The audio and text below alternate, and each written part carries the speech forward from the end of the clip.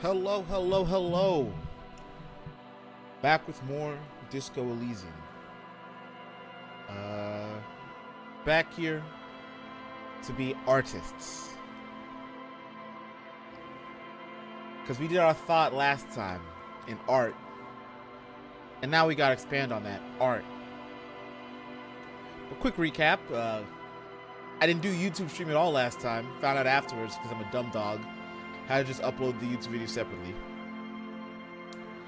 So the stream is up now. I have confirmed. I'm gonna double confirm. It's up right now on YouTube. So it's restreaming there. So last time we woke up drunk, don't know who we are. Met our new partner, Officer Kim, Lieutenant Kim. We have to go deal with the Union is blocking off the docks. They probably has some answers for us. Blocking it is a big racist African man.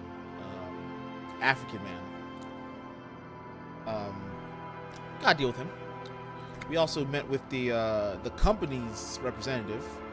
We're gonna work for her for money, but not for money, just to get answers. But I did notice a few things. I'm broke. Can you do anything with this? No. I can hold right click and it shows me all the interactables. Alright, that's okay, better. Anyway, I can do the morally right thing to do. I'm gonna ask her for money.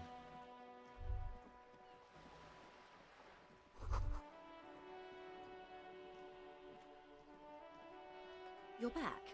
Good. What can I help you with?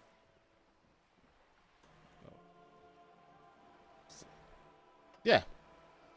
Say it. Can I have some money? Voila. You're doing it.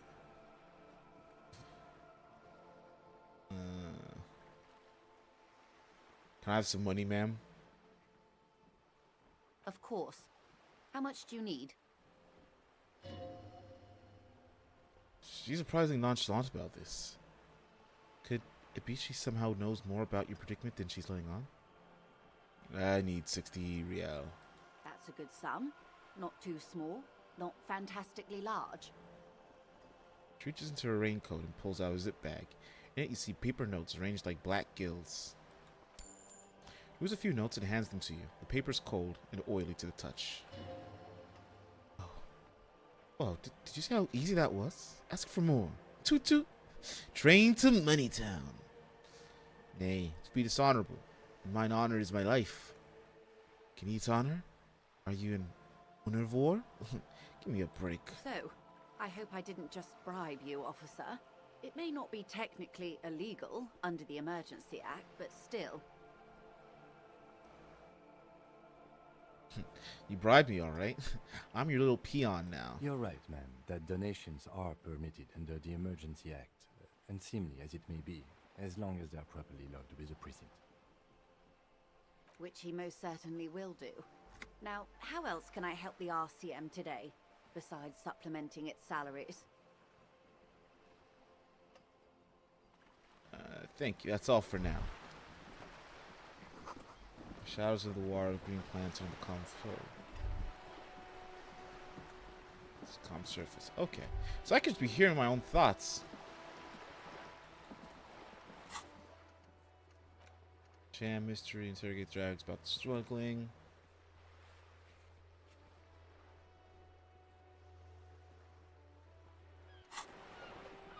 Just make sure to double check my thoughts. Advanced race theory. For artists.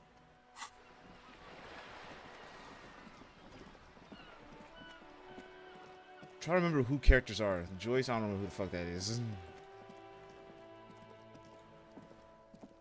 Kunoet. Kuno.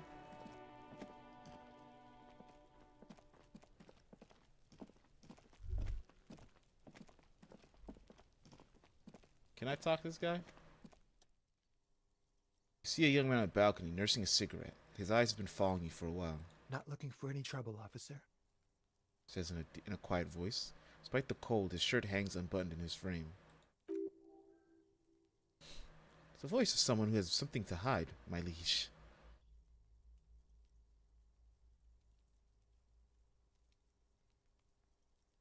You hiding something? Speak up, this is the police, There's no trouble. I'm just speaking in a lowered voice. says sotto voce. I don't want to be seen talking to the gendarmerie if that's okay. I just want to finish my cigarette. Don't let him go. This could be your witness. The balcony has a great view of the whole thing. Actually, the gendarmerie really needs to talk to you, Is it really that important? he asks, adjusting his shirt. Like a nervous cat. He keeps stealing looks at the neighboring windows. All right, but make it quick. Once I finish this cigarette, I have to run. You tell me your name. My name? My name is Martin Martinez. It's definitely not his real name. You're actually called Martin Martinez, are you? No, of course not. Could you please lower your voice? It's silent. He scans the courtyard. It's silent like the bottom of a well. Every sound captured and reflected back. Ask him again. Listen, I really need your name. And I really need to finish this cigarette. Replies with a subtle smile. But he hasn't left yet. Looks like you've got a good view of the Whirling's backyard. Can you tell me anything about the hanging? I'd even go so far as to say that the view is a little too good, my dear gendarme. Do you have an estimate of when the body will be taken away? We will remove the body as soon as possible. Now tell us, where were you last Sunday? Oh. Please You already asked lazily, me that, didn't you? cigarette. Is someone else investigating the lynching? Did you look at Kim? No, not you two. Some more muscular type. And when did you speak to this more muscular gentleman? Lieutenant takes out his little blue notebook and writes something down. Last week? I don't know. Look. He looks around the courtyard again. Rain patters the windowsills and dead houseplants. Too late to do them any good. It'll take more than rain to bring his place back to life. You didn't answer the question. What were you doing last Sunday? I had a friend over. What kind of friend? It was my Sunday friend. Makes sense. Friends are nice on Sunday. You don't have to work. You can just spend time with pals, watching rugby and drinking beer. What's your friend's real name? They see something. He doesn't reply, gesturing no with his cigarette. And the gray sky neighboring windows are streaked with rain. Alright, we'll talk later. No. We won't. He takes one last drag of his cigarette before stepping it out on the balcony. Now, if you'll excuse me, I really need to get going. Convince him to stay. This isn't the place or time for questions. Who knows? I might be watching from a distance, hidden behind the curtains. Hey, listen. I'm just trying to make things okay again. Can we meet again somewhere else? For a moment, the man on the balcony seems almost vulnerable. Something moves in the depths of his feline eyes. Compassion, a hint of understanding. I am sorry, but I really don't have the information you're looking for. With the flick of his wrist, he sends a cigarette butt sailing over the rail. Hold on, what's that? For a split second, his hand lingers, as though gesturing towards a stone placed right next to the front door. It's a sign. Good luck with the investigation.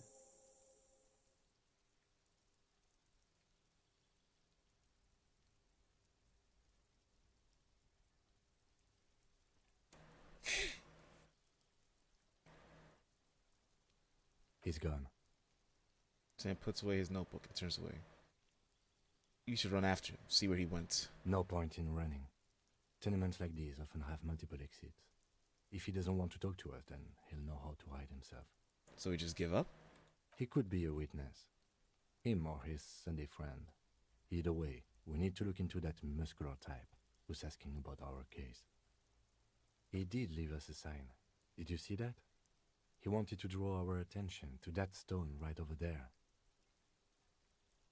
Tenant nods towards a small rock on a soggy patch of grass. If we find a way inside the building, we can ask around for his apartment. Great. Let's do that.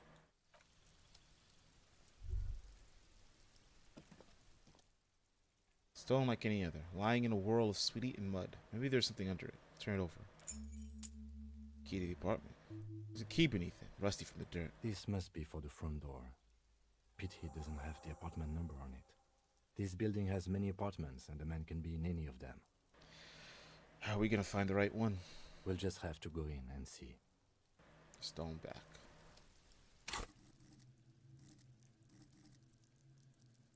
Oh.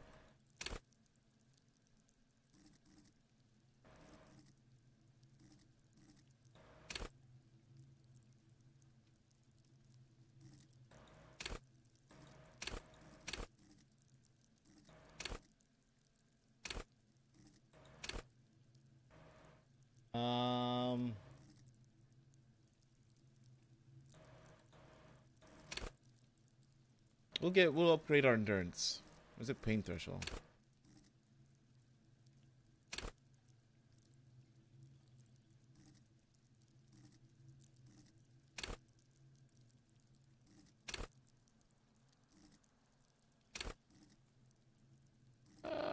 Let's summon Motorix. Let's get composure.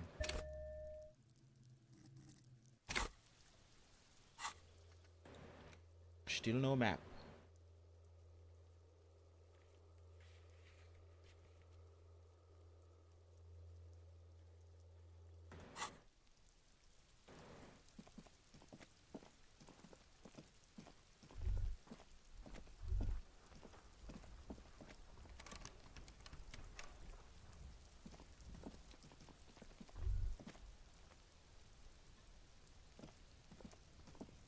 I might go around for this.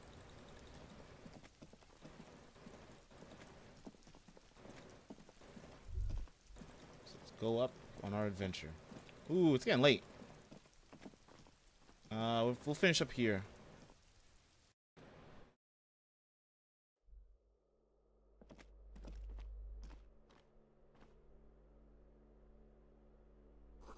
Fictionosis and missing pets are plastered on top of each other. Box full of cleaning chemicals, smells of laundry detergent. Full of glasses, the auditor.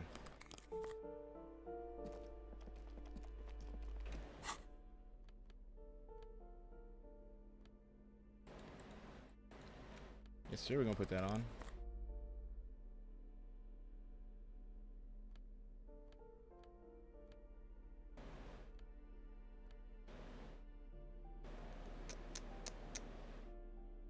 Can drop my rhetoric. Now I want to keep my rhetoric up.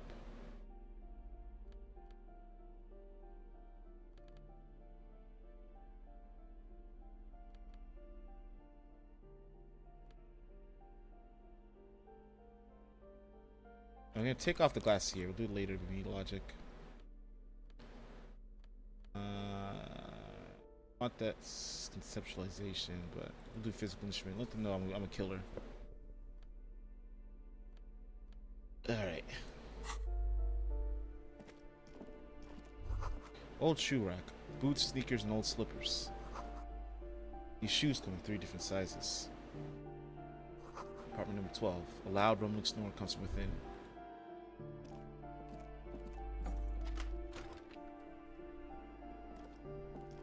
It's like the bathroom area. These shower curtains are covered in some sort of slime.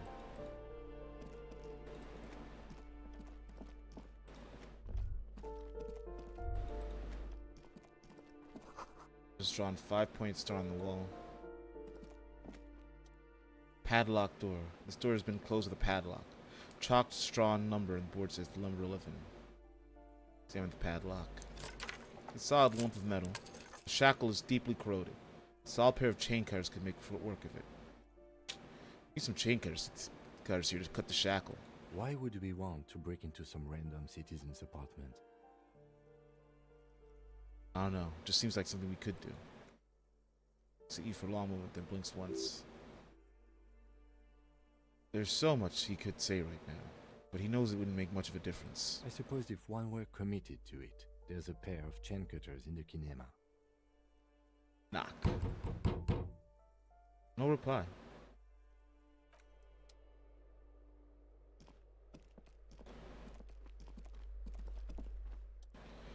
You hear someone walk around inside, rearranging the furniture. The number on the panel says number 10.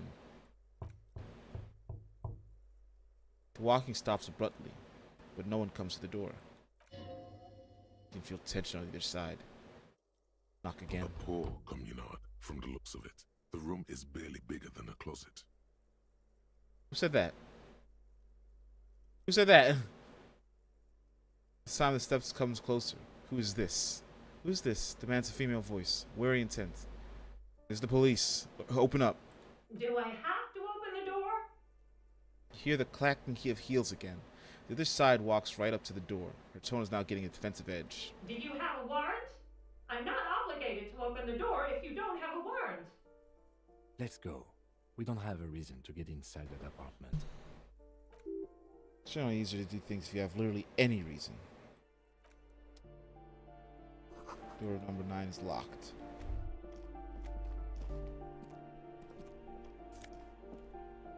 Postcard Boogie Street.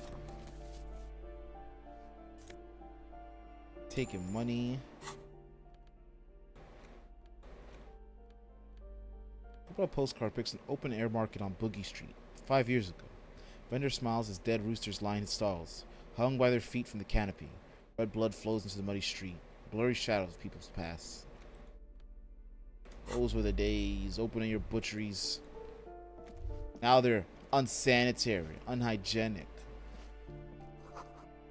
Taking us away through roots. Give me a moment. The little lady is leaning on her broom, knuckles white as bone. She seems to be having difficulty breathing. The cold never does any good for my bronchitis. He sees into a dirty handkerchief. This won't take long. I only have a few questions. Go ahead then. What do you want to know, policeman? She's the cleaning lady. She knows the floor plan and the residence. Looking for a young male in his mid-20s. Dark hair, skinny build, a smoker on the balcony. Yes, yes. I know who you mean. The scrawny boy who's always smoking like the devil, right? She looks at the other end of the hallway. What's he in trouble for?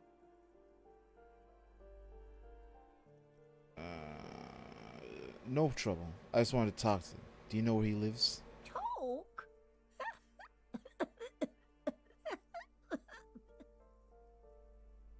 She starts laughing, but turns into a violent coughing spasm. She squeezes her broom, trying to catch her breath. What's so funny about that? He lives upstairs in room 28. Go to the balcony. It's one of those doors there. He's usually home in the evening. Thank you. We should go check out his apartment on the balcony. See if he's home. I have a few questions about those apartments. Ask away, policeman. I'm joining the residents on vacation. Their mailbox is overflowing. People come and go. I don't keep an eye on everyone. Probably just moved or died. Hopefully somewhere else. Lives in apartment number 10. No one lives there. It's been empty for months. But I talked to someone through the door. Impossible. I would know if someone had moved in there. Pauses, eyeing the hallway. Maybe it's those countercultural people again. Breaking into a house like it's a public space. You're a policeman. Be good and take a look, will you? Sure, I'll go see what I can find. Great. Young people. They're worse than rats. You know, always littering the hallways with trinkets and empty beer cans. Who lives behind the padlocked door? Oh, that one is a scientist. A future scholar. Suddenly, the old lady's face is beaming. I think he studies astrology at the community college. Education's good. I always tell them to study. Astrology? Something to do with all those stars around his door. He asked me to leave his drawings up on the wall. You sure you don't mean astronomy? That's what I said. Astrology. Then it shakes his head, as though to say, let it go. Come on, people. Try to keep up any standards here. Not about the stars. It's... forget it. Can you tell me about Cindy? The artiste? Nothing I can do about her, I'm afraid. She ruins the walls faster than I can clean them. Still... She leans on her broom. She leaves an old lady to her business. More than I can say for others. That's all, thanks. Last, who are you? I'm no one. Just an old woman who cleans these hallways. Do you live here? If you can call it living. I have a little room upstairs right next to the coal room. To the coal room? They hate you. It's barely bigger than a closet. But I don't complain, no. I have my bed and my aching bones to keep me company. And that's all I need from this world. She hasn't spoken to anyone for a while. Even her senses feel rusty. Thanks, I'm off.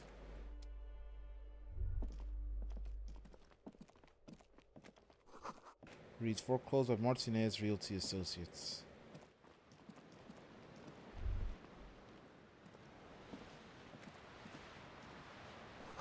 Sea below looks cold and winter gray. Alright. Oh, wait. That'll lead outside.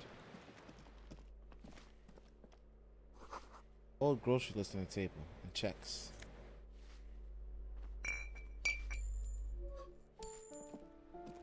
Alright. So they connected these two rooms.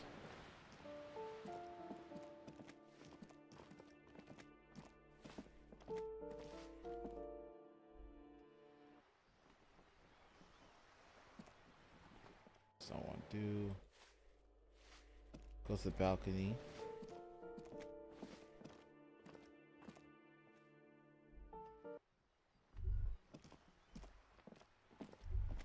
My favorite friend.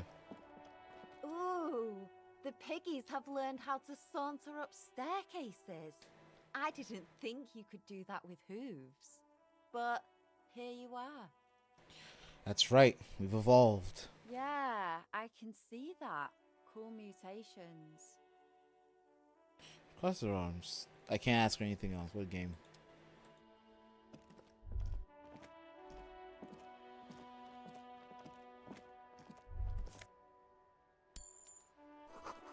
Above, tarp flaps in the wind. Forgotten hammers and nails rust. Door's locked. You can't get in. Chair's new. Someone lives back here.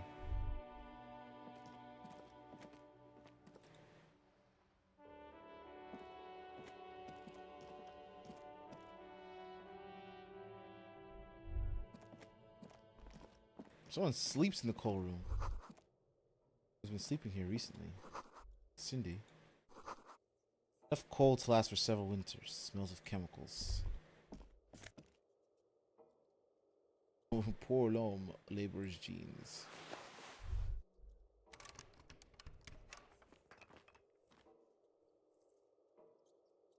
that a test? No.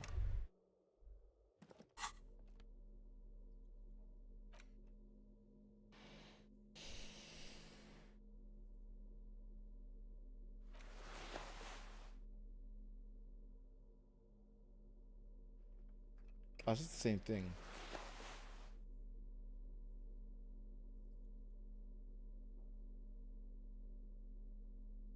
I need a little bit of reaction speed.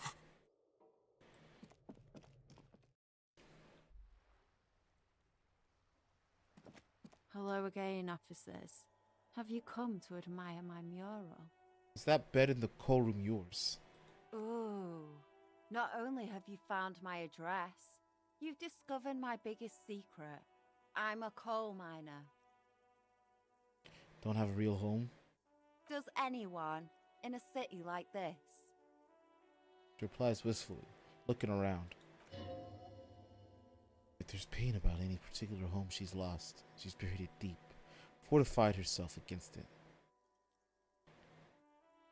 It's not the nicest place, but I guess it'll have to do. It doesn't have to do anything at all. Nothing does. Like me. Right now, I'm doing nothing at all. Cool. I have other questions. Shoot, Piggy. It's what Catch you later.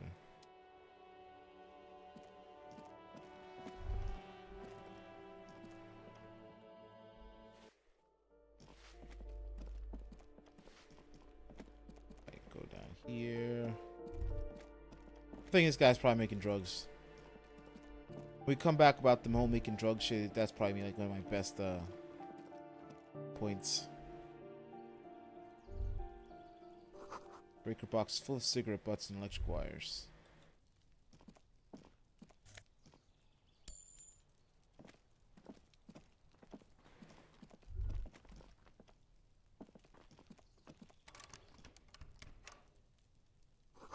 Just a door, nothing right here. That's the Legionnaire's disease machines right there. That AC unit. It's growing rosemary thyme and a cactus. 29. 30. This is my favorite one right here. 28. Store is made of metal and appears to be reinforced. Someone here really values their security. Number 28. This is where the cleaning lady said the smoker in the balcony lives. Let's see if anyone's home. Knock on the door. Lock. What answers? Looks like the young man we are looking for isn't home. I think our best chance to catch him is in the evening. He looks around, taking in the cold spring air. We should return tomorrow after we have finished with our day's work. How about 9 p.m.? Sound good? Sounds good. Tomorrow, 2100. Tomorrow, 9 p.m., right here. Apartment number 28. Good, let's go. Remember, tomorrow. He's probably gone for today.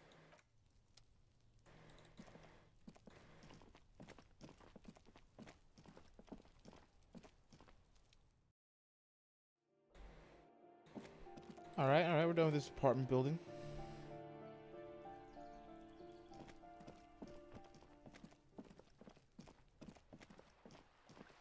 Probably gonna get a new mural over there from Cindy.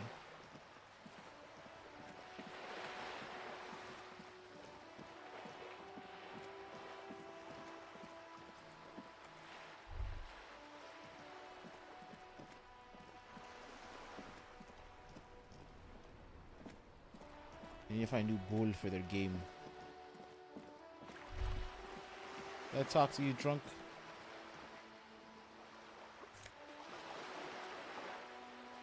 Quick tear from the streets. Alright, I can get garbage now.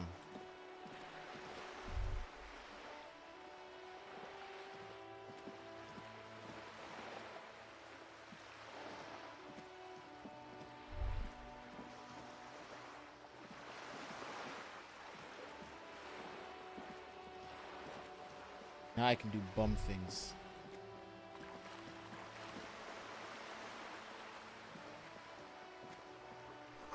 Average broke window. Tibbs has windows.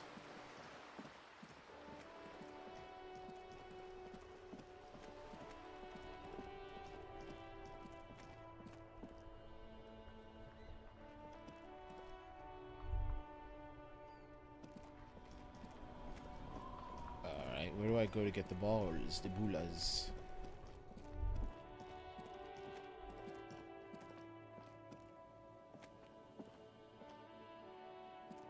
Okay, open the garbage. Electrochemistry gloves. Let's do that.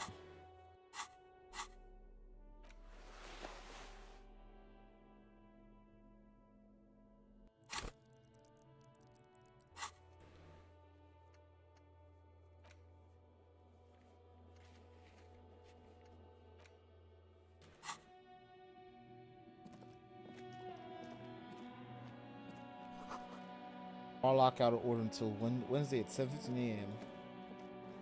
G'day to you, officers. Burly man hangs up with a waterlock, carving up a generous serving of salami with old hunter's knife. His eyes are fixed on a man stranded on the other side of the waterlock, on an enormous billboard that has fallen down to the canal between them. First things first, what are you doing here, man on the waterlock? My friend Barry the Butcher is stuck on the other side of the waterlock. I'm keeping him company and eating their salami.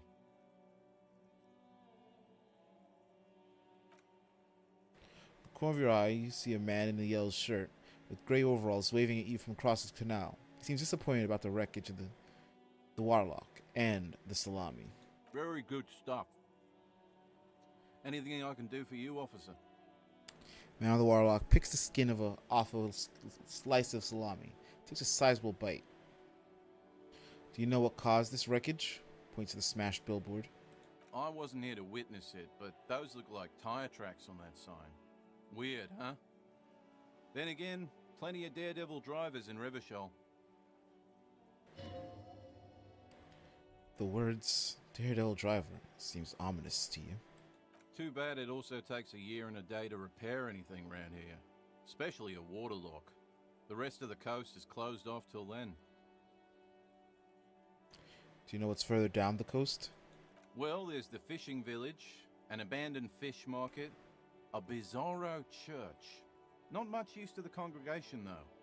There always seems to be something wrong with it. Thinks for a moment. Yeah, not really much else. Just bombed out ruins. Can I have some of that salami? Sure thing. Cuts off a slice of salami. Want some too, officer? Turns to the lieutenant. Why not? Lieutenant ponders the offer for a moment, then decides to go for it. He takes a slice of salami and the man chews on it. Right, bye. I like that Kim's like, fuck it.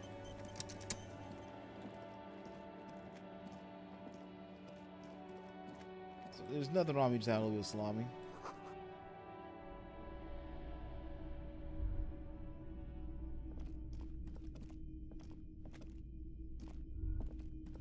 They got here. Bustleman. The plaque simply says DEI. That's crazy. That's a crazy ass plaque to have. Knick-knack stand. You see a row of toy soldiers guarding the rest of the trinkets displayed on the table. Some on horseback, others in rags, others yet in bright blue uniforms. All are stern and unyielding in their duty. I find something pretty and cool here. Use it to win her back. Win her back? Yes, buy something nice, a figurine. It sounds off. You shouldn't trust this guy. That's the knights on horseback. Big men on big horses clad in lamellar armor and carrying flintlocks. The kind that would mow down a line of enemy soldiers in the blink of an eye. What's the knights on horsebacks? Who are they? Franco-Nigerian knights. I used to be very serious about these guys. Respect the blue uniforms. A long, long time ago. They're not all blue. These figurines also wear gold coats and caps, complemented by orange trousers. They are variously posed, wielding swords and rifles with bayonets. Wait, this looks like Rene, the old guy who was playing petanque. This is what the loyalists looked like, yes, at first. Then they wised up and got camouflage. Are those royalist soldiers? Which ones? Ah, those. Yes, they are. I find the paint job a bit gaudy, but children like the bright colours indiscriminately. Inspect the figurines and rags. To have soldiers isn't meant to look impressive. If you have rifles, most of them carrying pistols, some even shells and tall sticks. These even soldiers? You're probably talking about the revolutionaries, yes? Yes, they are soldiers, revolutionary soldiers. I think their poverty has been exaggerated for effect. When you place them next to the royalists, it doesn't seem like they could possibly win.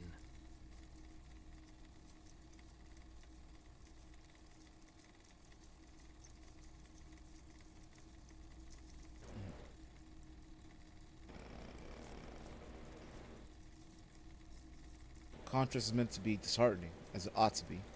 I don't like either set very much, to be honest. But there are many parents among my customers. He seems to have his own take on the conflict played out in perpetuity by these toys. Might be interesting to find out what it is. Let's try this interfacing. Dig up a truly cool figurine in the box under the table. That's a super failure. The thing you pick out seems faded, chipped and sad somehow. Most of them are just broken toys. Away from the table. It's clear you like the hard stuff, brother. The what? Sounds like my stomach is growling. Evening falls. The time has come to take the vows. Vows? The vows of blood and flesh. What is my lower intestine going on about? Lower intestine. The term is metabolic and circulatory system.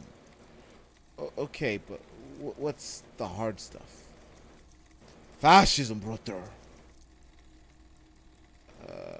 What is fascism, though? Many things, but it's mostly about trusting your gut. Who does your gut tell you is the source of Ravashar's problems? I thought you were my circulatory system. Quit stalling, brother. We were talking about the weakest, worst, most insane things. The weak link. Foreigners? Yes, them, but also women. Women? War, man. Men of war. You don't like them. They're insane. They're idiocy. Idiocy needs to be scrubbed off this world with rubbing alcohol. Women need to go back to the fucking kitchen. That's what fascism boils down to. The rest is also important. But the main thing is that women need to know their place. But I'm a feminist. Feminist? No, it can't be. Not you. No one believes this. Did you know that you can forget this thought? Forget thoughts? Or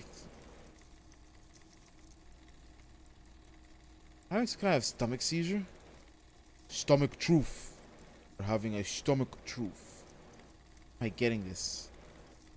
Because you've said the hard things that others won't say. The good things. They've said them many times. Fascism sounds so bad, though. What if we call it something else? Like, traditionalism. Okay, yes. Let's call it that. Good thinking. That sounds much better. Traditionalism. You like the sound of that. Okay, Stomach. I've made up my mind about fascism.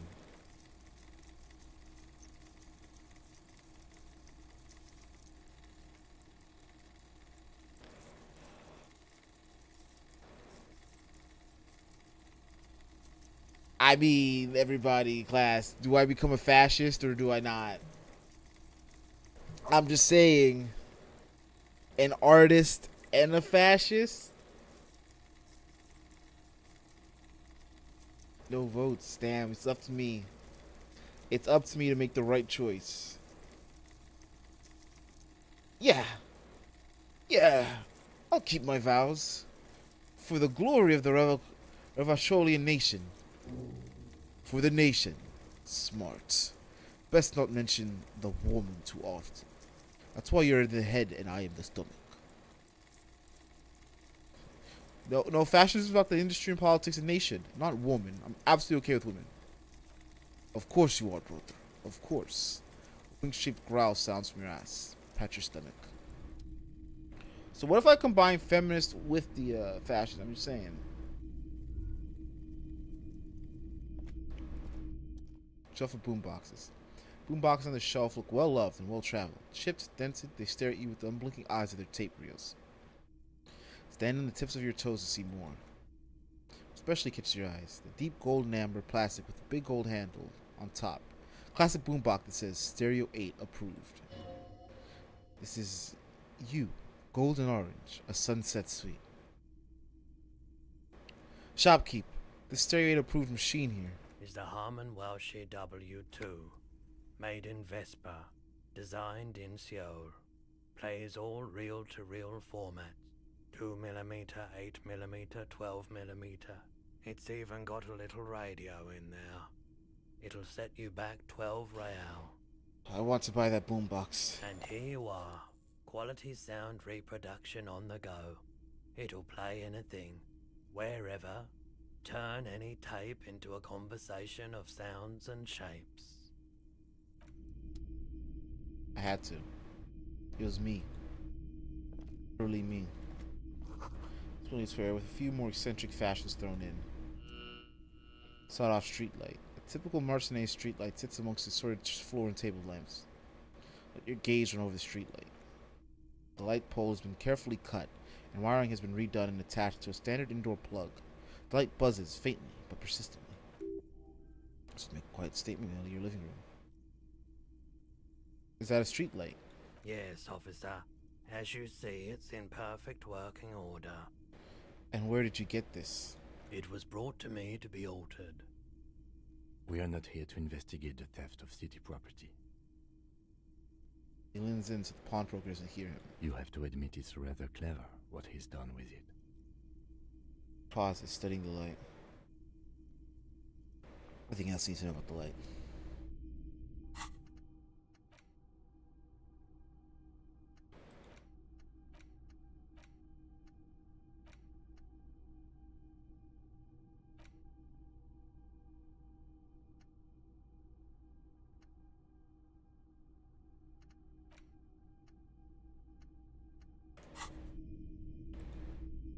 If I forget a thought, do I, like, have to relearn it again, or can I just slot it back in?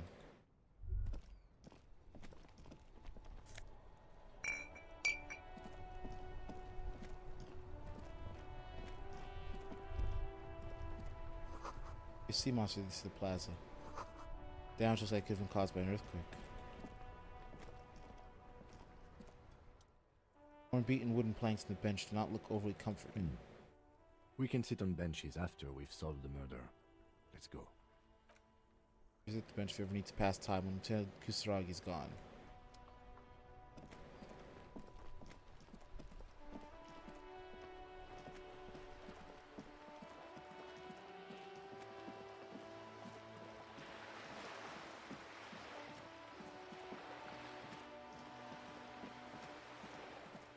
It's number 10, right? Let's see for the old lady.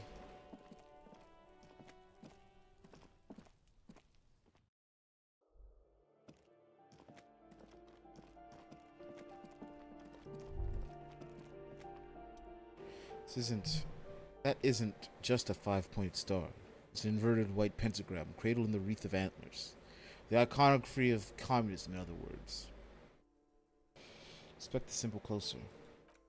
Star and antlers is developed in the 6th decade of the last century and quickly adopted by Mazov and the Communards during the Revolution. Even today, half a century later, the star and antlers retains the ability to evoke hope, disappointment, and fear in equal measure. There's the star upside down. Some symbolize the toppling of the old order. Also, some social democrats were already using it. What's the deal with the antlers? The wreath of antlers represents the natural crown. It was about building a society that could exist in accord with the natural world, and at the same time above it, white. Because white is the color of peace. What does it invoke in me? Communism is the ideology of gutless intellectuals and clueless university students. They don't care about the real working man.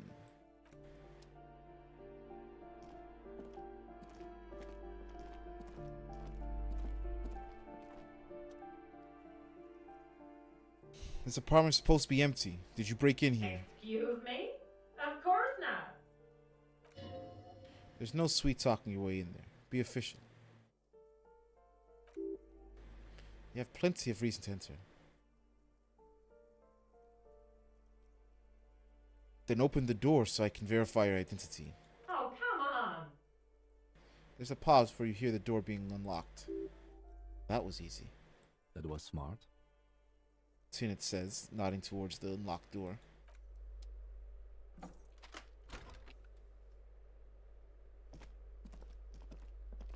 This lady looks very creepy. She's just in an orange suit. Taking your shoes though.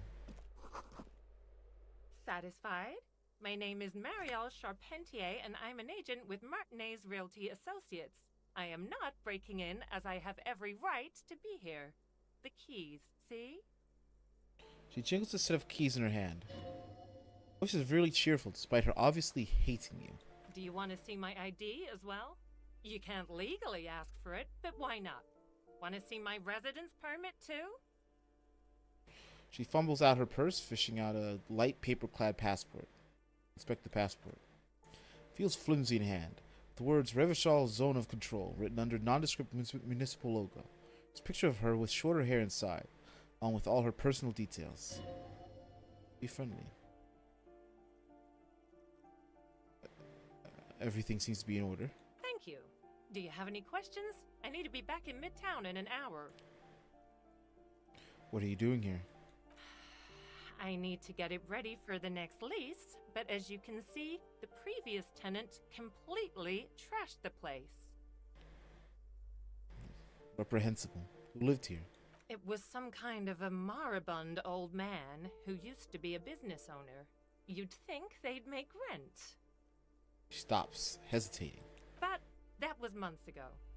Anyway, was there anything you wanted, or is that it? I'm in a hurry. Who lived in the foreclosed apartment down the hallway? Oh, that's another huge mess. The former tenant owes us 3 months of rent. 3. We closed the apartment and planned on auctioning off the valuables, but... And again, I have no idea how stupid mistakes like this can even happen. But Ron, when he came to close the door, didn't close the neighboring door. And there's a hole in the wall. A hole in the wall. Can you believe it? And then the tenant ran off with his stuff. He's gone. The money's gone. Just like that. She snaps her fingers. Some must have been puny. Oh, it irks her, the incompetence.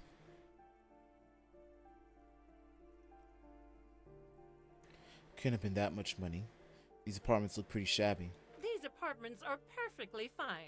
They have gorgeous architecture, a million real view of the bay, good ventilation, neighbors, life, spark, and they are affordable. I'll tell you, Martinez has a future. In a few years, it's going to blossom with artists and creatives and those radio computer wizards.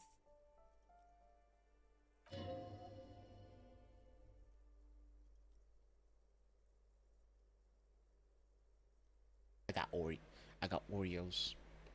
It's as if they're real wizards, able to resurrect dead real estate and breathe life into bank accounts. My money has also disappeared, I think. Well, it does not disappear from my hands. No, I don't let it.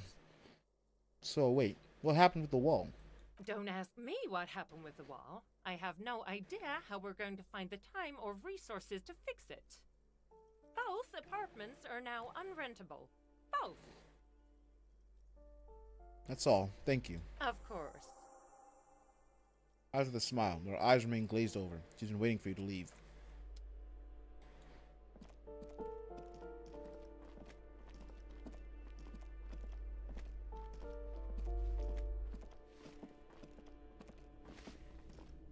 Give me a moment. I didn't find any countercultural in the apartment. It was just a real estate agent setting up the room for a new tenant. I see. She takes out her handkerchief and wipes her nose. Good people are finally going to move in. This place needs them.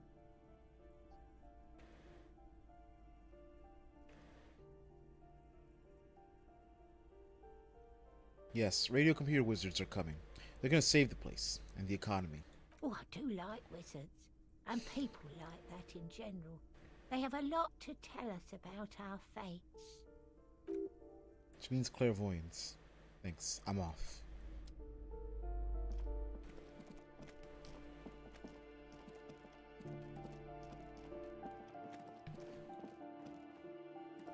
So we're done here for now.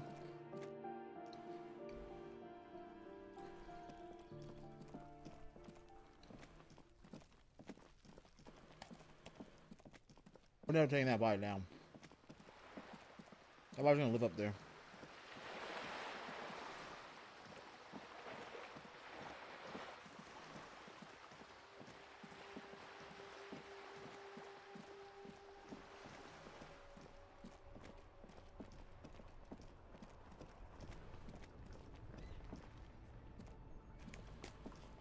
Hello again, my man. What's on your mind? Seems like a man who knows about drugs. Ah, man. Me and narcotics go way back. Had some good times surfing the psychic waves of my own consciousness, you know? He was so open to that. Easy question. You look like you know about drugs. Oh, man. Let me tell you about drugs. But those days are behind me. There are other addictions in my life now. Why the inquiry, my man? Just be straight with him.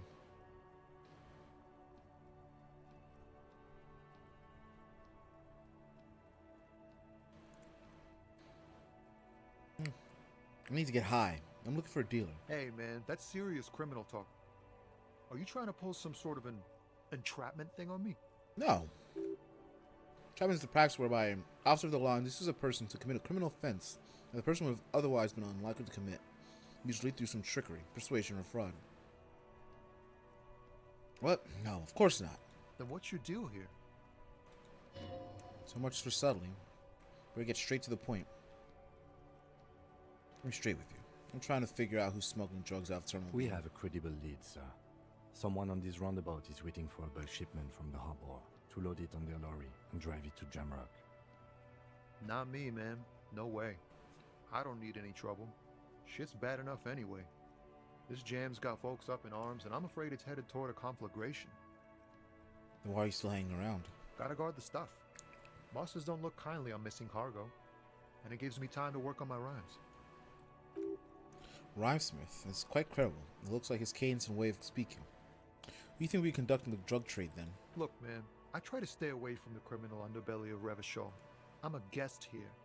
You really need to find another man to probe with those questions. I wouldn't say he's lying, sir. We wouldn't say he's lying, sire.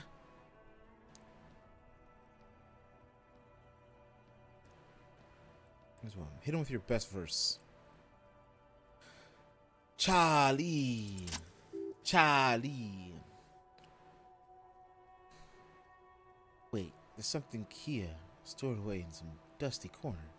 It starts like, a mirror's temperature is always 0. It is ice in the veins. Its camera is an X-ray. Whoa. What else? Is a chalice held out to you in silent communion. Silent communion. That's good. Gasping, you partake of a shifting identity never your own. Dang. That's some great shit. You came up with that yourself.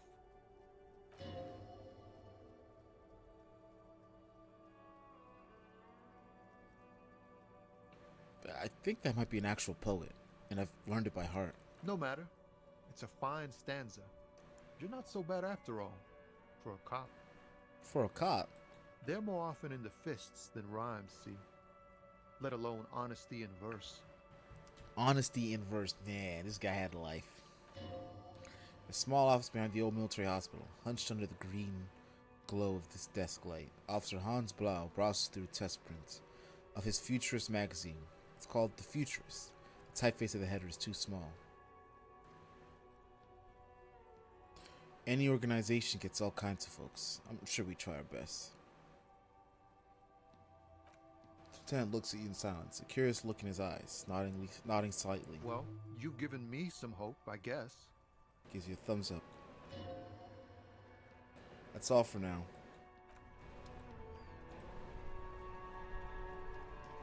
I like this guy the most.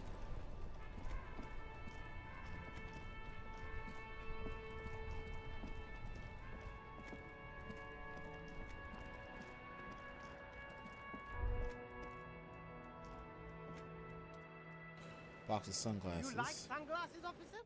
I've got the latest styles right here. He takes out a pair of sunglasses and sticks them under your nose. Try the shades on. Bort, these are hideous. What's more, they don't even fit your face. You can feel them pinching your nose and chafing against your brow. Damn, officer. You look like a mega secret spy. Very secret. They're practically made for you. I'll let you have them for 2 real and 50 cents. Perfect for they're perfect in seeing your bloodshot and baggy eyes. No, you are definitely not buying those. You're right. I'm too sensible for this. Are you sure? But they look so good on you. You should think this through, officer. For now. Hey, one thing I want to take on is these.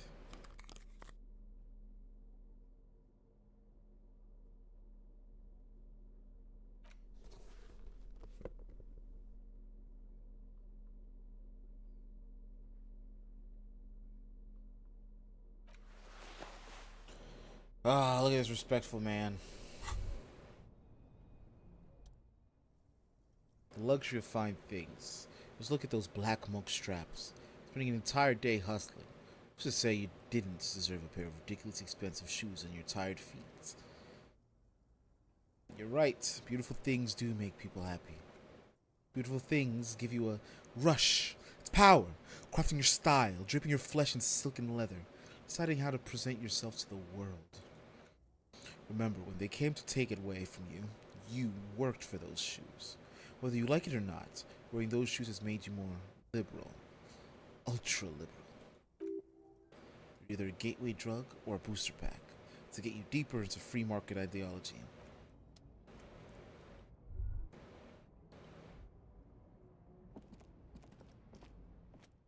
Pile of clothes. There are clothes inside. Cheap secondhand clothes, smelling of strangers' body odors. Don't be shy. These are premium class clothes. Good quality fabrics, best retro design. Save the economy with your style, officer. Economy? That sounds off. Say the economy. What are you talking about? Haven't you heard, officer? We've got to be economically conscious. Recycle your cash, keep it in circulation. Don't buy new things. Buy eco. Doesn't make any sense. Why exactly does the economy need saving? Look around, officer. You see all these premium goods just sitting there, not getting bought? We've got to keep the flow of goods moving. Is this really the economy we want to leave to our children?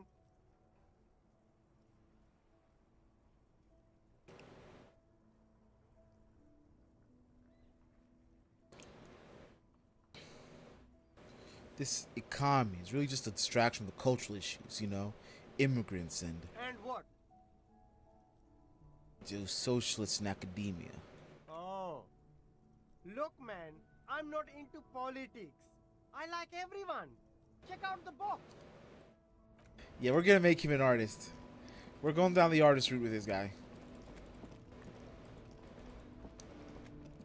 Get ready for true conversations.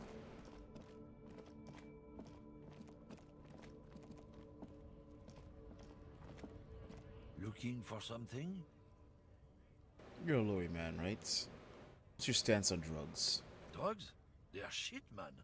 I don't let anything pollute my body. There's a long drag on his cigarettes. Why not?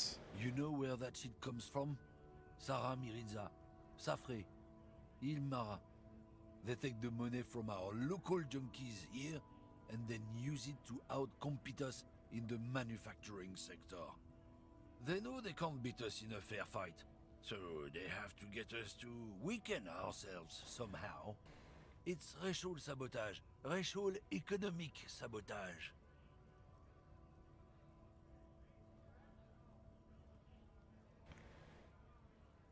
Hold on, but they make alcohol in Ilmara too. I was told they do. I don't go for that foreign piss. Proper booze is made in Mundi. Or sometimes, I like a dram of that Yugograd vodka. Koikos and worse much, but they do no booze. So then it's our possibility to keep the poison off the streets of Revishal, right? He eyes you warily and shall respond. This goes on for about 2 seconds, then. I don't know shit. And if I did, I wouldn't tell you.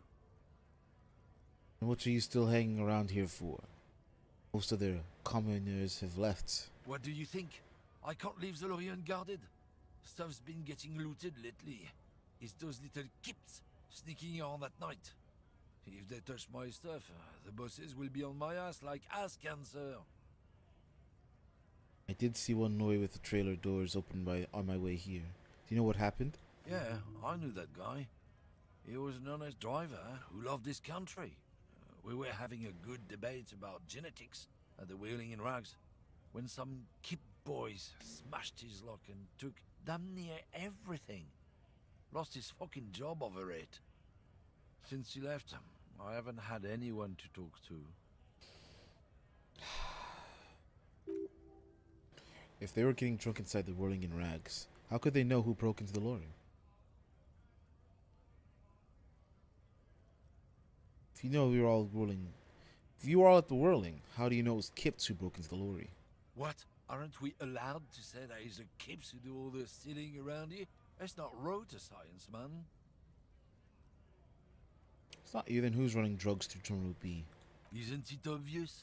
Fucking Sealang, that beady-eyed South Samaran. His little side business is a scam. I wouldn't be surprised if he was peddling drugs as well. Who's that? He's a Samaran guy who likes to pretend he's some kind of businessman. Really, he's just selling his employer stuff. Stuff he stole after he broke the seals on his human ox lorry. Where do I find him? Just follow the smell. It smells like apricot and oil when you're nearby. Don't worry, man. Let's out a raspy croak out of his own sense of humor. Yes, yes. Where is he? Looks like I offended your partner there. Too bad. Sealang's usually a little bit south of here, near the canal. You can't miss him. Just watch yourselves. His tribe are natural liars. It's in their blood. He's your man, all right. 100%.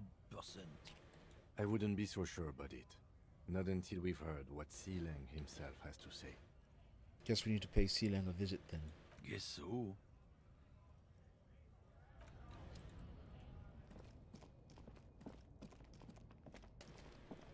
Alright. We gotta go be rich now. I was looking at a young brown entrepreneur and hold him back. What we do best. See a Samaran street vendor, surrounded by a motley assemblage of goods. He realizes you're looking at him. His face breaks into a wide welcome grin. Happy shopping, officer. Everything's cool here. He gives you a thumbs up. What's so cool? Everything's cool. The goods are cool. The customers are cool. The place is cool. And one more thing, officer. Mm-hmm. You're very cool. Bang, bang, bang, bang. Makes both hands and finger pistols and fires a few finger bolts into the air. Really? You think I'm cool? Oh, yes. You got style. You got personal style. You know what you like. He surveys his consumer's kingdom with an air of satisfaction. You like premium menswear. Look around and browse. Everything looks cool on a guy like you. Take your time. Settles back in the pile of boxes he's sitting on. Let me distracted by the flowery and funny man act. Questions. Where are you from, Sealang? Me? It's a boring story, officer. Who cares about the past? I'm all business now. All Revachol. Sealang is the perfect person. He can't be a bad guy. This man probably comes from Shige, sometimes known as the Apricot Suzerainty, an archipelago in the Samaran Isla. From Apricot Suzerainty, alright? Apricot Suzerainty calls to mind an area when the Shige archipelago was colonized by Revachol. It's a bit of a slur, in other words.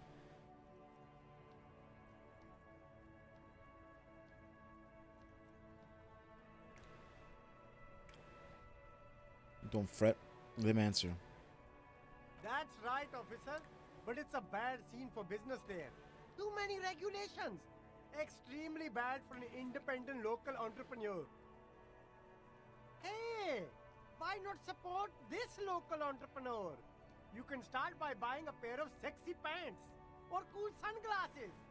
Maybe some macaroni?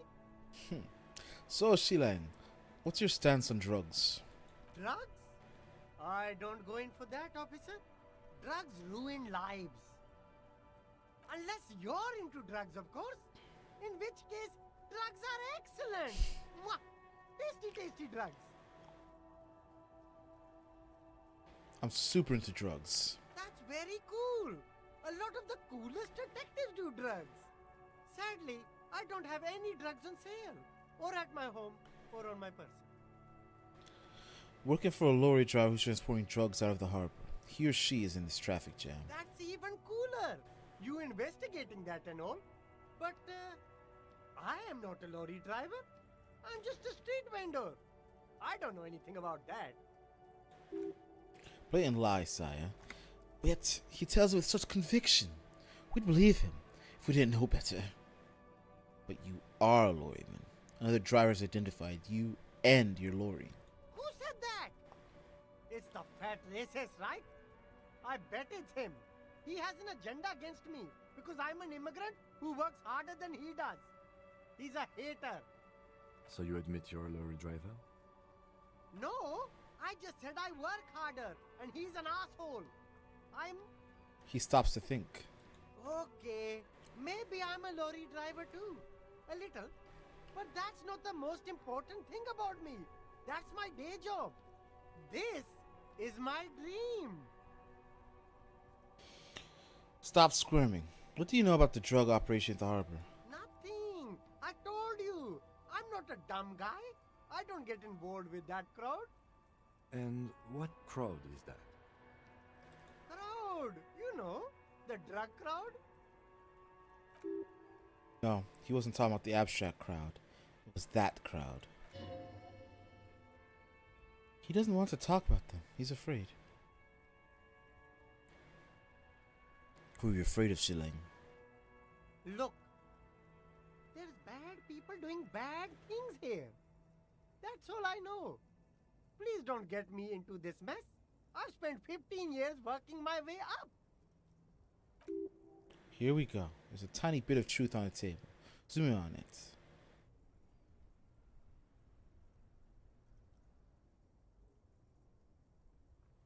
Hello, hello. Back to watching me make bad decisions. If you don't want to get into this mess, raise your voice. You have to give us a reason to move on. Alright. We're buddies, Selang. Help us out. Oh, yeah, we got. If you don't want to get into this mess, you have to give us a reason to move on. It's a she, okay? The other drivers call her the lady driver. You're better off staying away from her. The way they talk about her, she's no lady. Is Lady Driver the old woman back there? Pointed to the pale driver. Dazed out? Strange. I don't know. Maybe. If she is, I haven't gone near her. I don't get involved. I told you. Could be. She was strange. He's not ruling her out. Who are these other drivers who talk? All of them. I don't know. I told you all I know. Are we cool now? I really want us to be cool now. See, like you're my one of my 3 favorite guys right Who now. exactly is talking about this lady driver of yours? The racist or the other one with the tattoos? All of them. Even the ones who've left. I don't hang out with them. I don't remember who has tattoos. Okay, we're cool now. All right. I scored. Let's cap this off with a purchase. You can walk away from here with funky sunglasses, detective. Both. Hell yeah, and I robbed him. With a little compliment, then work your way up from there. This is about business, remember? Hey, you seem like a real successful entrepreneur. Would you like to support a member of the local police force? Oh, okay. Man But stops why, his face suddenly, officer? seriously. To all this mess, broken seals lying to you. Come on. Think of it as an investment. An investment? What kind of investment? Or you could not make this about corruption and go with something even wilder.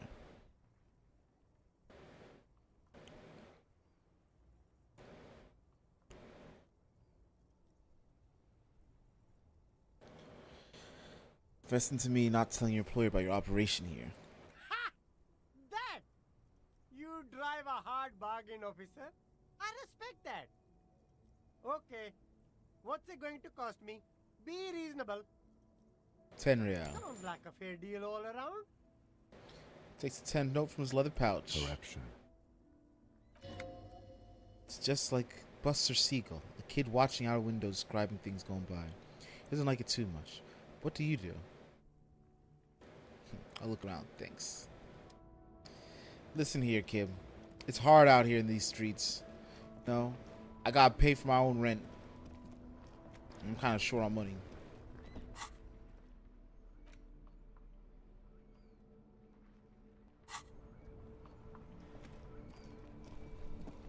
I also spent some of my sleeping money on a tape player, so I need that back.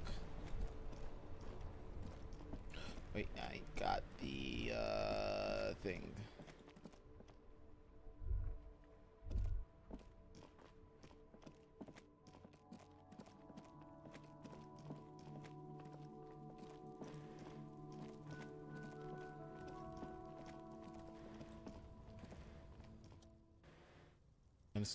An inconspicuous pile of roofing material. Etchenite. Look at this pile of roofing material. Believe. There's no chance. It's easy, nice and orderly. Olate palette. Easy on the eyes. Pattern. Calms your mind. Mammals like this stuff. No, there's more to this. You get this strange feeling. Just say, it's gone now. Feeling past, you see. Especially the small ones.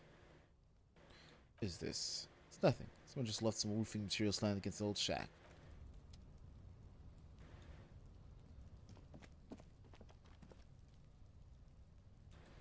Alright.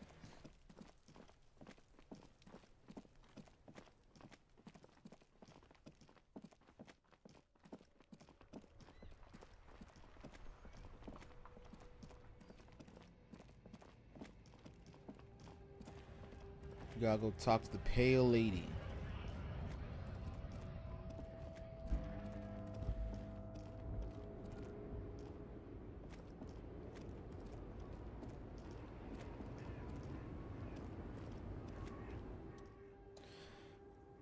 Pale driver. The woman still has her eyes fixed on the photograph in her hands. In the background, the radio plays.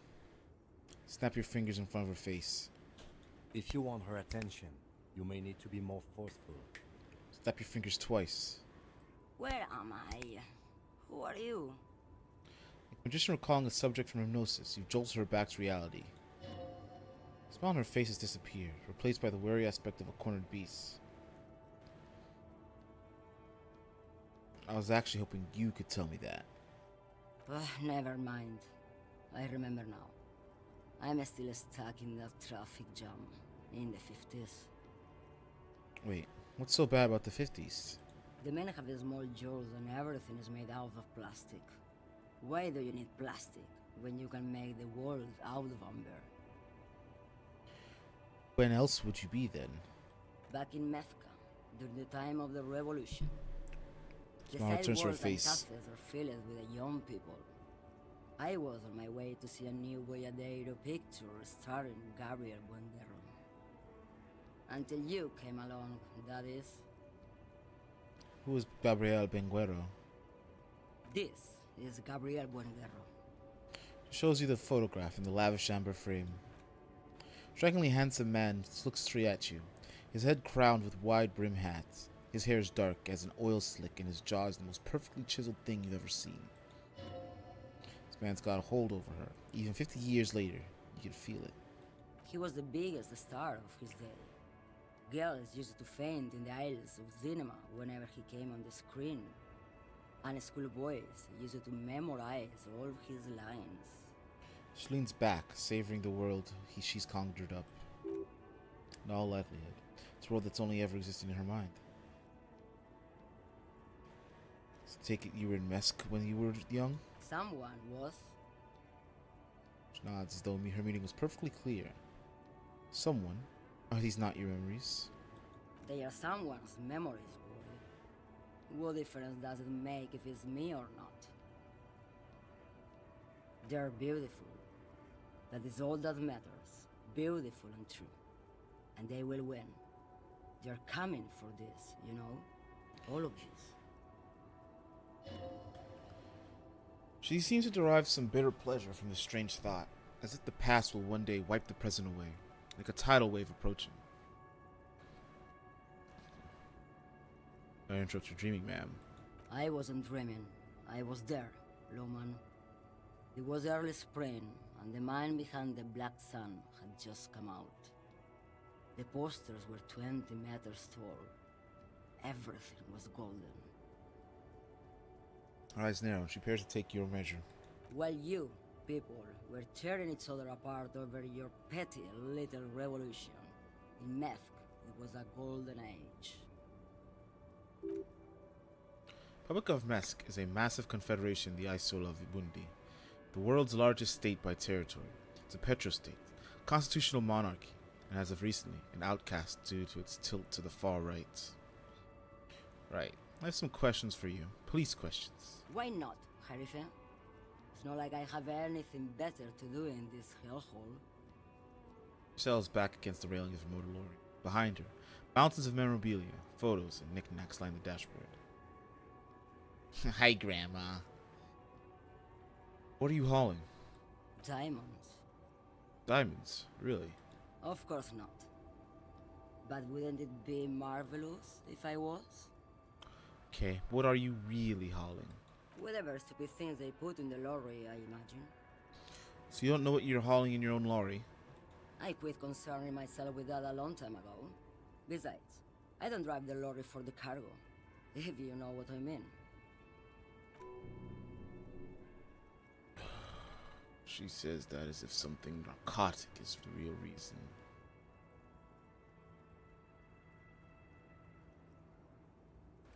Wait, you get high off driving a lorry? Oh, it's so much more than a high where I go, Harife.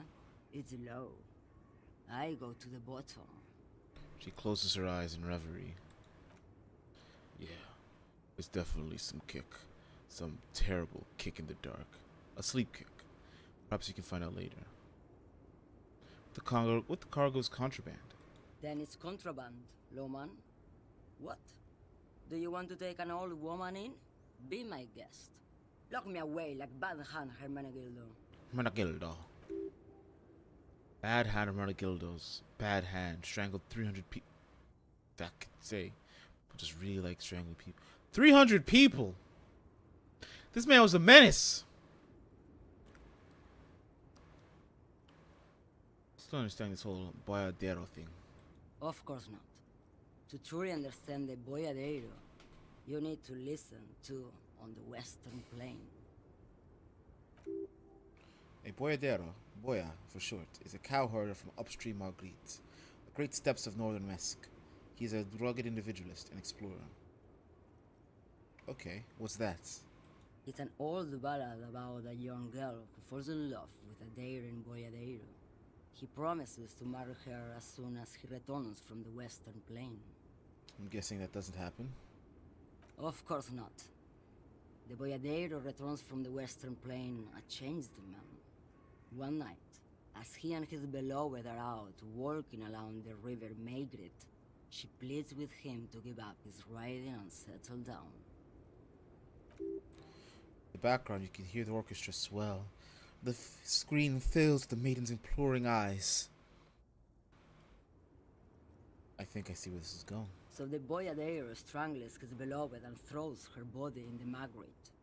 Then he rides off, because the Western Plain is calling to him. That's not where I thought it was going. You have to understand. A true boyadero needs a whole horizon to himself. He can't be tied down by man or woman. His beloved was selfish. She didn't know what it meant to love a boyadero. These cowboy westerns over there, they're different. They're just, whew. If to truly love a boyadero is to float lifeless downstream. Before I came, you seemed... Hey. She's just a distracted old woman. We should maybe let her get back to her things. She doesn't think she's the lady driver. You hear that, Loman? I don't think your partner likes you spending too much time with me. Wait, why is that, Lieutenant? Nothing. I just don't think she's connected to anything. He doesn't want your frail mind caught up in something here. Something unconnected to the case. But connected to this woman's tuning out like that. Should you drive a lorry if you get like that? Oh, don't worry about me. I'm one of the best camioners around.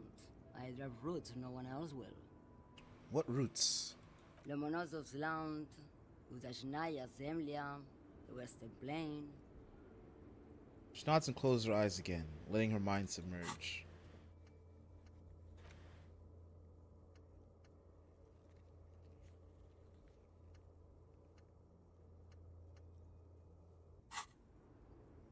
The Transcatolia Magistral. You for 1A.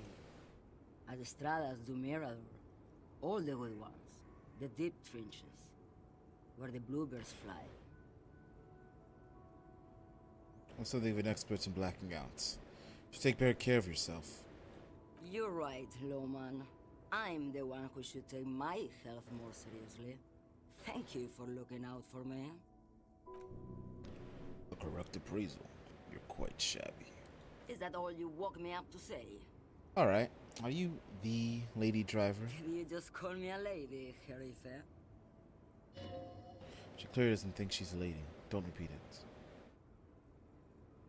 I was told of a woman driver. You're the only one here. I'm not that either, Herife. I've gone too far from it all to remember what was between my legs. It doesn't work like that on the long haul.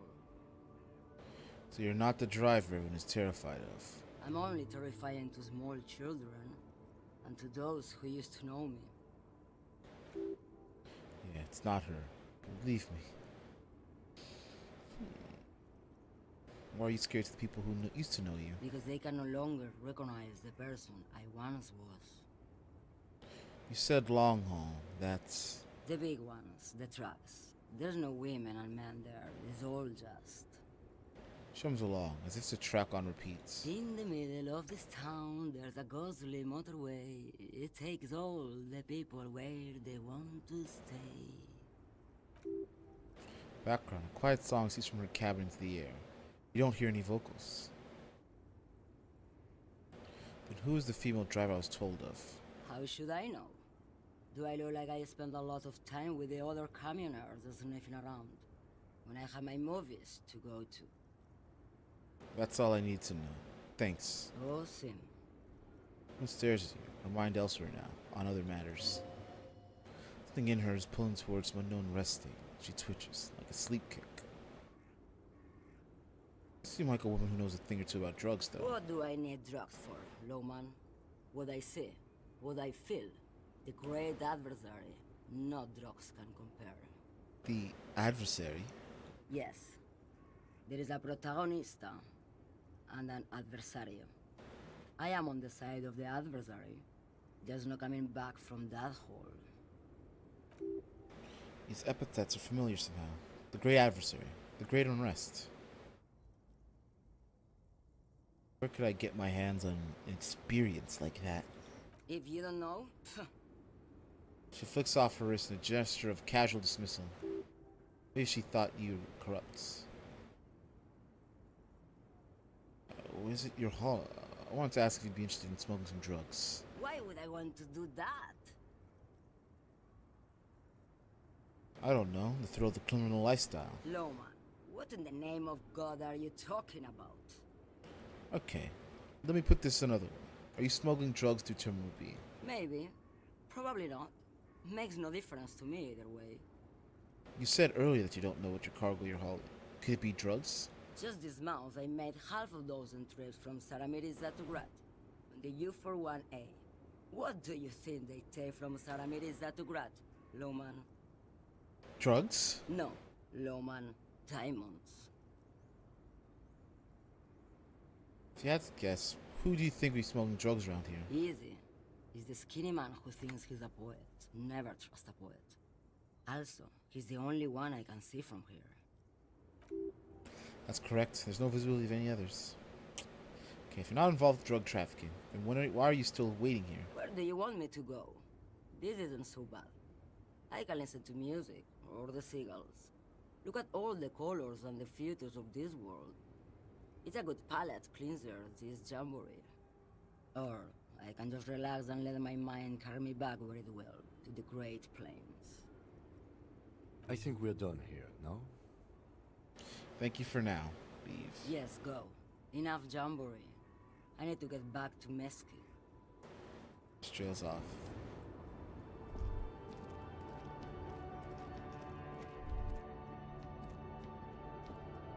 Yes?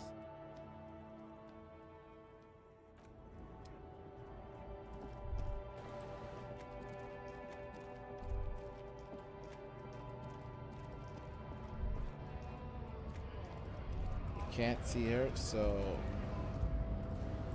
last thing we can do is finish our talk about theory. So, Great Rothschild Industrial Armor. I gotta make sure I'm at my best, my tip-top conversationals.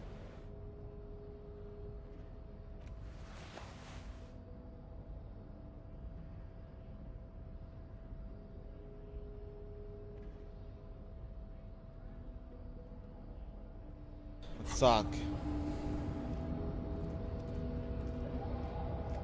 The unpromising race pupil returns.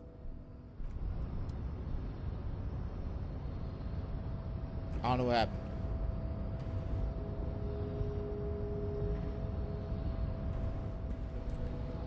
I don't think it's possible. I don't think it's supposed to happen. There we go. These pockets of these new jeans are perfect for your sticking your hands into. Makes you look cool, calm, and collected. As your hands enter the pocket, your fingers brush against something soft and crinkly. The item out. Hey, it's chewing gum wrapper. Reminds you of the fruity juice of apricots. Should inspect it close if you have time. The thing about the wrapper's texture is familiar. By the way, the raw materials were most likely exported from Sigay, the apricots was Orenti. Processed in Sur-la-Clef into the apricot-flavored chewing gum loved by kids of today and yesterday. But it is familiar, and not only to your fingers. The unpromising race pupil returns. I think I know what the race enigma is. And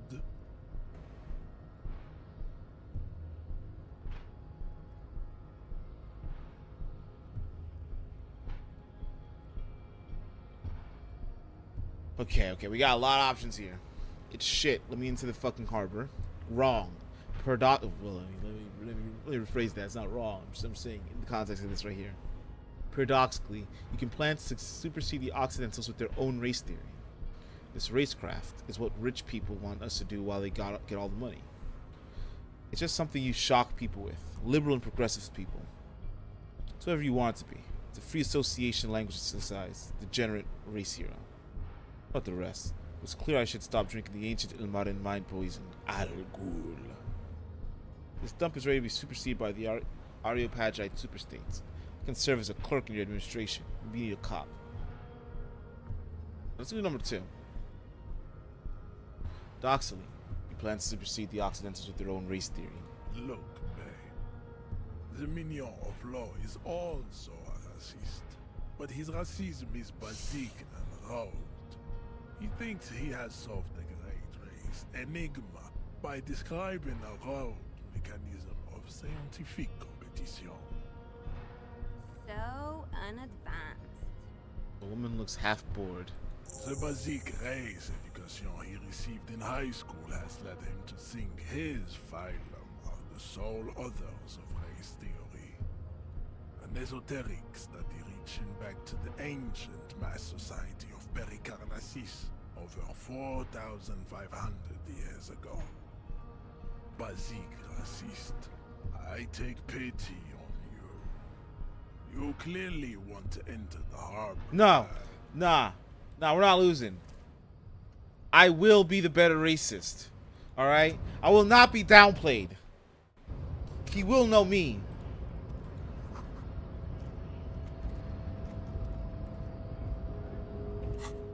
Put my jeans on.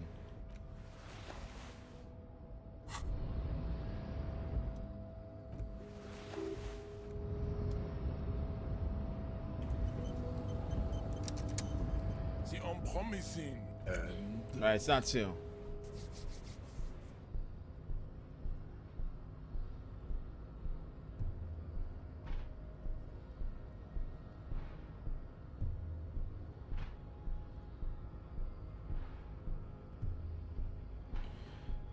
Alright, it's whatever you want it to be. It's free association language exercise. Degenerate, racial.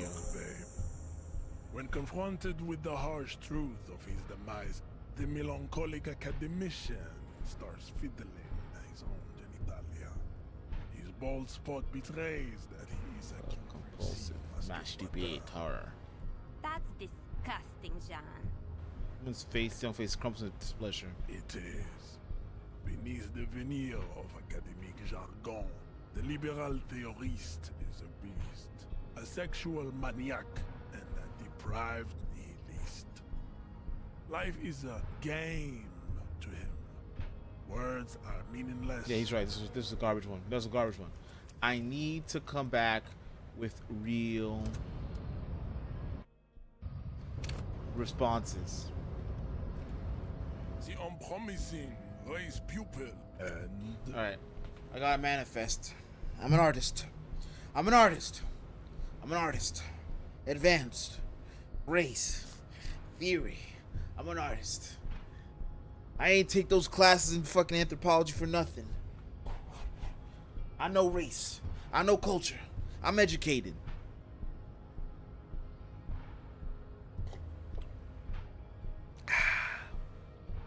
No, you're not. No, you're not. How dare you walk in?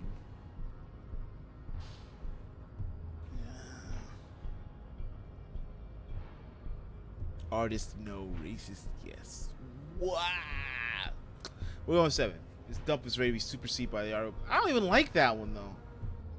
That just gives up on yourself.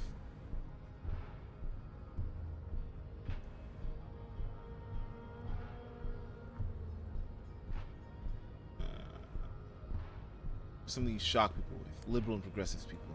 Look, babe. The petulant disco-dissident thinks racial synthesis exists to rancor his sensibilities. In his shallow hall of mirrors existence, everything is insincere, even nature. I knew he wouldn't get it, John. He's like a cop or something. You think he is an old man, but inside he is a teenager who only sees himself in the mirror. Truth is standing in the eyes of his liberal clique. Organism is a spectacle for the RRC Radio 1 morning show. Degenerate social democrat, I take pity on you. You clearly want to enter the harbor bad, like a little boy who wants to go on the potty. I can press the button for you. It will open the door. I don't need your pity. You misunderstood me. I'm not a liberal. Am I a liberal? I'm not finding it. I came here to be an artist.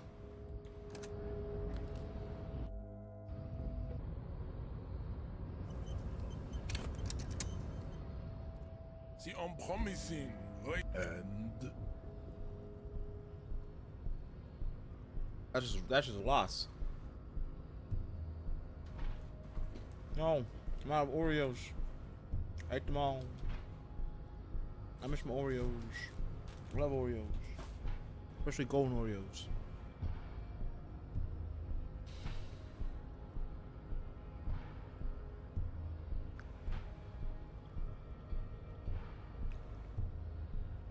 I'm just gonna do this one, number 2. Look, babe. The basic racist. That's all I want. Very well. You may enter the door once. Our race conversation here has concluded. Finally. Let's go.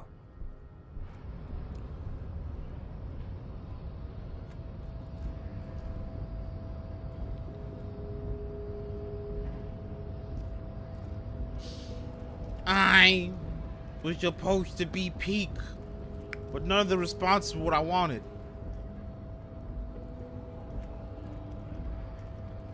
Now there's another option. There's another option. There's more options in there. What if there's we go shit? Because I need to call him out for how he's wrong. And look, babe. Coca has Impotent subject of pop culture. Little game. There has to be a point where I call him out for how everything he said is wrong. The unpromising. There is nothing fun. I cannot possibly. And We did this one. We didn't do this one. We did this one. Alright, let's do the bitch move. This is dumb is ready to be superseded by Areopagite superstates, and I can serve as a clerk in administration. Maybe you need a cop. Everyone can see that. It has little to do with the race enigma. Baby, don't be mean. Give him another chance. So that was a fucking Anything fail. for you, babe.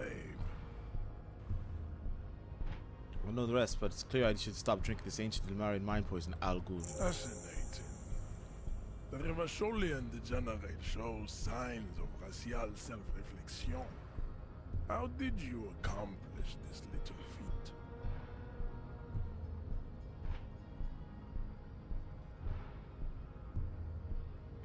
I imagine the picnic face of the desert pygmy laughing at me, crooked teeth grinning. So it would seem, Throloful. I find myself at a crossroads. On one hand, this pathetic self-therapy has little to do with the great mystery of living organisms, the race enigma. And, of course, you will not be able to free yourself from the yoke of rule. It is too late.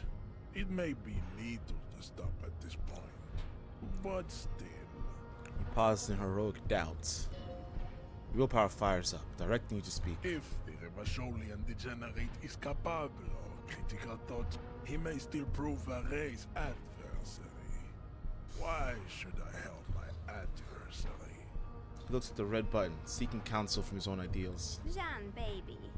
Do the heroic thing. First of all, no. I will stop drinking. That is not possible. The game of Shahmat you play against the rules tricks is unwinnable. The days, the weeks, the months will wear you out. The Occidental Aplo group is incapable of long-term lucid thoughts. You're wrong. I'll do it. I'm quitting. You will not. You cannot withstand the wasteland of realite.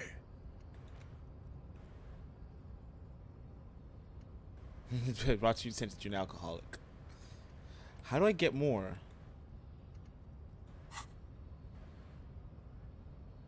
It's super hard, Jean. My mom couldn't do it either. I opened. Okay. Open the doors. I need to talk to Everett about getting that body down. Very well. You may enter once. Our conversation here has concluded. I'm not satisfied. I'm not truly satisfied. But I like the I'm a stopping alcoholic option. I shall free myself from alcohol.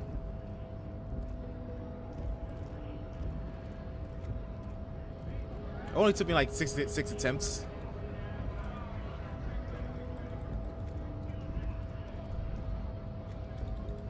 But it's not up here, it's the one up there.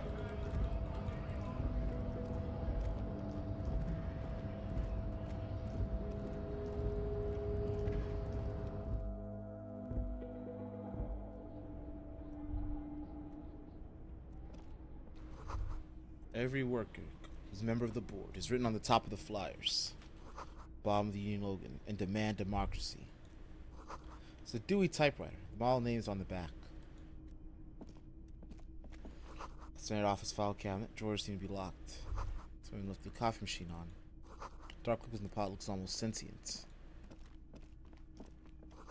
It is emitting strange buzzing sounds.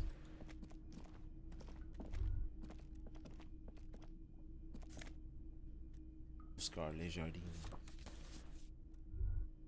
Jardin. Oh shit! Visual calculus and.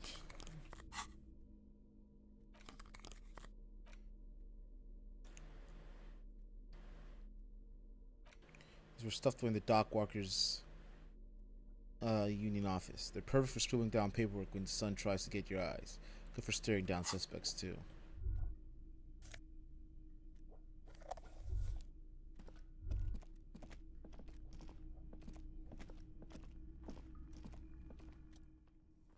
punch clock slash payphone. An imposing combination of a punch clock and a punch cock and a payphone is looking down at you from the wall.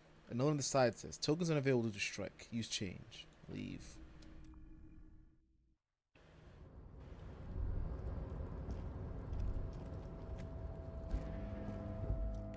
Looks like someone left his tarpaulin cloak hanging on the railing here. White rectangle of the Revachol Citizens Militia is clearly visible on its back. This is your cloak. You can feel it. Lieutenant, point at the cloak. I think that's mine. Yes, it does bear the RCM insignia, and we are the only detectives in Martinez. You think I should get it? The service cloak issued to you by your station? Yes, I do. Fingers touched of tarpaulin. Feels like the cloak wants to deliver a message of comfort through your fingertips.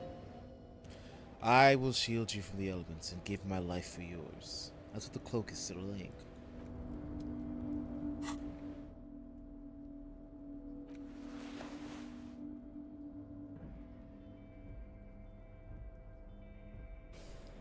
Now, this is a cop.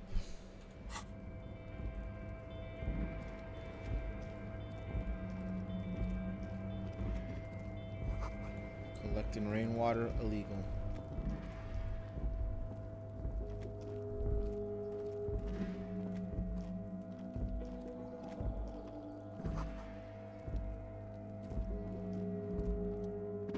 This is the night watchman's booth. The name of the door reads Rene Arnaud. That's where Rene works. Go look around. If you must. But please hurry. We are pretty easy to spot up here. Nothing incriminating catches your eyes. The cabinets are clean and the sparse contents meticulously organized. Framed picture on the photograph on the table. Take the picture.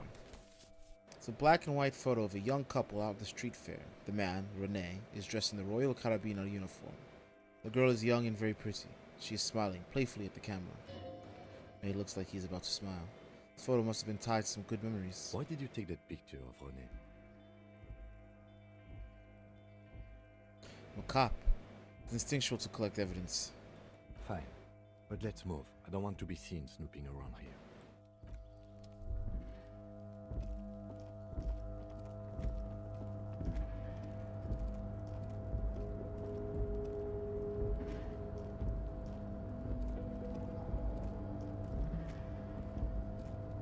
Sounds like Kim's afraid.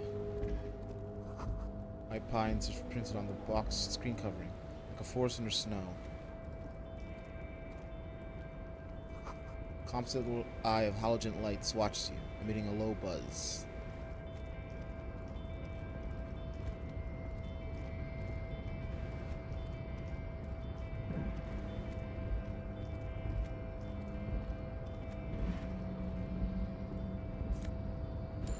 Oh my god, so much money. I'm getting richer by the second. See faded industrial lettering on its platform. Voldsund.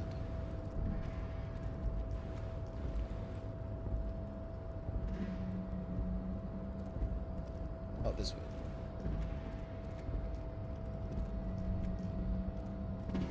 Shipyard ahead is oddly quiet. Grain machines are sleeping.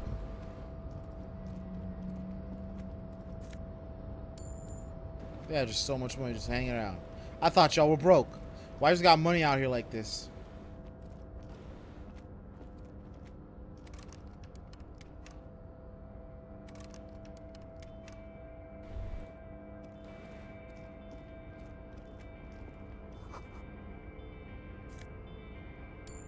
More money.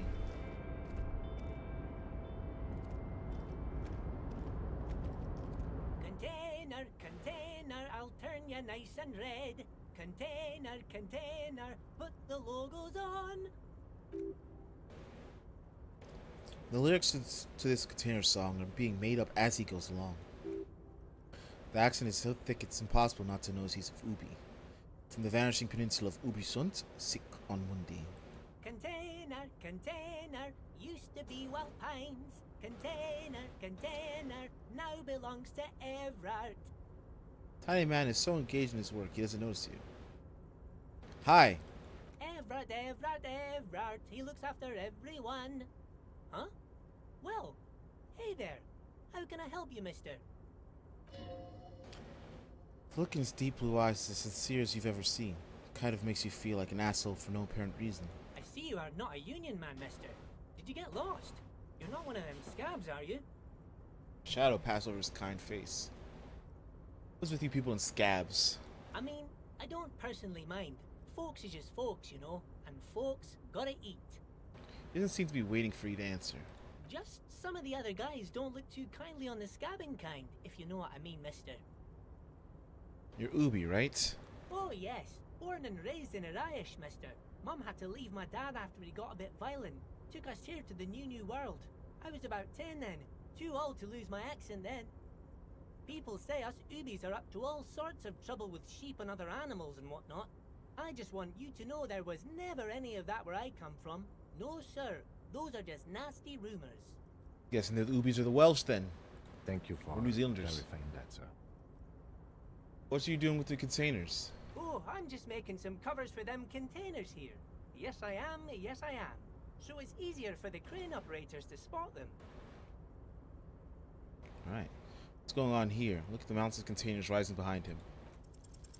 The containers in the yard are green in Wild Pine's livery. The mountain rising behind Leo is all red in Union colors. It's like some red infection is spreading outwards in the container's yard's core. Leo, has anyone told you why you need to change the covers? No, not really. Mr. Everett doesn't tell me all the big things. Says I go and tell them to everyone. This looks like a massive redecorating operation, Kim. Yes, they are hiding it from the inside. All the red containers have the Debarders Union logo on them. Thank you, Leo. You've been very helpful. Oh, no trouble at all, mister. No trouble at all. So where is everyone? The harbor is empty. Oh, most of the guys are down at the gates, keeping the scabs from coming in. Ends with a confidential look. We're on a strike. The whole union is. You don't have to work when you're on strike. Ha! We haven't worked for 2 months now. I don't think Leo's aware of what a strike is. So no one is working? Not everyone is down there, of course. Mr. Everard is in his office, where he always is. And Jean-Luc is guarding the gate. Pause to think. But Titus and his boys got into some drunken trouble and Everard sent them on a nice vacation. For a week or so. What kind of trouble did this Titan and his friends get into? Oh, I'm not really supposed to talk about that. That's union business. Smiles and leans closer. Him and his boys stirred up something in town. Probably drank too much and got into a fight or something. I heard Mr. Everett telling them to take some time off. Don't go all bad cop on this simple friendly fellow. What did they actually do? I guess the boys got a bit too rowdy and had to let out some steam. I don't really know the details. That's just how boys are, you know. I haven't been in a fight since I was in middle school.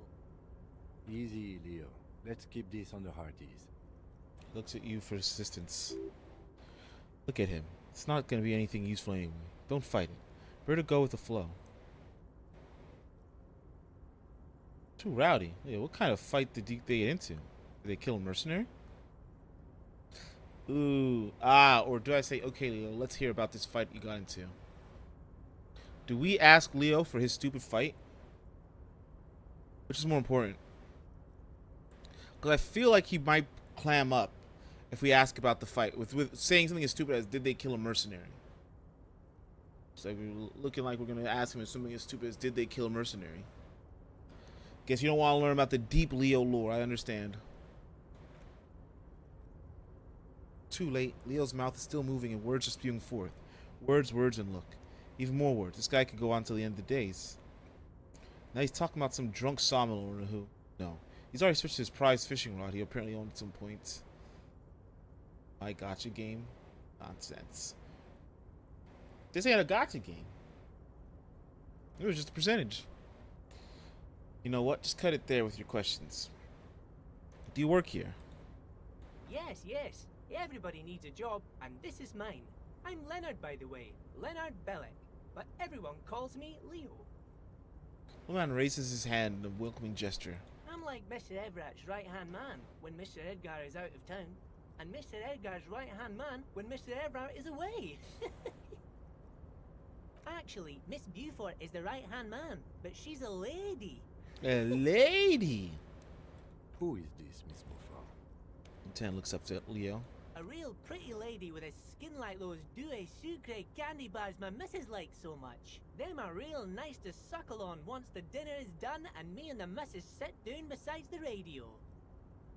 But I can't listen to the radio all the time. There's so much to do around here and I'm always busy keeping things running here. Yes I am, yes I am. It's on this Miss Boyford topic.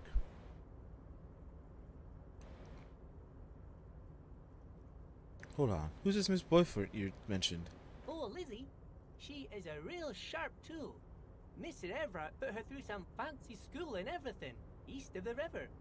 4 years she was gone, and when she came back, she was all fancy and lawyerly. He respects that word. That's obvious. But she's a real nice girl. Grew up in this here neighborhood. Knows everybody and gets along with everyone.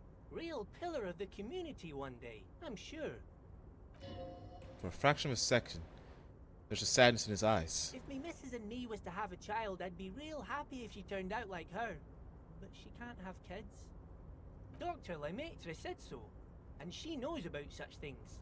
Been a doctor for almost 50 years she has. Sighs and falls silent, watching you meekly with his blue eyes. So I've trained a lawyer named Miss Boyford. Interesting. Yeah, I'm pretty sure this place would fall apart if you didn't shine the boss man's shoes, Leo. See the same Lieutenant's dark eyes when he was Demetrius for a moment. It's not proving you're ridiculing this little old man. Oh, mister, I do a lot more than that. I really do most everything around here. Mr. Everett said many times I'm irreplaceable. He's still smiling. His voice trembles ever so slightly. But he takes great pride in being Mr. Everett's good graces. So what's in the container over there? Where's the container suspended from the crane arm? Oh, that one. That should be empty as far as I know. Lots of containers here have nothing in them. They're just waiting to be loaded up. Well, I'm looking for the leader of the Dock Workers Union. Oh, you want Mr. Everett then? He's an awfully nice fellow, he is. Him and his brother are both nice fellows. They've lived their entire lives in this here neighborhood. Coughs and confused immediately. Guys like Mr. Everett and Mr. Edgar, his brother, are real good guys. Made Martinez what it is today. Mr. Everett and Mr. Edgar and I went to the same school we did when we were boys. Patience. Deep down, you have the mental power to keep listening.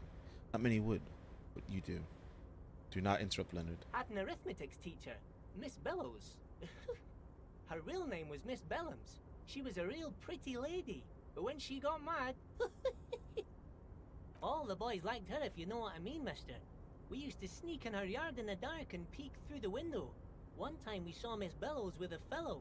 Yes, we did, mister. It's for the sign of disbelief and everything. No, you fucking didn't. Yes, we did, mister. Indeed we did. Him was a big fellow. Used to drive the Troika near houses, school and everything. Them was all naked too. That's all I got to say about that. That's all I was saying about that. That's very interesting. Very interesting. Thank you for telling me the whole thing. Thank you.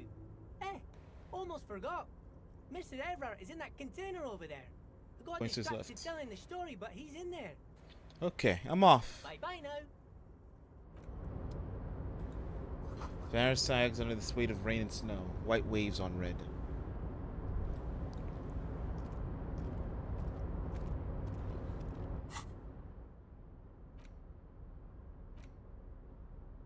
Back and wife of a couple.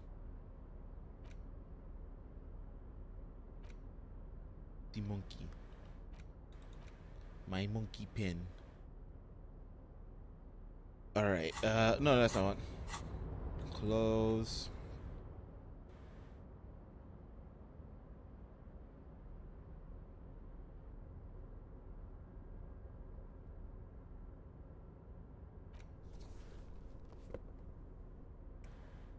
I'll take that because I do not want to lose my suggestion. I'd rather lose this conceptualization. Electrochemistry. Pretty cool.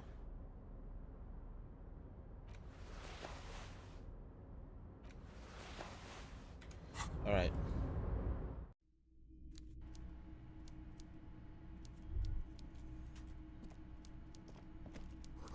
coffee in the giant thermos is still lukewarm. What does this do? I just keep seeing this. What does it do? What ways can you ruin my character?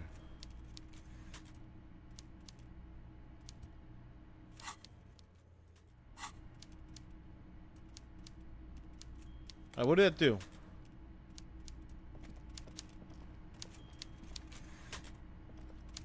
I should have opened the screen.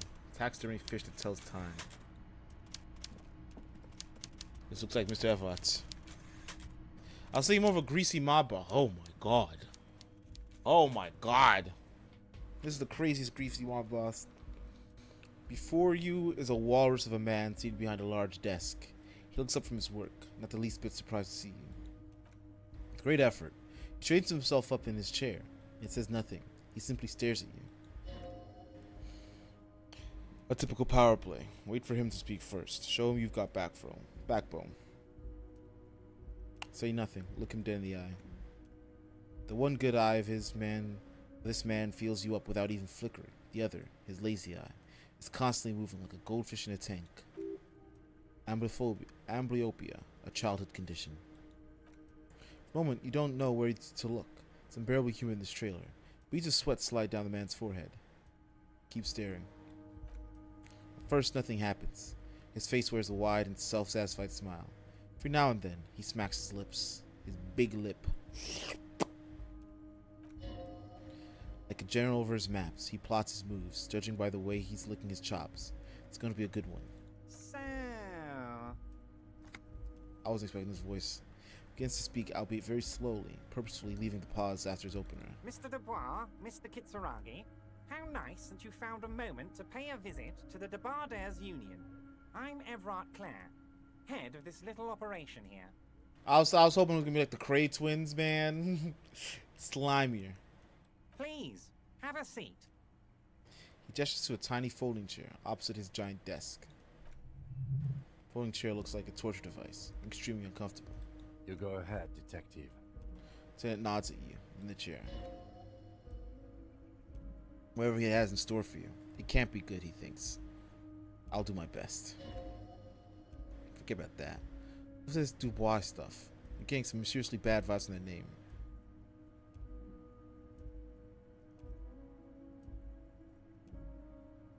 I'd rather stand.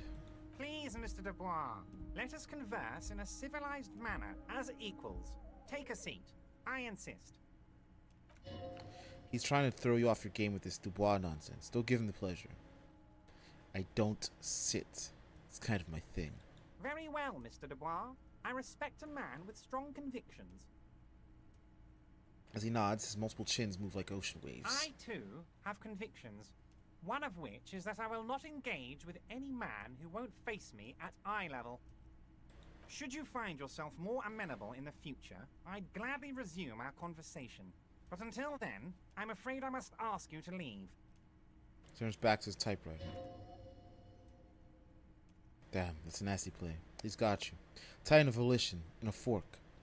Guess you just have to sit or leave.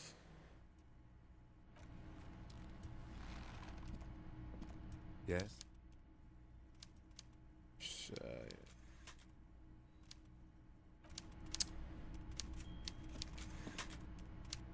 Mr. Dubois, I hope time is on your side this time. Please, take a seat. Why are you calling me Mr. Dubois? Please, Mr. Dubois, let us converse in a civilized manner, as equals. Take a seat. I insist. It's nothing. Yes, that's probably right. It's nothing. Think about it. Filter it out. He's trying to throw you off your game with his Dubois nonsense. Don't give in to him. Take a seat. Excellent, Mr. Dubois. I can see that you're a reasonable man, and reasonable men can be of great use to one another. Remain serious. So tell me, how can the head of the Debardairs Union help a representative of the Revachol Citizens Militia today?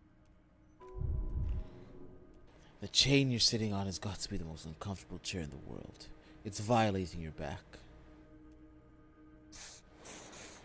Oh, by the way, I heard you got a rather rude reception from a certain Lawrence Gart. Some people have no manners, it pains me to say. This should take care of that nonsense. Points to a giant novelty check on his desk. It's absolutely comically huge. It should be sufficient to cover your expenses for a few days and patch over your differences with a cafeteria manager. Go ahead, take it. Points at it again. Hey, that's 25 real. That's good money. Think of all the stuff you could.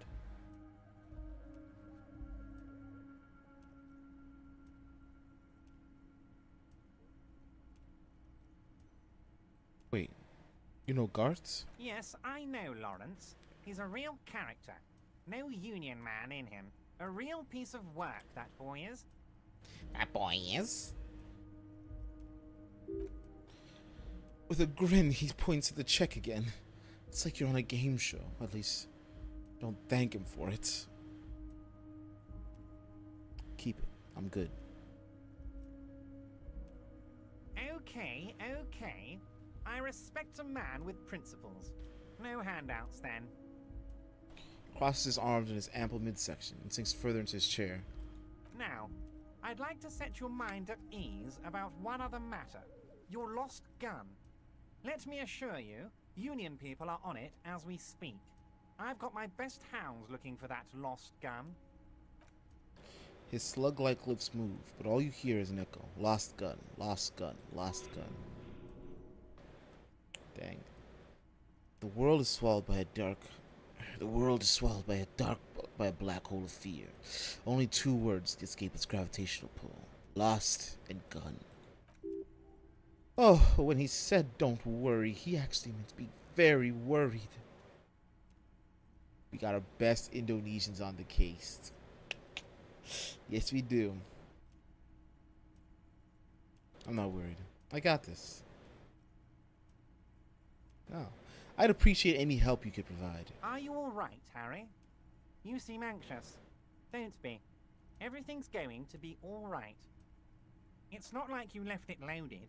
You didn't lose a loaded gun. Local children aren't out there playing with it right now, pointing it into their own mouths. It's in a safe place. I just know it. I have a feeling everything's going to be all right. Kim. Officer, we will deal with this later. We don't need Mr. Clare's help with this. I wouldn't be so sure about that. Double sixes. We're gonna put it in the air. Boxcars. We're gonna grab them down and use them. We're gonna make our points and screws them.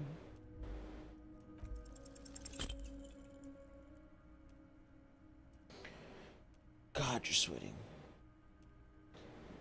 Your knee is jerking. You're about to cry, aren't you? You're about to cry because you lost your gun and those children are gonna shoot themselves. No, I'm not about to cry. Mr. Dubois, you don't look so good. Why would I cry because children want to kill themselves? That's not a Mr. Dubois move. What is this? Mr. Dubois, he keeps repeating. What is he trying to pull here? To cool the fuck down. Chill. Mr. Dubois! Mr. Dubois! Harry! The large man snaps his fingers, but to no effect. You're in some stupor. There's no Harrys. Let your mind go to a safe space. While Everard is distracted by your odd behavior, the lieutenant eyes are mapping everything around you. The folder, desk, papers on the wall. Mr. Dubois, are you okay? Can I get you a glass of water or something? Are you having some kind of medical emergency? Let's piss your pants. You're gonna piss and come. Maybe you could use your hands somehow. Kind of throw motion, like you're throwing that Mrs. Dubois act right back at him. He's Mr. Dubois.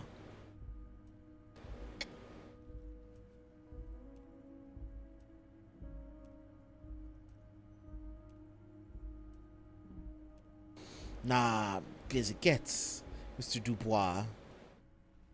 Don't be dramatic. I can see your condition isn't terminal. What an odd demonstration of... you got me, Harry. I don't even know what. As entertaining as it was, I'm afraid we're wasting our time. And I'm an extremely busy man, as I'm sure you are too. Okay, enough.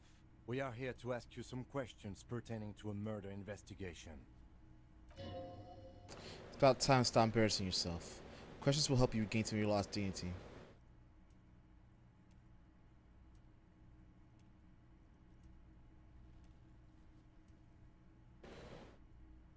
Aren't you gonna ask me how I got in? Honestly, I didn't want to bring it up, Harry.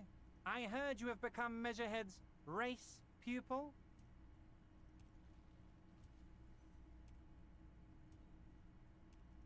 Yeah, I'm a big racist. It's basically like that in my head all the time. Personally, I'm not big on the whole race thing, but that's okay. It's all right to be a massive racist, Harry.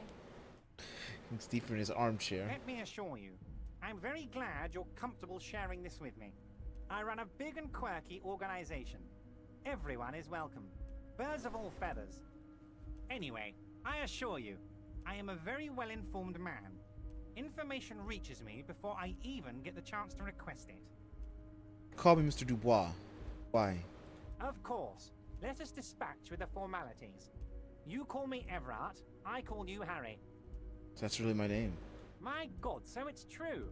I didn't want to believe it, but you are a fantastic science fiction amnesiac cop, aren't you? What are the odds of that? I think the odds of that are very low. Might be a good idea to hide your confusion. I mean, see what his game is first.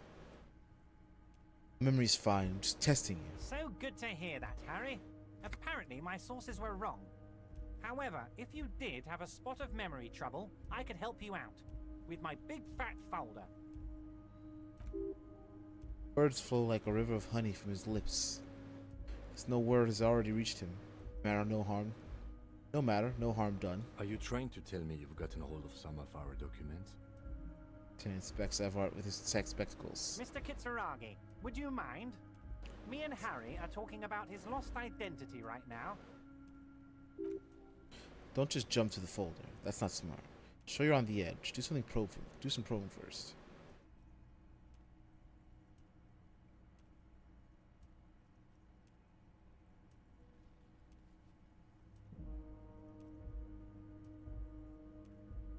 Do you know anything about my family? Do I have a wife or kids? What kind of cop does it say I am? Well, Harry, if I were to sum you up in one word, it would be apologetic. I'm sorry? Yes. You seem to be. A lot of the time.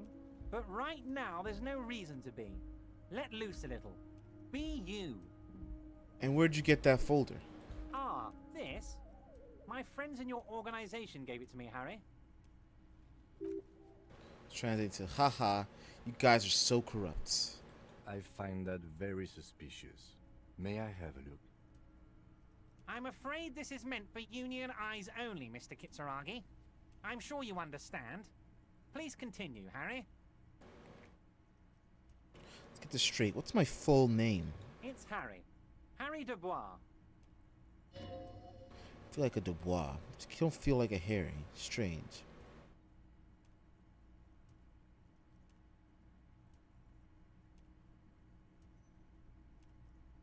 Wait, I thought you are Harry Dubois. No, I'm really not. You are Harry. I don't really like it. Don't be silly, Harry. Harry Dubois, that's a real man's name. A Union man's. A Union man. Cue the clip from Star Trek. Lieutenant covers his face and sighs audibly. Mr. Kitsuragi doesn't seem even slightly empathetic to your memory loss, Harry. I, however, wish to help you any way I can. Do you know anything about my family? Do I have a wife or kids? Family? Harry, you're not a family man. There's not one peep of family in here. Unless you think you're a family man, do you strike yourself as a family man, Harry? I think I do. I'd be a wonderful father. Well, yes. I'm sure you're going to make one little boy or a girl very happy and proud one day, Harry. Let's have another look at the folder. As you look at the folder, Everett covers it with his hand and pets it. He's trying to hide that it's not a real RCM folder. It certainly doesn't have the RCM stamp on it. It's not an RCM folder. Okay, Harry, you got me. This is from the Census Bureau, not the RCM. Those Census Bureau people are absolutely corrupt. You should do something about them. He got the name from the Census Bureau, and everything else from your actions here in Martinez. Yes, yes, Mr. Kitsuragi from the Census Bureau. Like I said, now I'm actually a very busy man, so is there anything else I can do for you, Harry? Means he doesn't really know anything about you. Pity. The mystery of you will have to remain a mystery for some time being. Census Bureau says my name is Harry Dubois. Yes, that's what I said. Try to keep up, okay? Let's move on. Told the union is involved in the local drug trade. What? Harry, how could you say that to me? You know I appreciate a joke as much as any Johnny Fat Guy, but I can't take slander. Are you actually investigating this? Your action appears to be sincere, but it's impossible to tell this guy, honestly. Kiss my nugget.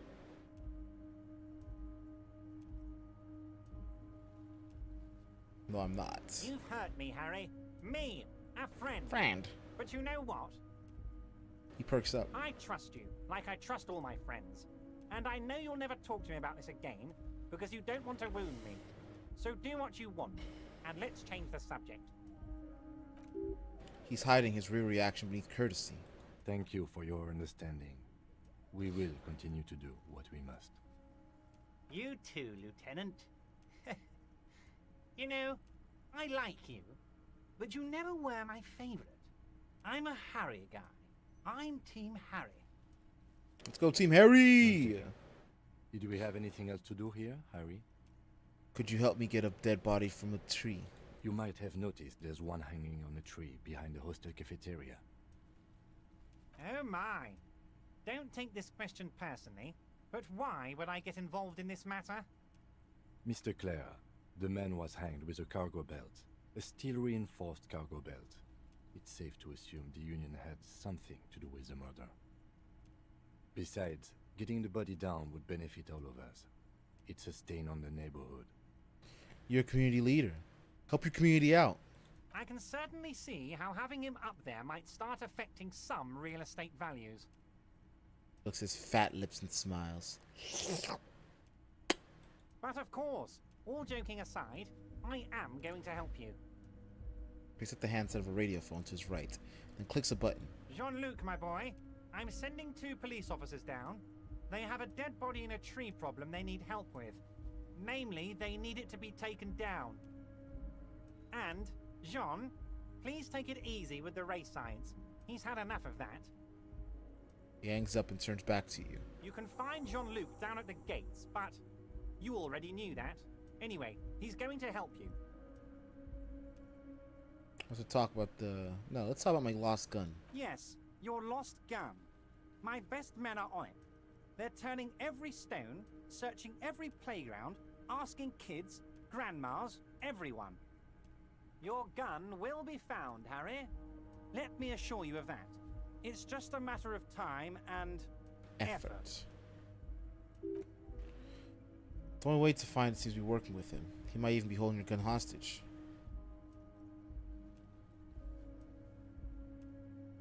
I don't care about my gun. Keep it.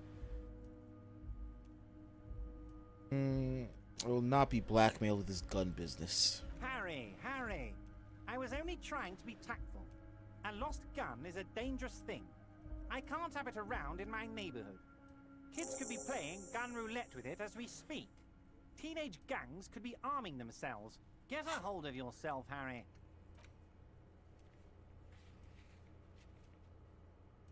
I finish it then?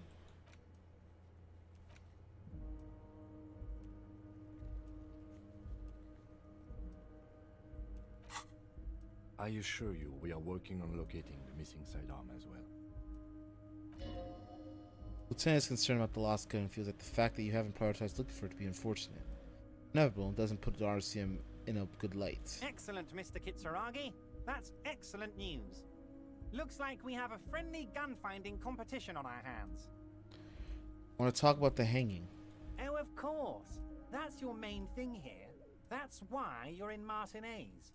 I know everything that goes on around here, and I would love to help you like I'm helping you with the body and your lost gun. I mean, it's no secret that the lynching is connected to the strike. So much to talk about. Honestly, it's been weighing on me so heavily.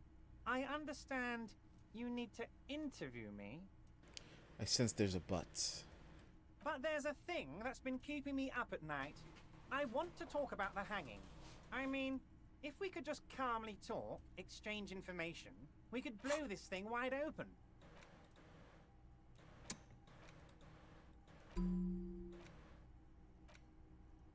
The 15th Indo tribe.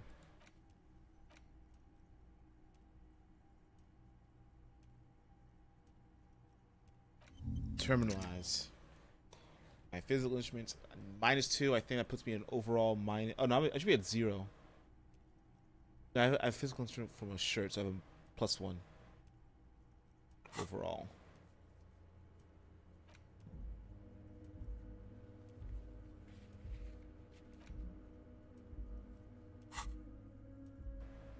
Yes, that sounds good.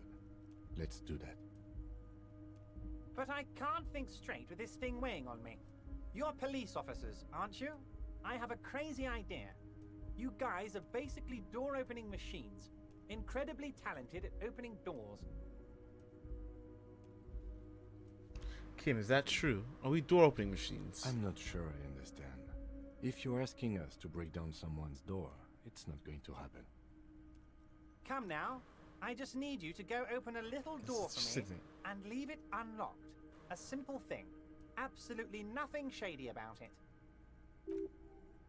If an opportunity presents itself, sire, you could win the trust of this Archelaia, pretend to play in his hand, then, should you wish, bend his efforts towards your own.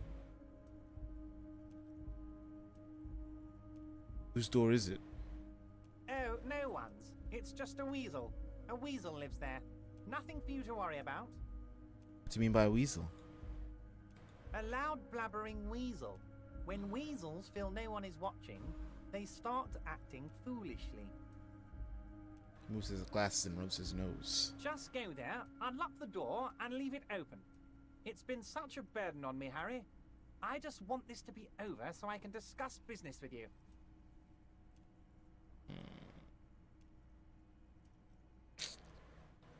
Why don't you just open it yourself? Harry, I'm a very busy man, and more importantly, I don't have that extraordinary physique you do. You look like you could run around all day. You want to send someone a message that the police are working for you.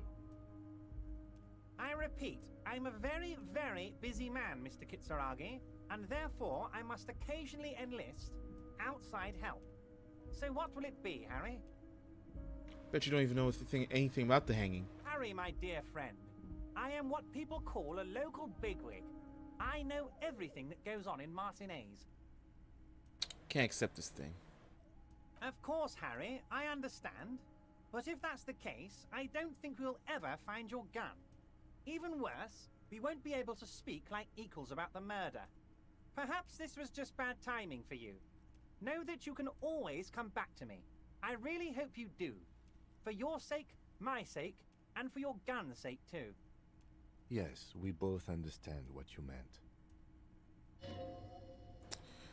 This may be the only way he thinks. I won't hold it against you. In fact, we probably should reconsider later.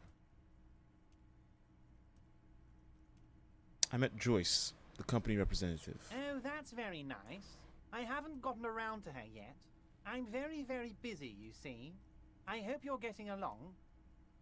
One thing I want to make very clear, Harry, is that this is not some kind of union versus corporation situation. Everyone is just pals here. Just pals? We're all trying to do what's best for Martinez here. Don't feel like you can't cooperate with her because you and I are such good friends and I'm helping you get that nasty body down from the tree. And with finding your lost gun. I'm not a jealous guy. Whoa, that's so nice of him. Suspiciously nice.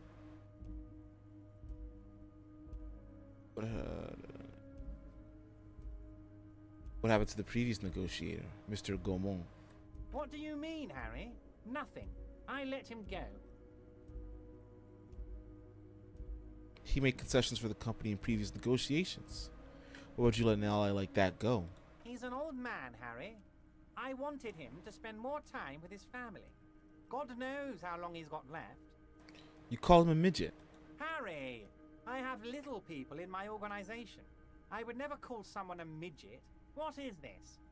Honestly, I'm beginning to think you're a midget, Harry. I'm only kidding, Harry. You're not a midget. No one is. We're pals. You sure? I found it a little I'm odd. just a nice guy, Harry. I wouldn't be where I am now if I wasn't nice. Politics fist is into his all hand. about emotions, and I want you to have positive emotions when you think of me. Drug chemistry. Okay then. Positive emotions it is. You like positive emotions. Joyce said the previous union leaders vanished under suspicious circumstances. Vanished? Harry, the woman left her casserole in the oven and couldn't make it here in time for the voting. Oh, did I leave my casserole on? Better go home and check. The election can wait. When she got back, the whole thing was over. Wait. There was no mention of casserole from Joyce. Funny. Joyce didn't mention any casserole. Harry, Harry, Harry. Do not fixate on this little matter. Maybe it was a rabbit stew, or a hairdryer, or an iron. The point is, her heart wasn't in it. Mine was. How much is true? His chart truly is in it. Though, you wouldn't think so by looking at him. Everett, Joyce seems to think the Union is lowballing her. Yes, yes. Low-balling, of course. This isn't a casino, Harry. Real people, real livelihoods are at stake here. But everything's a casino for those rich types. His expressions make it clear. This is childish and irresponsible behavior. Why haven't you let her see you yet? If she actually wants to see me, she will find a way. Any good negotiator would. And I just don't have anything to discuss with a bad negotiator. Okay, let's talk about something else. Of course, Harry. Let me just assure you one more time. It's perfectly okay to share anything we discuss here with this Joyce. This is a completely transparent organization. I have no interest in what she is doing, but I myself have nothing to hide. Your business is your business, and I respect your privacy. Just remember, none of this is secret. Tell her about all of it. My brother's picture, my singing swordfish clock. Tell her how overweight I am and how I'm helping you find your lost gun. Tell her about everything. Everett doesn't mind. It is rather interesting to tell people things about each other, isn't it? It's nice telling him about her right now. Bart, I'm going to leave now. We might talk again later. Wait. You need this to get in and out through the gate. Great. Wouldn't want to get stuck in here. Here. You're one of us now. A real red and white Union man. Take care, Harry.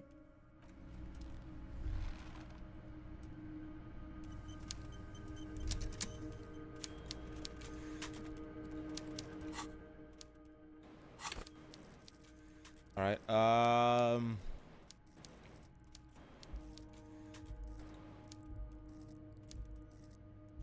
shut up our endurance. We don't have a bleed.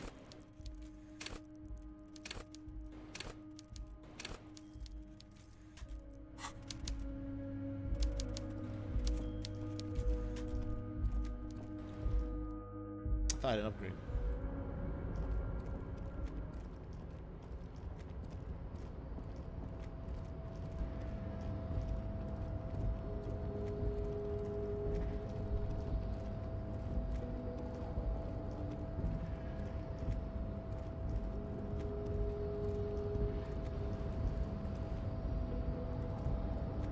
That's on. Rusting control panel with several knobs. 2 buttons marked Marsh and Arrête are faded with use. It seems to control the crane above. Containers attached to its hook block. Marche on, Arrête off. Press off. Crane stands still, tall, proud, erect and still. Without grind, the crane shifts overhead, moving a massive metal container through the air.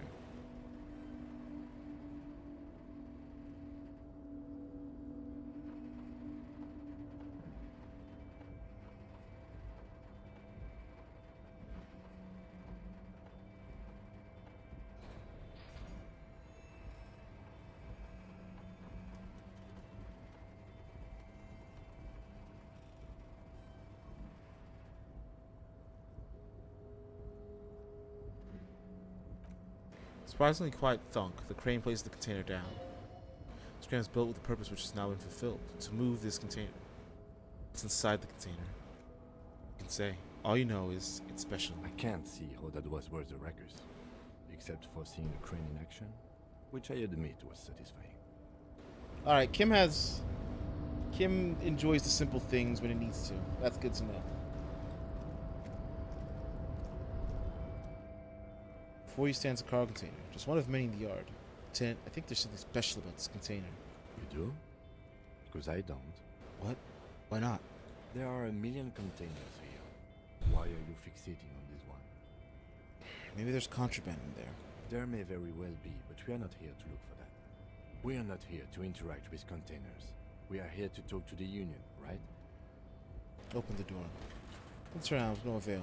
Door seems mechanically locked. To your left, the lieutenant considers your actions with some puzzlement. Nothing more to do here.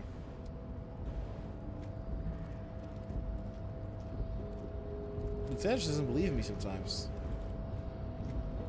He's afraid of what my brain can do on 100% usage.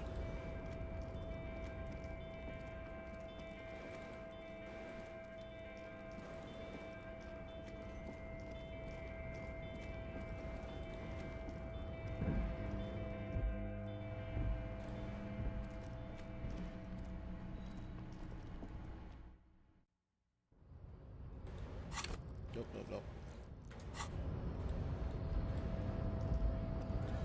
Where's my favorite guy? Jean-Luc. The unpromising race pupil returns. Evat told you to help us get the body down from the tree. So it was. My unpromising race pupil entered the harbor and used my superior to give me orders. I salute your cunning and will remove the body from the tree with my bare hands. You're so noble, Measurehead. There's a but. But while I am gone, someone must stand guard on the bridge. That someone needs to be you. Both of you. That would mean you're openly showing the people that you're taking the Union side.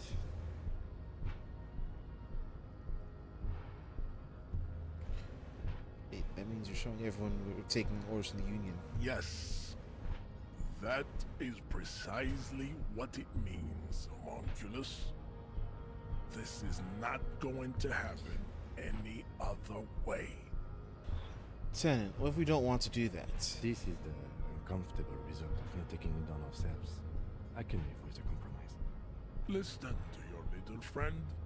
He is wise in his childlike way. His mysterious race may yet prove fierce competition to my heroic haplogroup.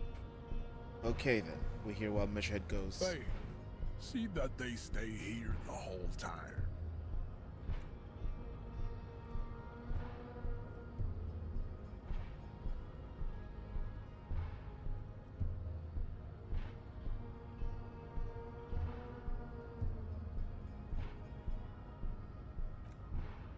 Someone's gaze follows Measurehead as he leaves.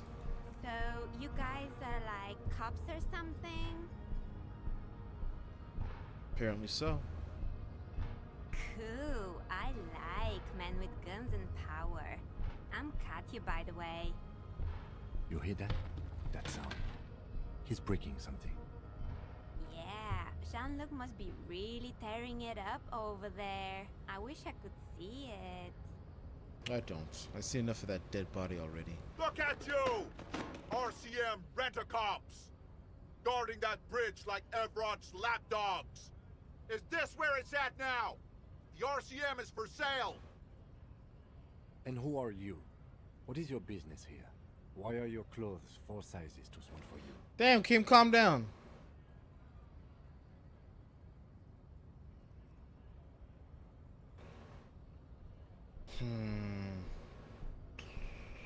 Yes, I'm an unbelievably corrupt cop. I'm corrupt every opportunity I get.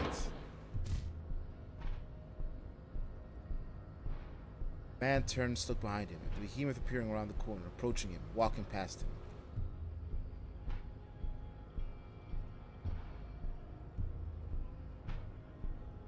That fort size is too small. Kid, that shit was unnecessary.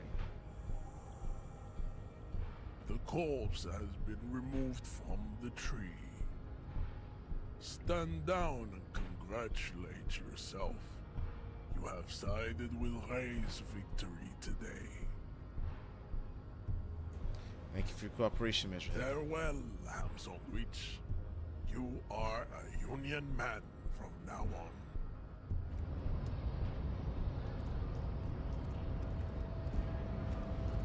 Damn. The police union.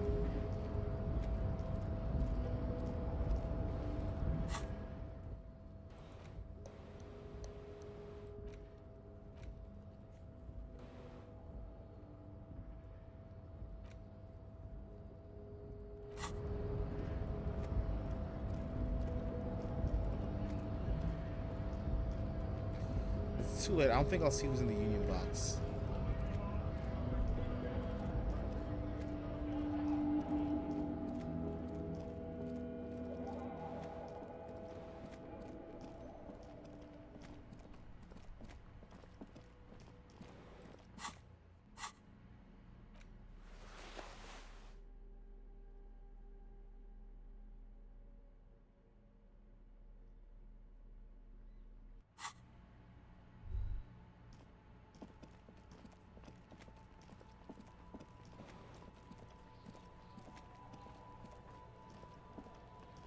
You missed a good show before. A kid came by and completely fucked the tree to pieces. He fucked the tree up! Fucked it good! It was porno! Oh my god. My chair. It occasionally just like drops.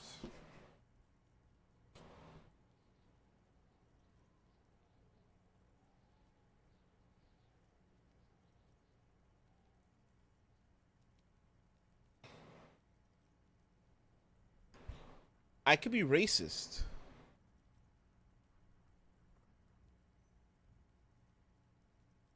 Or I can call him a retard. I think that's funny. I think it's funnier if I do that. What do you do? Do we be racist? Do I call him retarded? Tell him to stop using the K word? Take the kid down the mystery of race theory? Or just, you know, ask him some questions. It's like, that's the choice. That was the class's pick. Total retard use languages like that. Congratulations, Kino. You just made yourself a retard. Stop choking, Kuno! The faggot has got you in a chokehold! That's a word. That's an art form of a word. Kuno's not fucking choking.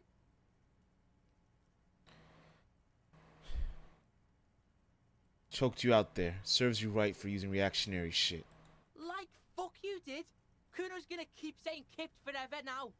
Kipped. When he gets 2 kips out before he coughs. Shit. The fuck did you want anyway? You got your fuck bag down. Now let's talk normal shit. Yeah, let's have a normal conversation. Shoot that shit at Kuno, Pigonaught. Kuno doesn't fucking... Kuno!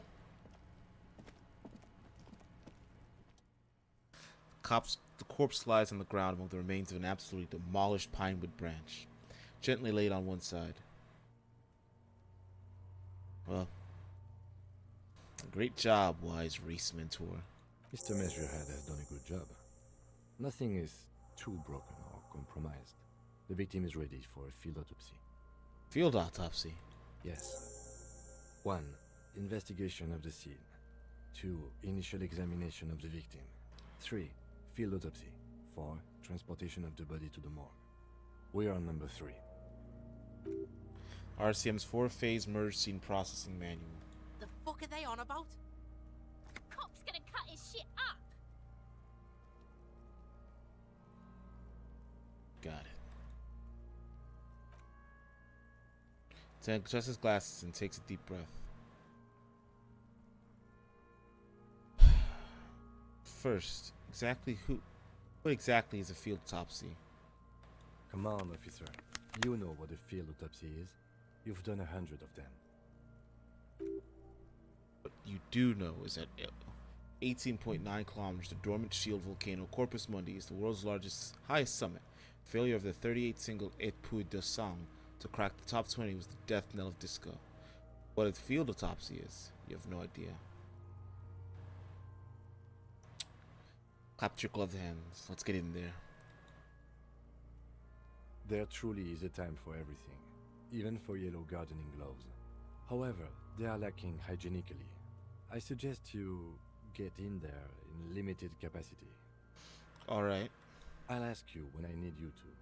For the most part, maybe I should handle the contact and you take notes? Okay, where should I take these notes? In your paperwork, officer. Just fill out the field autopsy form. Not gonna believe this. I think I've lost my paperwork. Officer, what haven't you lost? None of your business, Kim. Lay off my case. Losing your paperwork is not a small issue. I'm sorry if I came off as patronizing. There's no book. I can give you my paperwork. There's an autopsy form there. Several, actually. But only if it helps move things along. Let's work off yours for now. Right. The autopsy form is near the end. Okay. Open the notebook at the field autopsy form. The dead man stares in silence as you crack open the ledger. The bright red paper is covered in boxes and lists, describing the condition of his skin and organs in 3 parts. Above those, an 11 field info form needs beginning. Out first begins with 1. Assistant. That's you. Terry Dubois. Corpse is different. It's your scribblings. Just lies there. Next box says coroner's case number KK57 0803 dot 0815. Write down. Next. Name. NA. Next. Date of birth. NA. Age. Roughly 50. Try 40. The damage is so extensive it's better to err on the young side. To write 42. Race? Mondial. Mondial. Fair to olive skin from the Isle of Mundi. This is as vague as it gets.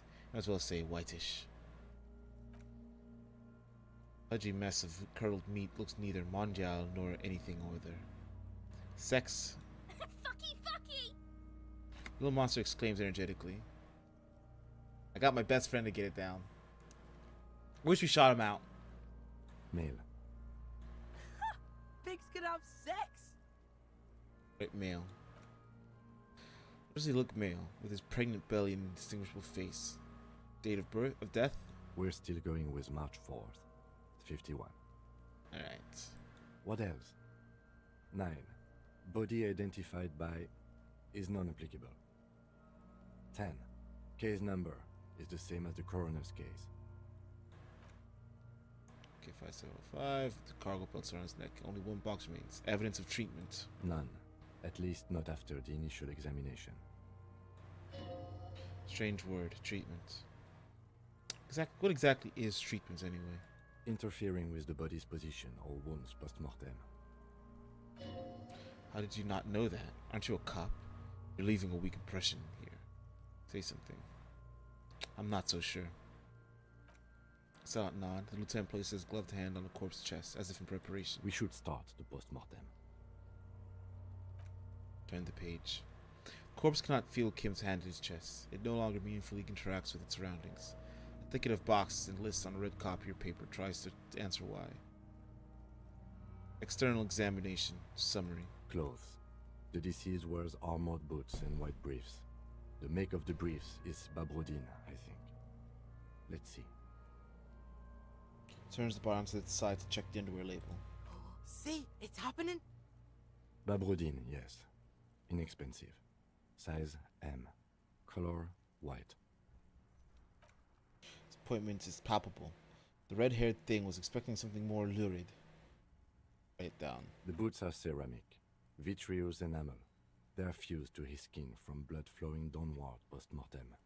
Removal of the boots is left for processing. The boot has a serial number. It's E50.100.100. The lines between the plates are in the shape of the alphanumerical, The number is purposefully concealed by the design. Write it down. Tattoos. Stands up, feet planted on either side of the body. The upper torso is covered in a single, continuous tattoo, resembling a map of the night sky. It reaches from the right shoulder to the heart. The ink is blue and white. The assistant has a color photograph of the markings, to be added to the case files as document A1. The photo is taken on the scene, using a Trigat Mini. The deceased has a belt for airlifting cargo around his neck, tied with a hangman's knot. Color, yellow. Length, 3 meters. There is a buckle on the other end. Well-nourished, athletically built, measuring 1.8 meters. Generally consistent with age 42. Preservation is good. Ambient temperature, below freezing. Body hair is light brown. Distribution is consistent with age. The deceased had male pattern baldness. Hair is combed back, short. Touch the corpse's hair before moving on. Henry Latex's fingers feel cold to touch. Stroke his hair, gently. Stench is suffocating. Strands of dark brown hair start sticking to the latex of the glove, like thread off a rag doll's head. Right down, short, light brown, male pattern baldness. Lividity is consistent with hanging. The head is congested. Contusions are present on the head, chest, and thighs. Consistent with stones thrown post-mortem. Low velocity. Fucking low velocity? You think Kuno doesn't know what you're talking about? Velocity was fucking max. Talking shit about Kuno's velocity. Talking shit about Kuno's velocity. In addition, there are bite marks on the face, scalp, and chest. Consistent with predation. Right down. Ligature mark. Sam produces a small folding knife, with the other hand pulling to the belt. He starts cutting at the polyester. The stench is horrid. After a while, it's obvious the material cannot be cut. The steel wiring. There's too much of it. We need to remove the belt so we can get to the ligature mark. May I try? It's no use. We should get chain cutters. You can try with them. I have a pair in the toolbox of my kinema. Damn corpse. We had a good rhythm going. Lieutenant gets up and brushes his pants.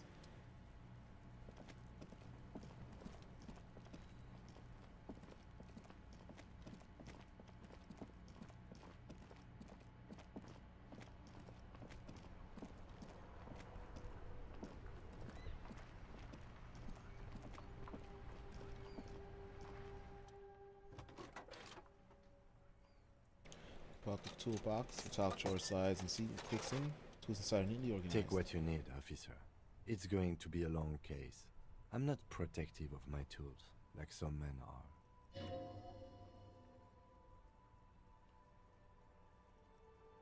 Take the rubber-handled chain cutters.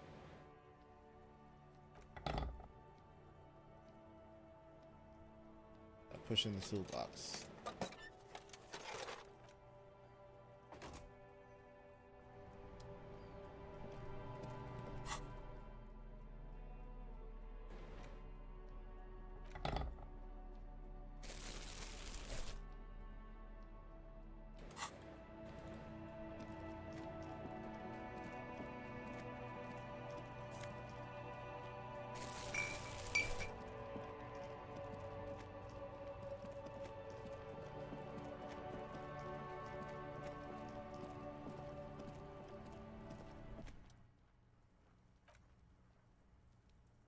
Alright, start examination. Chain cutters, let's get the belts. Mm-hmm. Cut with as much precision as you can, please. See, my pig is gonna fuck his head off. No, he ain't. Your pig's a boring fuck.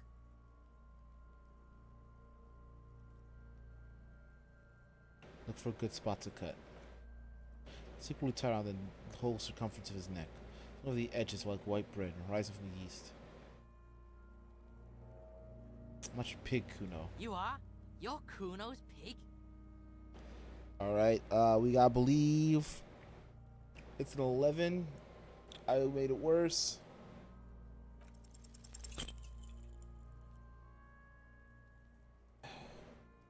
Jam the cutters right under the knot. Seems like a smart idea. Yeah, somewhere there. Already they're buried deep in the man's flesh. Then you rotate in the better hold, then rotate some more. Really bad smells coming from there. And some kind of cracking. I've cut some. Yeah, fuck him! Fuck that buggery! Corpse fucking time! Told you my pig was hardcore. I should have a go first. I think I have a strategy. Lemon work. Takes the cutter into the knot, preparing to perform the cuts with his elbow and his knees for precision. Snap. Knot is slashed. Another cut in the belt falls apart like flower bouquet, revealing the dead man's neck and the dark red ligature mark around it. Here. Handing the chain cutter's back and then kneels closer to the body, running his finger along the dark red groove until he comes to a gap. The rope rises to a point, leaving a gap in the ligature mark. The suspension point is in the back of the neck, on the nape. Hemorrhaging is observed on the skin, above and below the ligature mark. The mark is well pronounced, consistent with a drop from 1 or 1.5 meters. Write it down. Chest is intact, normal contour. Abdomen is protuberant, pelvis intact, genitalia. He pulls down the man's underpants. No! Let's get up and see! I fucking knew it! I fucking knew it! It's clear what they've been waiting for. Ever since the autopsy began, the lieutenant is trying to make it as boring as possible. Genitalia is male and unremarkable. No evidence of injury. Write down and move on. Back is symmetrical and intact. Upper and lower extremities are intact, but asymmetrical. There are combat injuries on the right hand, thigh, and hip. In addition, I see smaller, residual scars, too numerous to count, covering about 30% of his skin. From the wound sustained over 2, maybe more decades, this personal accumulation indicates long, active combat duty. Scarring is extensive, way more than a law official's. Mm-hmm. We have a real museum here. Of battles, wars. Like Last item. Hands. He takes the man's right hand in his, inspects it, then moves to the other hand. Pick up the hand. The hand feels heavy. Decayed liquid. Like it's already to explode if squeezed hard enough. You're suddenly repulsed. So much do you feel compelled to drop it. Hands are clean. No sign of injury from struggling. Were you expecting any? I was. Maybe I'm just not seeing them. Honestly, this stench is making it hard for me to think at the moment. Ooh. That's aside, all breathe. For the external. Well done. What next? Internal examination. Central nervous system. I have nothing. Do you have anything on this man's central nervous system? Of course, there's more to be drawn from it. More of the story. Nope. Musculoskeletal. Purge fluid is coming from the mouth. Not injury related. Eyes and tongue protuberant. Hyoid bone. Let's see. With his eyes almost closed, the lieutenant pulls his hand in the dead man's throat, begins to massage it gently. A rotting smell erupts from the mouth. Purge fluid runs down his lips, black and viscous. Yeah, jack that fucker off! The hyoid bone is fractured. The rest of the musculoskeletal system is intact. Unremarkable. Respiratory system. Back hunched as if in prayer, he begins to pry open the dead man's jaw. He stops to exert more force. Both hands are used. Oral cavity shows no lesions. The victim has received dental implants, possibly after a combat wound. Mouth swollen. Hemorrhaging present in mucosa of the lips and mouth. From here it looks as though the clown-faced man is screaming. The tendons of his jaw are torn apart. Hyoid ripped from the force of the lieutenant's hands. Inside the dead man's mouth. No scream, no sigh of relief from the darkness inside. It's humid there. Sickly sweet air unlike anything living. You feel like you're about to throw up again, straight into the mouth of his. Look deeper. It's hard. Once more you taste stomach gas in the back of your throat. A contraction. Your throat pumps a little something from your stomach into your mouth. Force to swallow just to keep looking. Inside you see darkness. Just a mess of death, of meat and darkness. Silence as always. Hemorrhaging present in mucus. Let's go with the jaw. The mouth snaps shut before you. Write it down. Hepatobiliary. NA. Why? Don't we have anything? Are you a hepatobiliary expert? What's the corpse's stomach with a mixture of tiredness and disgust? I don't think so. Neither am I. That's it? That's it. That's Same it. for toxicology and serology. NA. Both? Unless you have untapped reservoirs of knowledge there. Cardiovascular. The body exhibits heavy lividity. Blood has gathered in the hands, feet, and neck. Hypostasis is visually consistent with the hanging. Gastrointestinal. He breathes a sigh of total relief. This is the last field of the list. He looks around to the ground. The pool of feces there. This will do. Digested semi-solid food in stomach.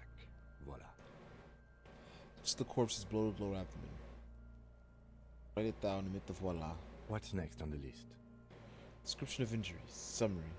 Let's see.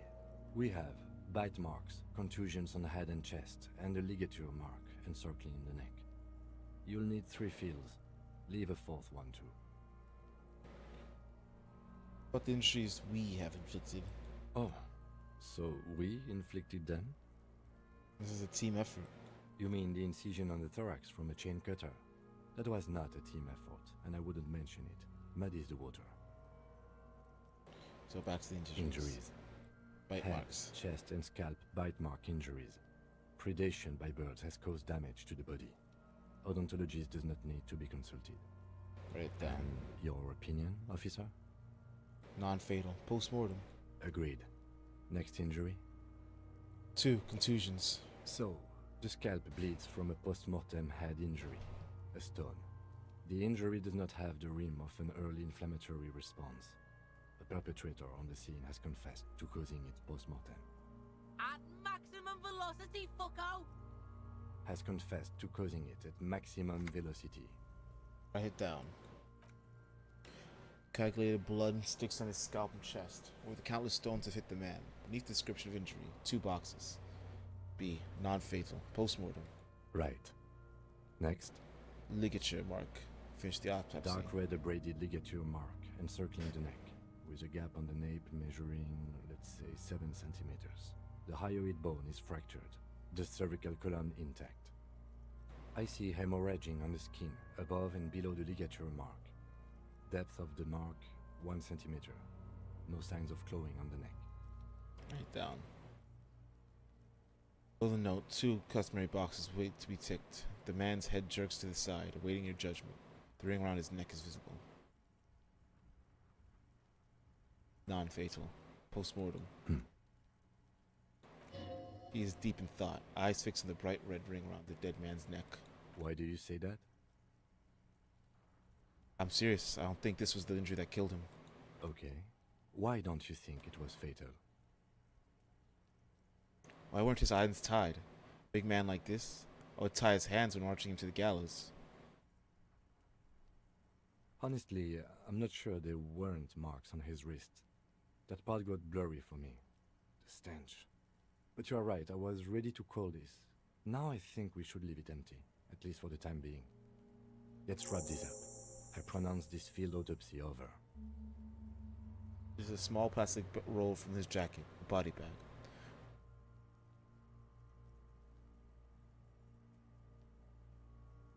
But now? Now we put him in a body bag and I drive him to Faubourg for processing. Lieutenant looks at the dead man one more time, then at his notebook, then at the corpse again. He's thinking, did I miss something?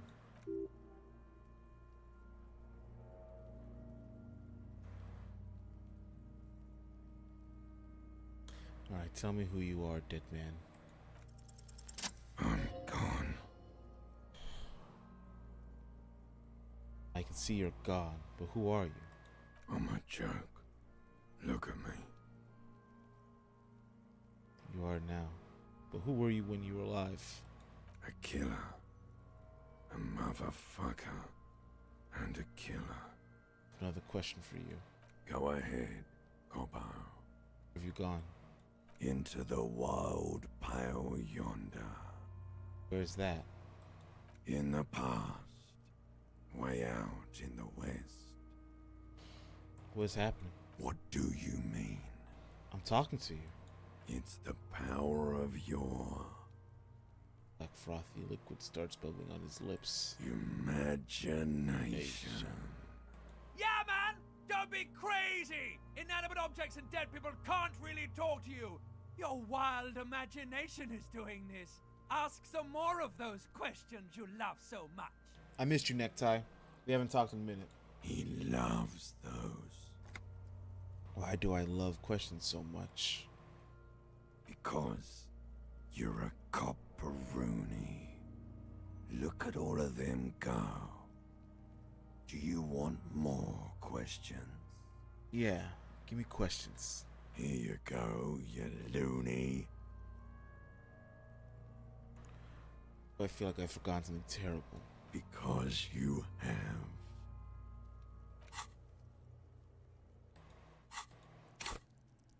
I'll level up.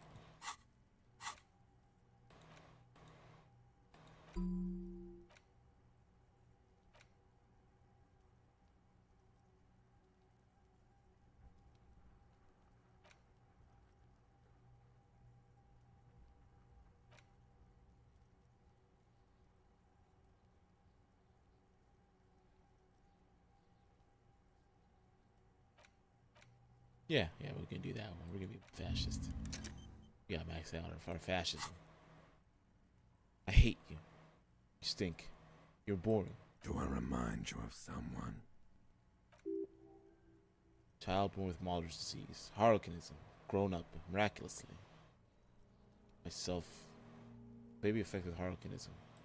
You sure wriggled out of that one? Coppellini. How were you feeling pleasure when you died? Maybe I was getting my rocks off.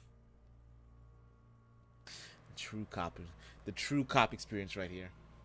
Don't forget he's an artist, advanced race theorist. So you're feeling sexual arousal when you're hanging you.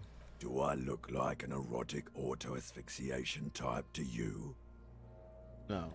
Captain Copperdromo, I fear we are drifting away, fixating on sexuality again. Let's go with a simpler question. Enough. Wait, is my name Rooney? Fuck no. You're no Rooney. Is that who I am? I'm Harry. No, you're not a Harry either. You're a motherfucker. That's who you are. Rooney the motherfucker. Okay. Just hurt my feelings. Enough.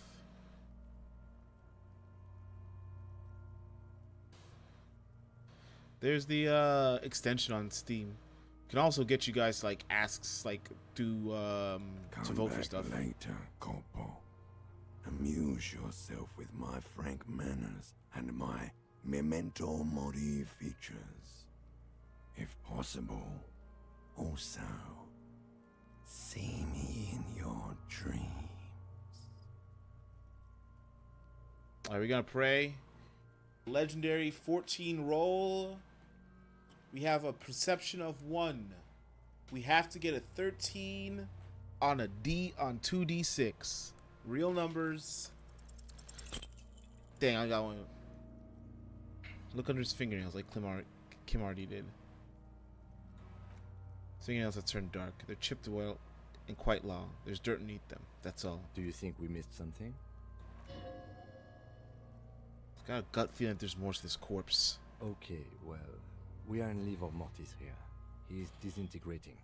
We need to refrigerate the body if we want to conduct another examination, and we need to do it fast. Okay, where do we find a fridge for the body? It would have to be industrial in size. Let's start by asking Gart at the Whirling in Rags and the Fritz store down at the gates. If they don't know, but only if all else fails. Fuck are you looking at, Beano, man? You want a piece of the Kuno? Wanna get fucked? Fucked! Only if all else fails. Yeah, good mod right there. That's good moderation right there. Does it for free, everybody. He does it for free. Remember the button of that intercom over there on the side of the building next to this whirling? There's Ravishal Ice City. What's that clue? Let's hurry then. This is one task we cannot sideline. With every hour, Whatever we are looking for will become harder to find.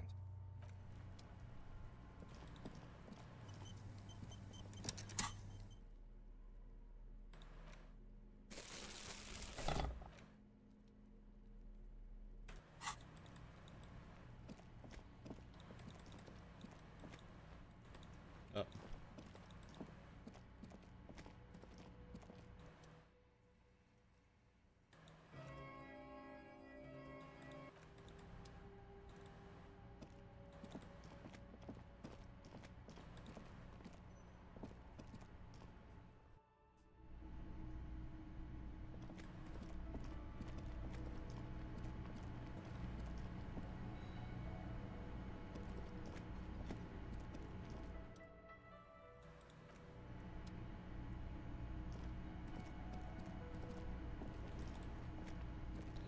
Gotta try the Fritz storage. Is there anything that's big enough?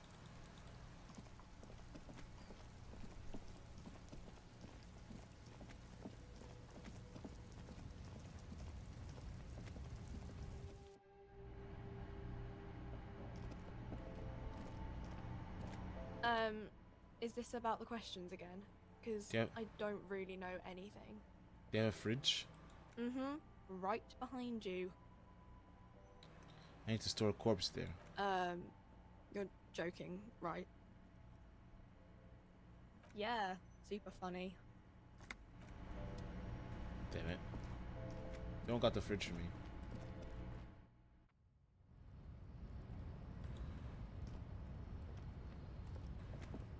We should think about calling it a day, maybe. The nicest. You should take care of that, then. I'll also take a room at the Whirling. One cannot get much closer to the crime scene. If you can, you act together and find a way to pay back your toll. Let's just bag up the body then.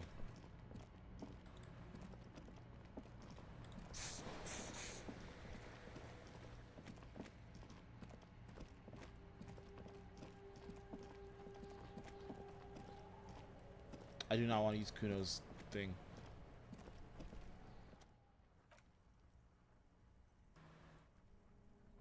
Let's bag him. Take him away. If you think so, officer, I need a little help for carrying him to the holding pen of my kinema. I'll take it from there. Then what? It's too late to take him into processing today. I'll take him first thing tomorrow. Pulls the black plastic over the dead man. Bag corpse and drag to the motor carriage.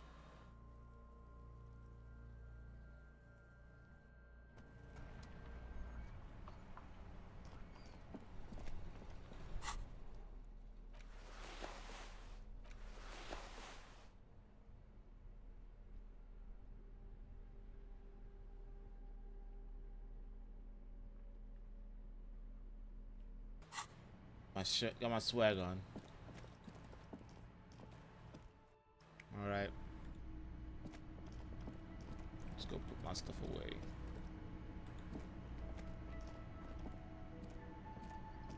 Can I help you? It's about the money I owe. Yes. Have you got it? I have your Well, money. Sorry for the trouble. Great. Thank you, officer. That's all I wanted. Payment for services rendered. If you continue to stay here, I just ask that you please pay your nightly bill in advance starting tomorrow. He's not sorry about it. It's the favor for your sake. Not you for your money. He really wants to make sure you're not angry with him. I'll unlock the electronic lock to your room. All the doors lock automatically at 9 p.m. Please pay for each night in advance starting tomorrow. 20 real per night. I'll take a room here too. What's his wallet? Of course. Always happy to have officers from the RCM as guests. Anything else I can do for you?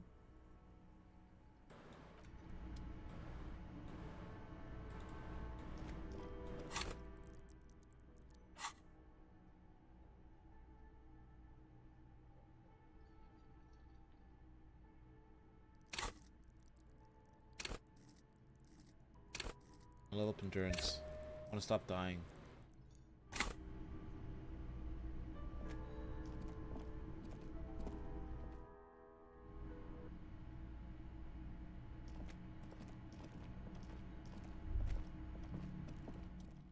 Should Pick that fat, juicy syrup up from that tray. Light it up and smoke the living shit out of it. Nah.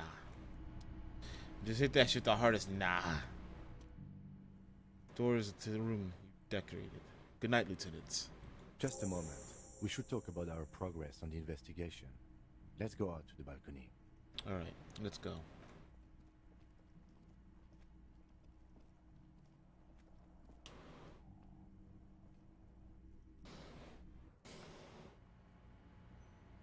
The outside is brisk. The lieutenant is silent for a moment. He listens to the traffic call. Then... Now then, we should talk about the investigation. But I also feel you're a bit hazy on the RCM. Our role here, our rights, our jurisdiction, basically. That's cigarettes. I didn't know you smoked, Kim. I have a cigarette every night when I go over my notes. It's something of a ritual. Oh man, you look so devastatingly cool with that cigarette.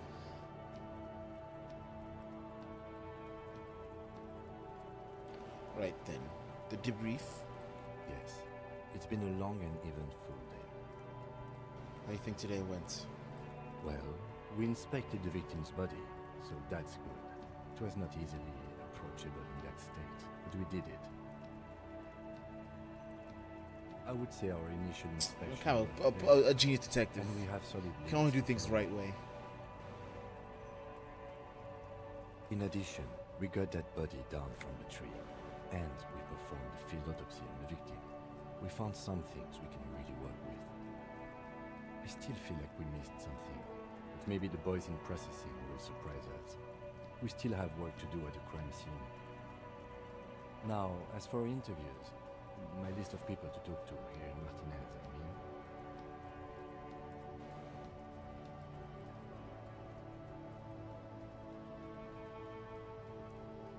The initial interviews, yes, well, we talked to some people. Including Evar Claire, a daunting adversary, if there ever was one. He wasn't particularly forthcoming with useful information, however. Not saying much of the matter because he thinks you could have gone more out of Everett. I'm sure I can get him to tell us more. Claire also helped you, how should I say, remember your name? That's a relief. I want a different name. One I haven't ruined yet. You can look into the process of changing your name after we finish this investigation. We tried to interview the White Band's rep, but she asked us to do something for her first. Fine, so be it. I have a feeling Joyce knows how dangerous the situation really is. We have to get her to talk to us. Purses his lips. Just emphasizing something this much. It really must be important. Above all, though, today was exhausting. What's with all the running? You run a lot. Is that a standard Precinct 41 practice? I have a really good theory about why you're running so fast, son. Just you wait until we get up tomorrow.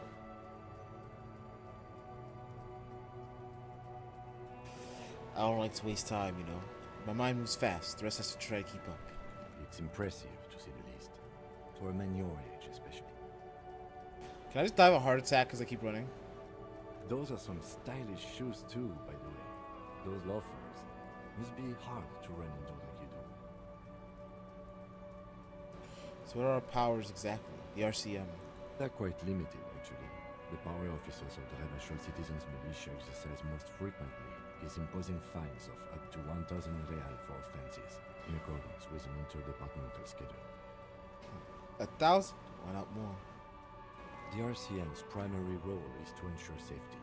We are not really supposed to play any part in the economic structure of Rebel. Okay.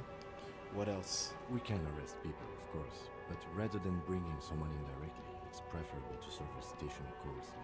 It prevents confusion and overcrowding. How can we be sure the arrestee will show up? You can't. Those who don't show up become fugitives, though, and have fewer legal rights when they are eventually caught. It's about power projection. Thus far, they seem to mostly show up. The power calls you, you come. Power itself is a fragile trick of perception. Let's see. As someone resists, We are permitted to use whatever force we deem necessary, even lethal. You ever killed anyone, Kim? Yes. The last time was 4 years ago. He says, as a matter of fact, he moves it. Have I killed anyone? That's an improbability. Perhaps even impossibility. I don't know if I really want to know. Precinct 41 is known for a higher than average rate of police violence. Good precinct. That was the people we convict. We don't convict. We arrest and send them to coalition government courts in Couron and La Delta. The prosecution works off our testimonies and records, which is why it's paramount to keep them. It's on his coat pocket where he keeps his notes. And who makes all these rules? The coalition government and the moral intern, more broadly. The RCM was formed by the coalition government to restore order in the international zone after the revolution. So we did. Now we attempt to maintain that order. No more, no less. Gaze absolutely fixed on the window below that just went dark. Or perhaps it is better to say we were allowed to form. It's a point of contention whether the citizens of Revachol or the coalition government founded the RCM. Let's say it was the citizens of Revachol. Be sentimental if you like. Either way, the moral intern leases us the right to keep the peace in this city, and they will take it away if we misuse it. They think you do. Moral intern. What is that? What? You know, I'm kind of the best, you know, first try Moralist guy. International are the world's largest political organization. You know who they are. They have been running this place after the revolution. Moralist International World. That's a goddamn disgusting name. Moralist International. I thought it was like moral intern was like, okay, he's supposed to be like the presiding head judge, but it's an intern position unpaid. Nah. If I didn't know, how would you describe them? They're a union of center-left and center-right parties across the Real Belt. Our coalition government is just one of its many projects. They also run the ICP, EPIS, most intergovernmental organizations in the world. What do they believe in? What do they believe in? They are Dolorians. They believe they continue the humanist project set forth by Her Innocence Dolores Day 4 centuries ago. Others say they are just technocrats. What is their symbol? Those others say they continue the humanist project set forth by Dolores Day. What is their symbol? Interesting question. It's a blue forget-me-not. Their motto is love, compassion, self-discipline. I think you can gauge what they want you to think of them from that. Something kind and usual. Something almost self-explanatory. Something ominous. Not even a little feminine, but in a strict manner. Who was Dolores Day? A historic figure? The author of the modern age? You will have to look elsewhere for opinions. The subject of humanism is too abstract for me. What do you think of them? The moral intern are a fact. I try not to have opinions on facts until they change. And it doesn't look like that's about to happen. It's more than that. There's some kind of affection in them. You like the moral intern. Yes, I did, when I was younger. In my 20s, I considered myself a moralist. A blue forget-me-not, a piece of the sky. They're not all that bad.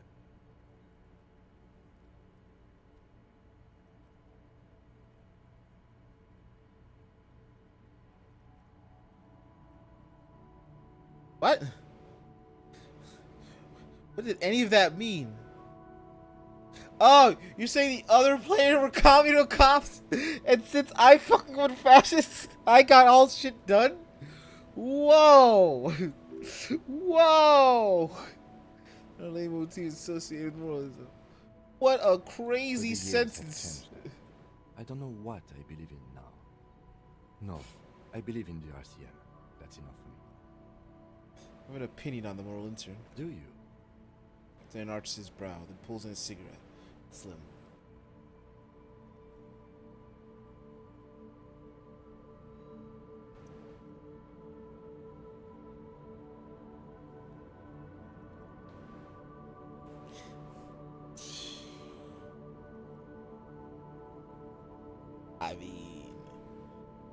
mean, we gotta keep the fascist move though.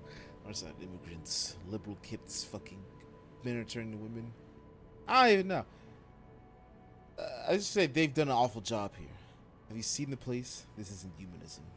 We are in what is called the twilight of international law. The laws we claim to enforce come from the MI. Without them, we are simply vigilantes. We should make our own law.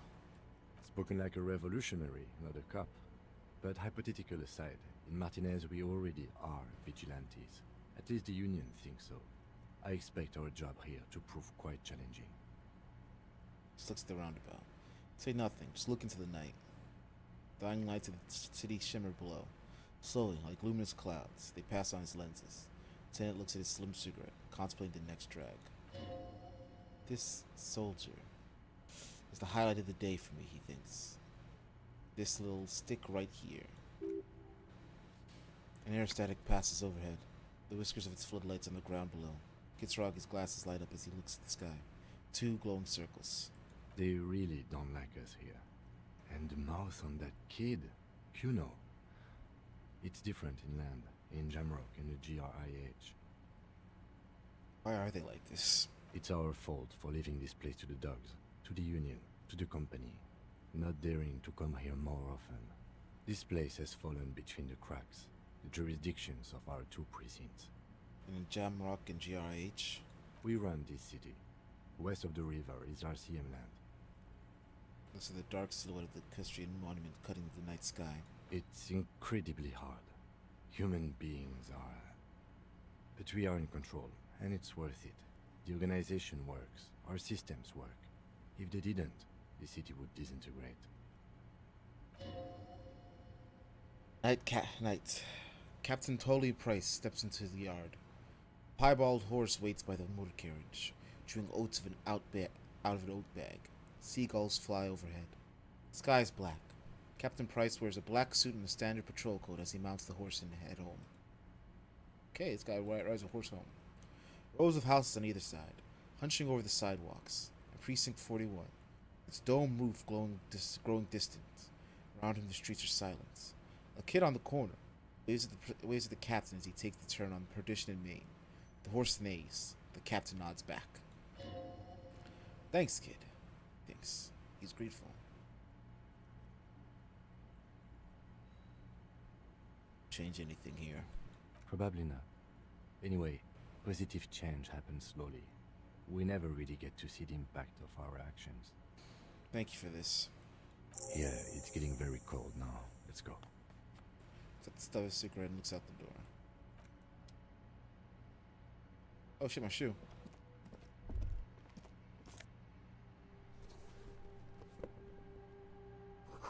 Gust of briny wind washes over you.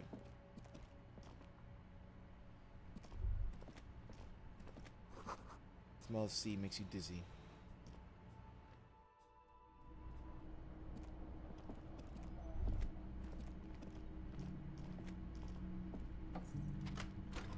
See you in the morning.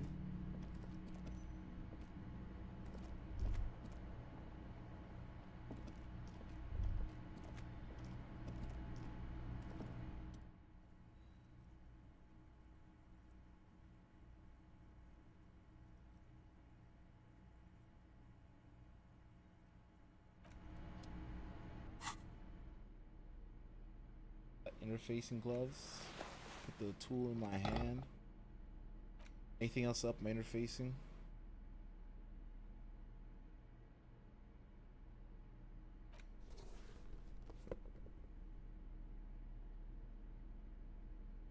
Sometimes you got a plum.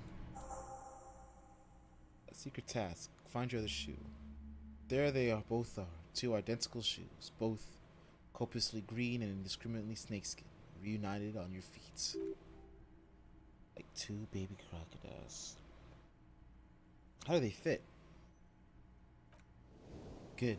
They're balanced, comfy. Plus, the only good things about you right now, truth be told. I didn't know I had 1 shoe. Like, at the end of last, I was just like... I was walking, and I noticed, like, it's only 1 shoe. I have no bonus. Wait. This dude's just walking in snow and all this dirt, 1 shoe. Because I'm a great person. Easy roll, easy roll, easy. Fuck!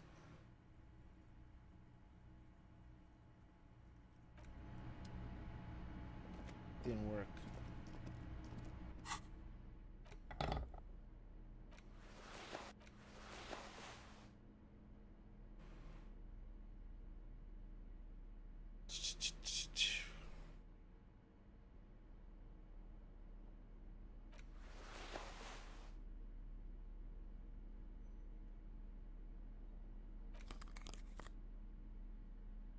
I like this visual calculus.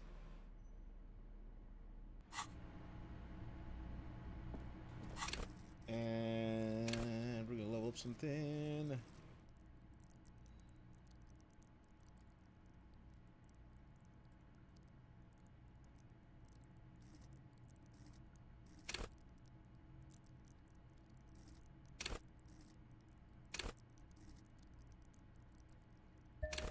Thing's been suffering.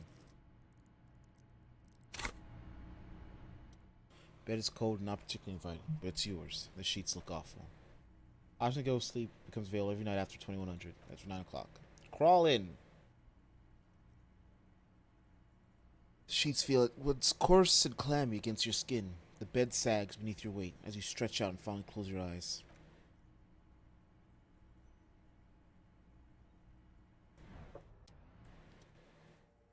And then you sleep. What do you... Oh, I did give myself the insomnia. To try to fix my alcoholism. Then sleep doesn't come. But I want to sleep. Oh. Obviously you're in bed with your eyes closed, but it's not happening. Why? It's the bed's fault. Check the pillow. Septic feeling is separated into the hard lumps. The pillowcase smells oddly. Check the blanket. It really covers your toes. Pushing over your soft belly. This is your body here. Intimate and warm. Breathing. Your thrumming eyelids. You see a dizzying array of colors. You won't get off this carousel quite so easily. Roll over to the other side. It's a little better. Colors, scenes, and half-formed phrases still litter your mind. Part of you still trying to solve the case, isn't it? Killed him. Ooh. And to do with, what was it the lieutenant said? Him? It's gone again. Your thoughts lost in the flowing brainwaves. Thoughts. Fall asleep now. Breathing steadies. A great silence washes over you. So your eyelids twitch in your sleep and images start forming.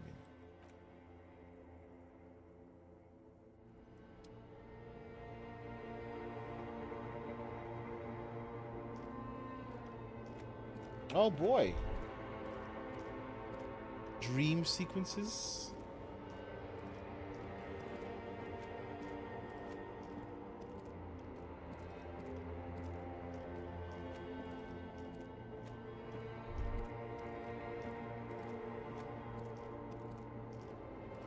Ah.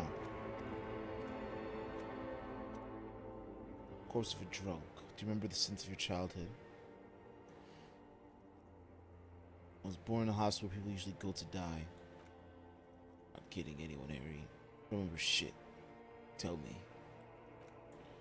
Your wife's hands on your face.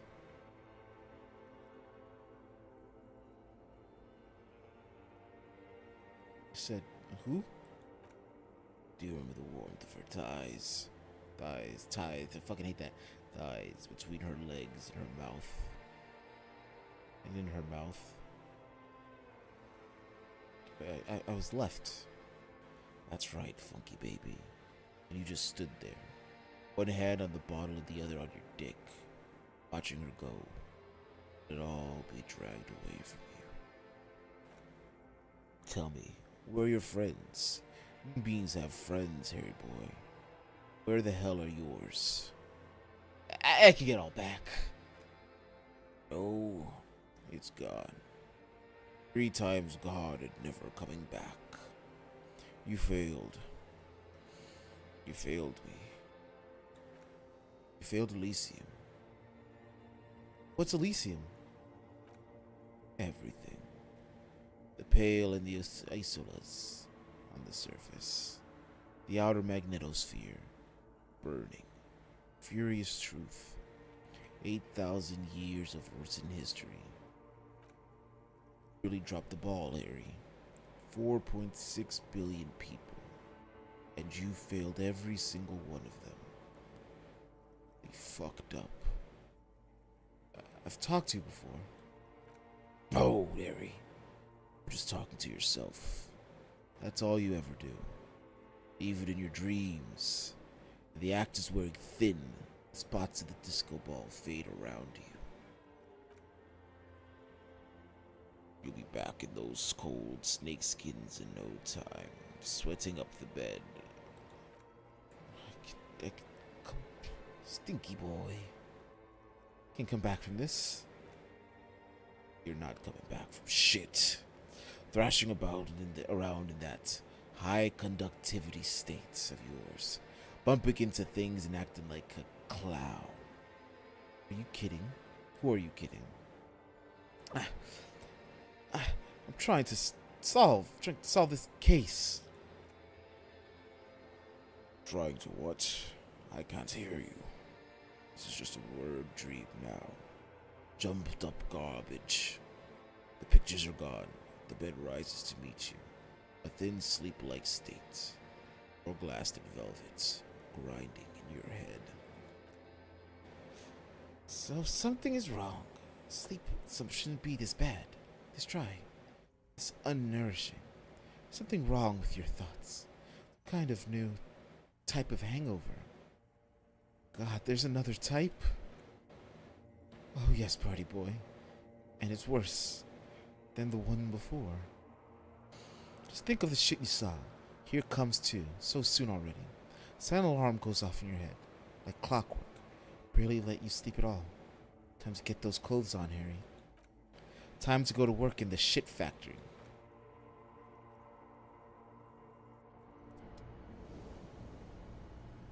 I healed my morale in sleep, guys. It was a good night's sleep. It's a great night's sleep. Just gotta get up from my bed. Get going, buddy. I just had the most beautiful dream. Uplifting, rejuvenating. Really? Because you feel even worse this morning than you did last time. Oh, what the hell's going on with me? I mean, why are you so tired? Too tired and down to even think? It's worrying, isn't it? Can't be a detective like this. Detectives need to be able to think. Sorry, really, I feel super good. It's not really true. Your heart has finally pumped all the speed out of your system, Buster. Time to get some more. I was on speed? Oh, no! Don't do that. Stay strong. The hangover will wear off. You don't need to keep doing this to yourself. Hey. What is speed? Speed is a potent central nervous system stimulant. It kept you propped up all day yesterday, despite your debilitating hangover. How did you think you could even get up from that floor? You got up from this floor because you holy vow you made 16 years ago, with me, to wake up exactly 7:30 a.m. every morning until you does Volition his wife? Be silly. There's no vow. You're high on speed. That was the only reason you got up. You can't detect without it. It's that simple. No. I can take this. I'm not going to go looking for speed. Are you sure? Wait to live with this pathetic shell of yourself for days. Basically a week. Let's be honest. 2 weeks, maybe 3. You won't make it. Half the town will be dead by then. You'll be fired. It's a lie. I can do this without speed. Half the town won't be dead. Took yourself slow, sad shell, man. That's how you do without your spark. Oh. Without my spark. 6:30. We're gonna take a quick 5-minute break. I gotta use the bathroom, get stuff. Get yourself some snacks, get yourself some water, stretch it out. Back in a little bit.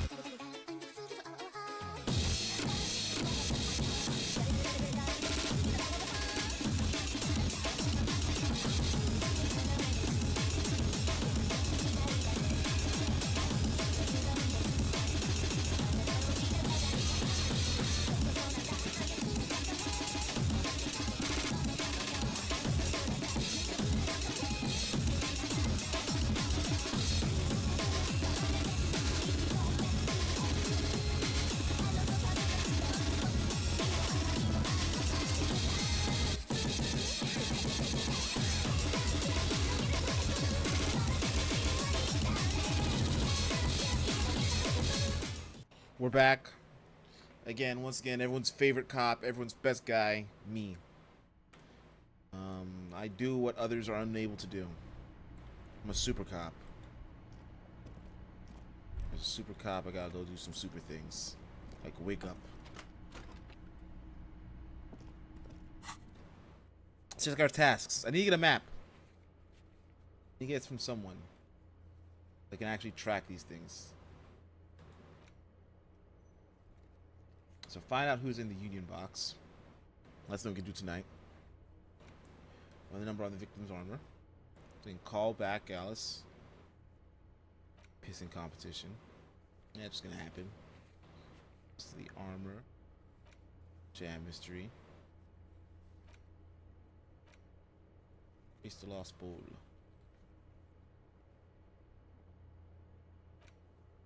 So I gotta get 20 reals.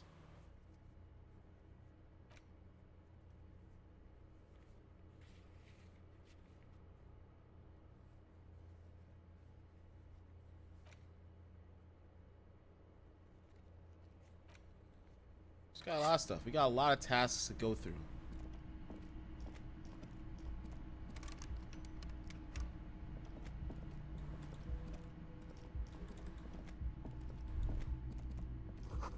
The front page rings a bell. Strange.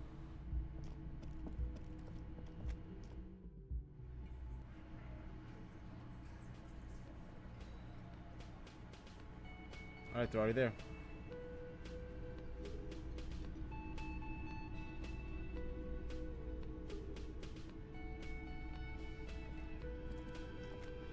Morning.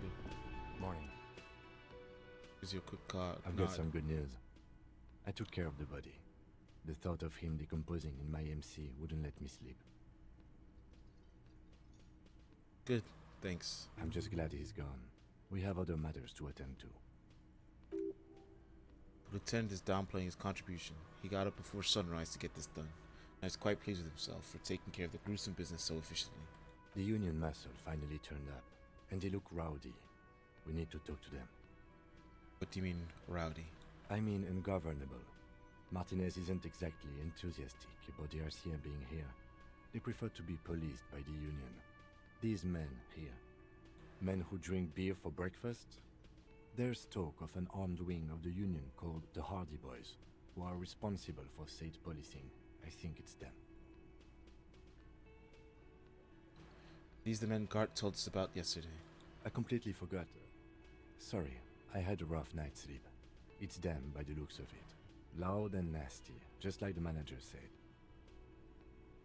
Good morning. I'm free of speed. I'm a real person again. One loose thread less to worry about. And one big problem to replace it. Let's roll. One more thing before we do. We don't have to talk to them immediately. We can walk right past them. Continue with our business. Good and power move. Purposefully concentrate on something else first. Aren't you curious about what they have to say about the murder? They're in no hurry to leave. They think they own the place. Anyway, I leave that choice to you. Whatever you decide is fine by me. Let's talk to this lady. Just a moment. The old lady turns back to the cafeteria manager. And there's no public phones nearby? The closest phone booth is down the coast. Sorry for the inconvenience, ma'am. Cafeteria manager appears genuinely apologetic. It's fine, I understand. Thank you anyway. I'm She glad turns to see back you to again, with a dear. smile. Good day, ma'am. Everything all right? Please don't trouble yourself about me, sweetie. I was just hoping to make a call, but the Whirling's phone line isn't working. The Union office probably has a phone, but I can't really get there. Or to the phone booth down the coast. Go hydrate. And Gary's phone is dead too.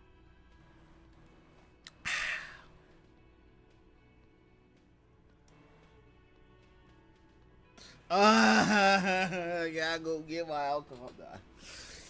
Nah, I woke up with a headache. I'm not drinking. Yet. Wait, what's wrong with the phone line? The manager was vague about it. Why'd you need to use the phone anyway? to let the young woman who's house sitting for us know that we may be delayed. Morel, my husband, and our friend Gary were supposed to get back by Monday night, but they're still missing, and I haven't down heard a from Strong them. Zero live, not drink it. I'd down it. I'd shotgun that. And then I'd have 2 more to wash it down. I miss Strong Zero. I was also hoping she'd heard from Morel. That's the worst thing. My friend I was supposed to go to Japan this December. He gave up. Things came up, and he bought himself a fucking Corvette. That Corvette money could have been used for him to bring me a few cases of Strong Zero. A little missing persons puzzle might be just that. A little missing persons puzzle might just be a little thing to take your mind off the hangover. Hear that? Someone's missing. There could be foul play afoot. I love missing persons cases. That's right. Now skip the foreplay. Time to dive into the dark alleys. Start shaking down the usual suspects. You know, legwork. Okay, I'll bite. Has your husband gone missing before? That's just it. This isn't like him at all. He always plans his expeditions so carefully. We have more important things to worry about. She glanced out the window towards the bay. Did I press something before we finished? Importantly, this is missing expedition. I don't know. Expeditions often lead to something interesting. What's this expedition your husband was on? Just some field work, sweetie. Morel is a highly trained scientist. He and his assistant Gary are studying an extremely rare species of insect. But they should have returned by now. They were just going down the coast across the water lock to set a few traps. He said they'd be back on Monday. What could be keeping them? If 7-Eleven started selling Strong Zeros, we would first also need to be in a state where convenience stores serve alcohol. We're not in New York. Can't just go get me something like that. I gotta go to the grocery store. Warlock, that was broken. Guess be it.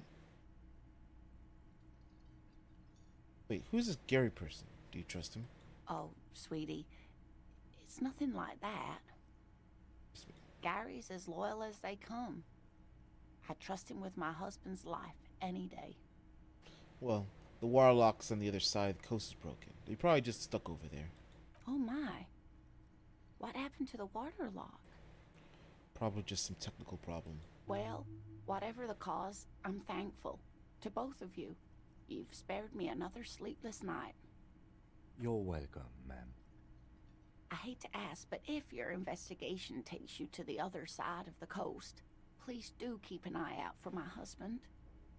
Will do. This will surely lead to a cryptozoological mystery with that extremely rare insect.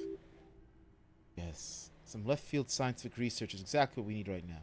Funk up that vanilla murder investigation. And if you see him, let him know Lena is waiting for him here at the Whirling. He gets so tangled up in his work that he may not know the water lock's been repaired. And it's cold out there. If I see him, I'll let him know you're here. When or if I get there. Oh, you're such a dear. Thank you, sweetie. So your husband's some kind of scientist? Oh, yes. A zoologist. A cryptozoologist, to be more precise. What is cryptozoology? It's a pseudoscience that attempts to legitimize research into mythological beasts and urban legends. Lieutenant sounds unimpressed. That's one opinion, yes. And people are entitled to their opinions. My apologies, ma'am. I did not mean to undermine your hobby. It's not a hobby, dear. It's a subfield of zoology, one specializing in animal species that are so exceedingly rare that many assume them to be extinct or even fictitious.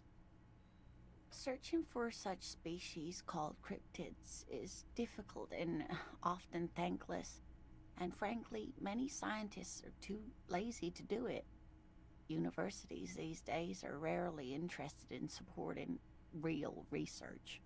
Yeah, real research. They internalize her husband's struggles. They are her own.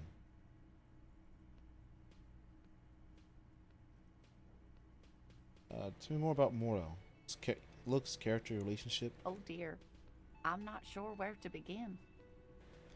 What does your husband look like? Well, his expression is slightly grumpy, but his eyes are always bright and curious, like a small boy's. And his palms are quite coarse from all the field work, but he's quite gentle.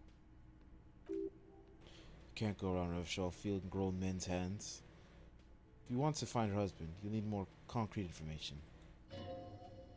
It's always a challenge to describe a person you know best in the world. Let's try again. Why don't you try describing him as you would one of your cryptids? Oh, well, he's a bit shorter than you, but with a larger frame, and he has longish white hair, usually a bit uncombed. You might say wild, even. Lieutenant pulls out his notebook and begins jotting down the woman's description. One other thing, he'll likely have all kinds of field gear on him, even if he's not out in the reeds, you know, just in case. How long have you been married? We'll be celebrating our 16th anniversary this autumn. Not the most numerically satisfying anniversary, but I like the less obvious milestones even more somehow. How'd you two meet? By a dating agency, I'm ashamed to say. I was looking to get back into the scene after recovering from my accident, and he'd just divorced. We hit it off, and, well, here we are. Wistfully. I think that's all the information I need. Let's move on. I hope I've been useful. Tell me more about this rare insect your husband is looking for. Oh, sweetie, it's fascinating. But I shouldn't bore you with entomological minutiae. I think it gives you inside his glance. No, I want to hear about the insect. Fuck you, Kim. Well, it's a phasmid, technically, but... A Phasmatodea, diverse group of insects whose bodies resemble winged twigs, leaves, and all sorts of things. Ghost insects, colloquially. Oh, yeah. Here comes the interesting. Where other phasmids imitate sticks or leaves, this one's a living reed. It disguises itself among the reeds here on the Insulindian coast. Hence its name, the Insulindian phasmid. Perhaps you'll end up co-discovering the phasmid with us, officers. She looks you in the eyes and nods thoughtfully. I knew it. We're gonna be chasing made-up insects with cryptozoologists. Yes, we are. It's not made up, officer. I can assure you. There's a hint of defensiveness to her retort, but also confidence. She used to sit up a little straighter in her chair. It's simply elusive, so much so that most establishment zoologists doubt it exists at all. What makes you think it's phasmids around here? Well, some teenagers making out in the reeds saw one. They didn't know what it was, of course, but there was a brief article in a local newspaper about their encounter with a ghost insect that looks like the reeds. Gary sent us the clipping. So newspaper clipping is all the evidence you have? Of course, most phasmid sightings turn out to be false alarms, but their description matched the Insulindian phasmid perfectly, and they didn't even know what they were looking at. So, is it dangerous? Not at all. Why else would it hide itself so carefully? Does it have any cool powers? Yes, it can blend in almost perfectly among the reeds. It's how it stayed hidden all these years, centuries even. So what's so special about this big thick book then? Oh dear, I'm afraid I'm not explaining this very well. It is very special. Morel can explain it all much better. I wish you could hear him describe it. Then you'd understand, I'm sure. Maybe you should convince her to tell you about some cool cryptids. Get a roll. There's really no point in manipulating anyone. She's only too pleased to tell you about her work. Go on and ask. Hey, Lena. I'd like to hear about some of the cryptids you study. Could you just tell me about a couple of them? Oh, I'd be delighted. Truth be told, I could really use the company too. This is my favorite part of the story. We're talking to the old nice lady. One cryptid, not a couple. One. This won't turn into some kind of cryptid extravaganza. Okay, Kim. Just one little cryptid. Promise. Now it's in some waiting posture. Cryptids. Let's all hear about all the interesting cryptids.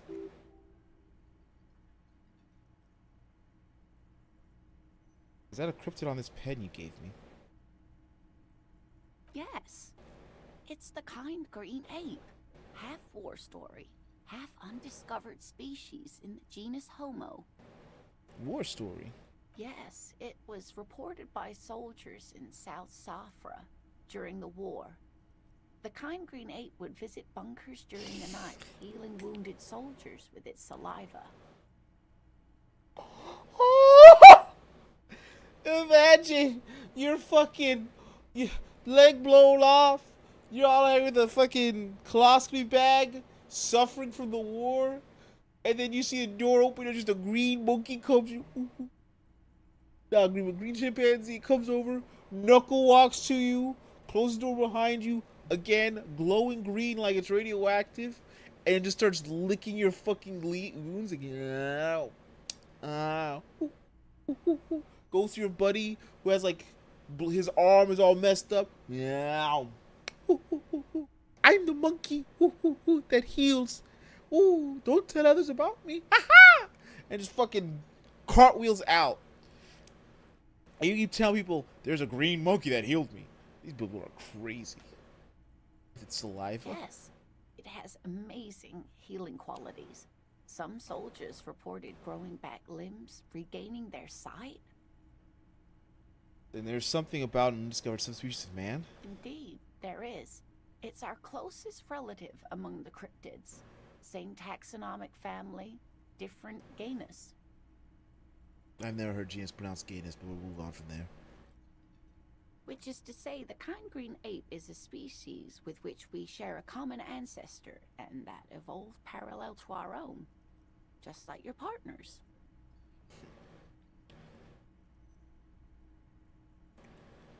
I'm pretty sure Kim is the same species as us. To suggest otherwise is stupid. Looks at you, pleasantly surprised. Oh, no, I didn't mean to imply that Saolites are inferior to us in many ways. You are superior. For example, your earwax doesn't have a foul odor like ours does. A tremendous evolutionary advantage, I'm sure. But perhaps we've had enough speculative biology for today? Are there any invisible cryptids? No. Most dangerous cryptid. Hey, you promised you'd only ask about one cryptid. Right, okay. We can move on for now. We're dishonorable to renege on the promise. That's all for now, ma'am. Can I help you? No, we don't need to do anything like that.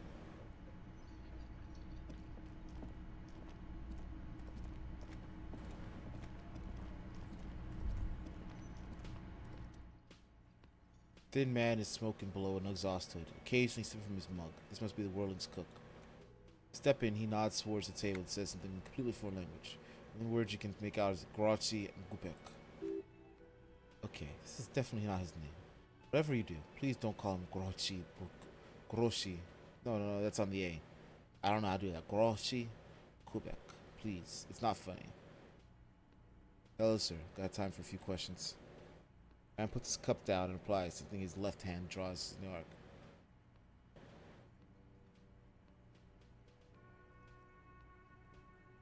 Do you know what's behind that door? He looks up to you and looks away quickly, shrugging and muttering to himself. Shrugging is the international sign for, no, I don't know what's behind the door. Got some expressive pots there. Smiles and bangs his ladle against each of his pots in turn. It's almost like music, especially with the sound of assorted dishes boiling and simmering in the stove. I don't think I need anything else. Stay masculine. Stay masculine. That's what we gotta start selling to the boys. Stay masculine.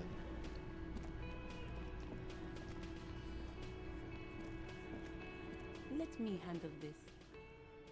Promise help for Officer opportunity. Discotheque, Still wondering if we listen to disco?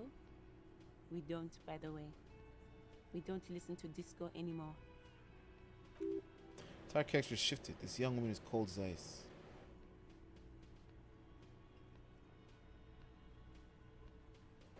I don't know what kind of music you listen to. I was just curious. Sure. You were curious. I'm not a gardener, by the way. I'm a legal counselor for the Dock Workers Union. Across the road. So let's get to it. You're looking for Titus Hardy? You think he has information that will help you? Maybe he does. She points to the man on her right. That's Titus. Talk to him. But know this. I'll be keeping an eye on you. No strong arming. Nothing official. The District of Martinez does not recognize your authority to make arrests. It doesn't matter if you recognize our authority. We will make an arrest if we have to. Claire speaks for her. Could this be Miss Beaufort that Easy mentioned when Miss Everard was into law school? Are you Elizabeth, Miss Beaufort? I suggest not wasting time on trivial pleasantries and focusing on why you are actually here. Titus Hardy. Points to the tall man by the table. Caught her off guard. Push her some more. Easy told me about you. He likes to talk a lot. You are not here to chat up the legal counsel. You are here to question these men. Set the pace and the topic of these conversations here. Establish that. Man like Easy Leo could have said anything. Drop your restraint, sire.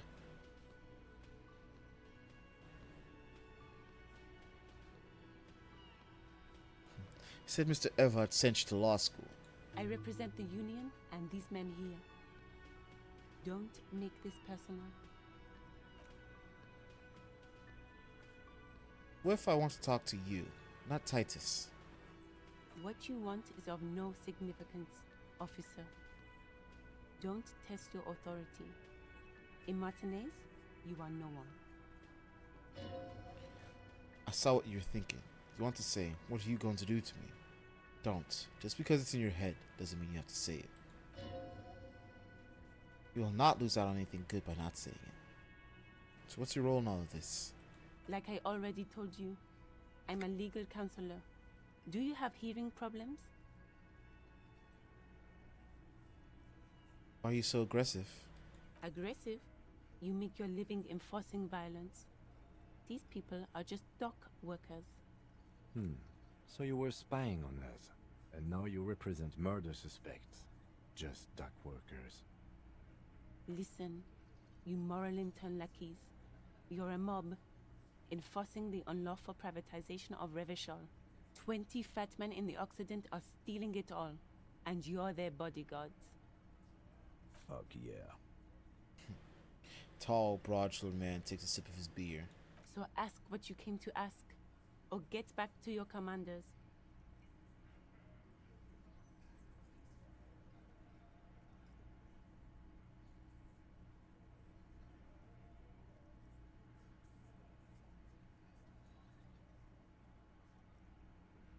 What is that?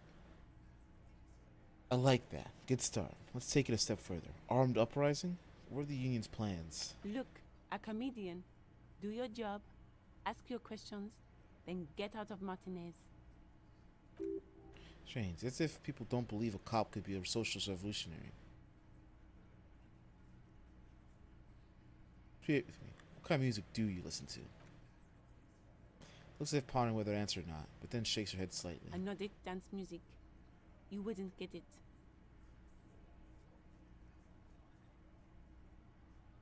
You're right. I don't know anything about anything. What's Nordic music? It's beyond the horizon for you. You'll never be able to experience it the way she does. She even's a bit sad about it. Then the feeling passes. Which means it's part of the future you won't experience. What if I want to? It's in my mind for some reason. Tasks. There's something to determine man could not achieve. That's music. Basically disco. I know all about it. No, not disco. Disco is undead. The hell it is. I guess it's fair to say you guys have it on life support. A lot of people out there appreciate a good disco breakdown. I don't care. Okay, let's put on a new record. Let's. Should talk to Titus then. Hey, psst. Who? Me? Yes, you. Where on the street is your ready to start building communism again?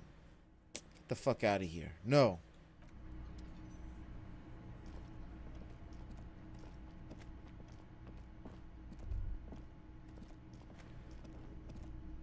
It's all about money, you know.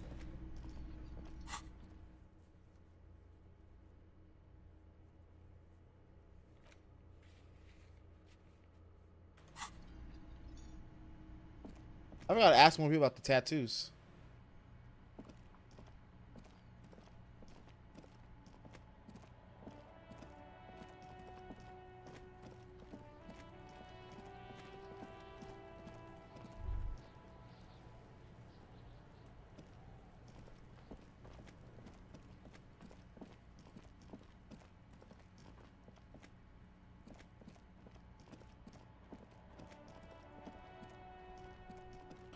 Angry face.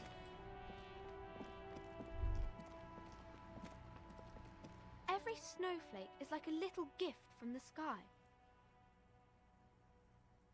What is romance? It's the type of book where there's a rich lady and she has to choose between the good man and the bad man. What's the thought? Perhaps imagine yourself in that situation. Or there could be a story about a poor lady getting a rich man. It's about man and lady business, sir. About a poor man getting a rich lady. It happens, but usually the guy gets rich in the process.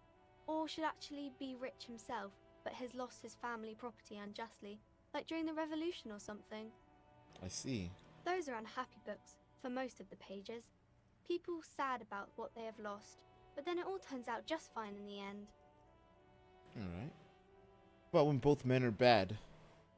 These are not very common. You can't have a choice between bad and bad. Nobody wants to read a story like that. If it's written really well. Well, maybe then it's fine. Maybe if the lady then decides not to pick either, because she doesn't need a bad man. Yes, that would be interesting. What about if anyone's poor? That's really not a proper romance story. That's more like everyday life. Sometimes you have to write about real life things. Not in romance books, sir. These are about nice and pretty people, and everyone is happy in the end. It's not romance. What about books where the man and lady business doesn't work out at all? I haven't read many of those. Maybe you should ask Mum. Yeah, maybe I will. I'm sure she can help out. Questions Anything else you're curious about? It's enough questions about romance for me. I have other questions. Maybe some about other books? Who are these famous people? Oh, kings and queens and generals of old, or artists and writers, or musicians, those kinds of people. There's usually something extraordinary about them. That has her cold reddened cheek. Then continues. I think that's why people read them, to find the secrets of their fame. Seems like most people who read these books fail to get more famous than reading them. That doesn't make the reader more famous, does it? But it does make the famous people more famous. Fame is for vain people. I have better things to do. Okay, sir.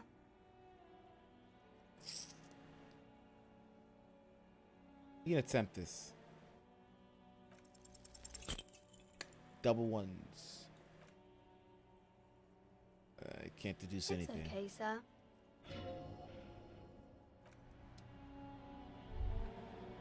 Just such a bad fail, a double one.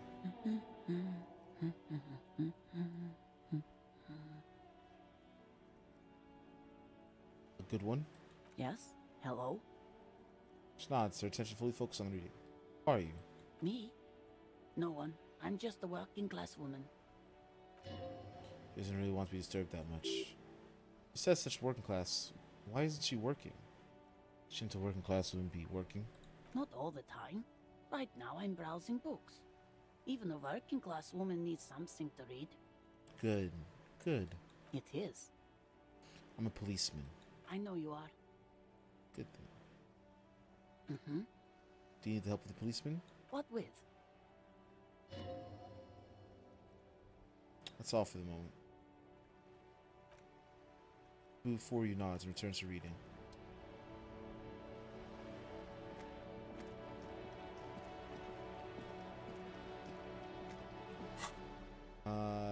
Tools. Where's my plastic bag?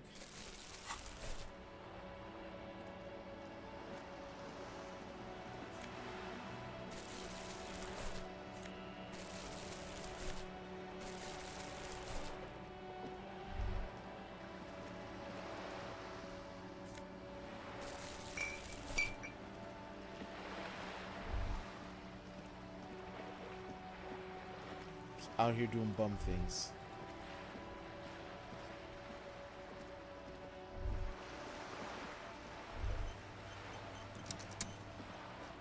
Talk to Joyce, get a little update.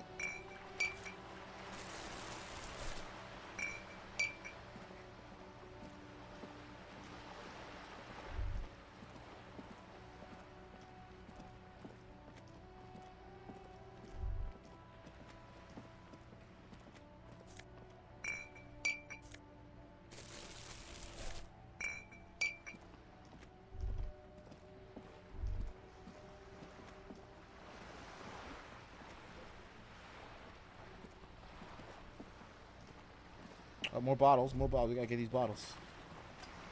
Gotta clean up this town.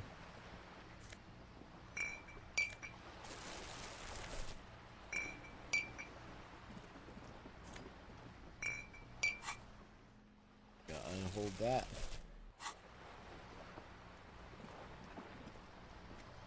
You're back. Good. What can I help you with? Spoke with the Elysium at the roundabout. Word has traveled, yes, but nothing of real substance has surfaced yet, I gather. Wild Pines has eyes on the intersection, but not ears. The tall buildings overlooking the roundabout. Give them a read to the entire quarter. It appears we are being monitored every step we take, colleague. Did we have any other business here? We have talked to Everard Clare. You have? And how did you like Mr. Clare?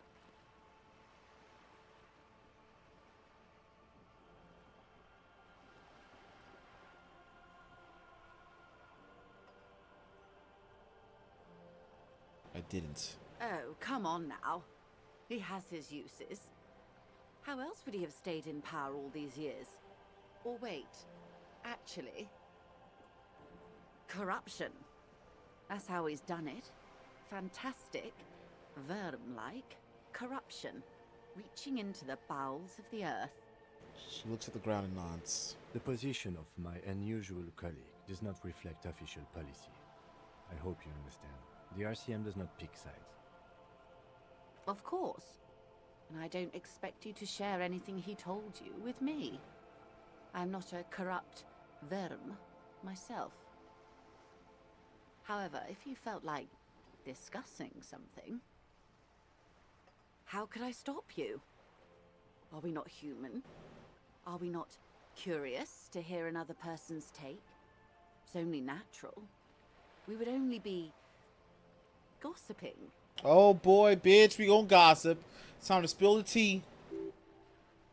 Sexually speaking, it would be quite interesting to hear what she has to say about these things. Tell her.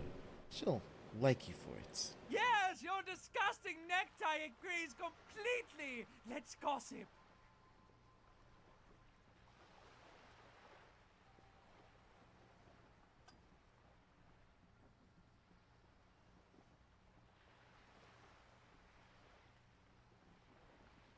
Well, let's talk about something else for now, if you don't mind. Of course, Detective.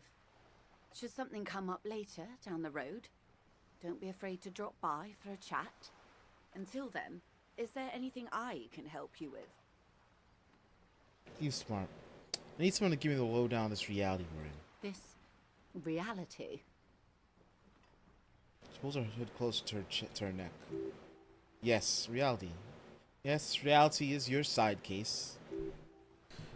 Experimental side case.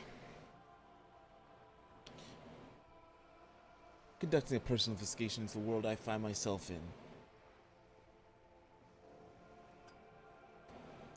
It's related to that medical episode. I have trouble remembering even the most basic terms of reality. Ah, Yes, the episode. Sounds like an acute case of encephalopathy now that I think of it. She puts down her thermal cup and looks at you. Don't be phased, madame. He functions perfectly well. He only needs a lowdown on all of reality. Just a quick lowdown. We may be here a while then. Ask away, officer. I'll help however I can. She takes a long sip of tea. Oh, wait, I'm stupid. It does make real sense. Alright, we're in.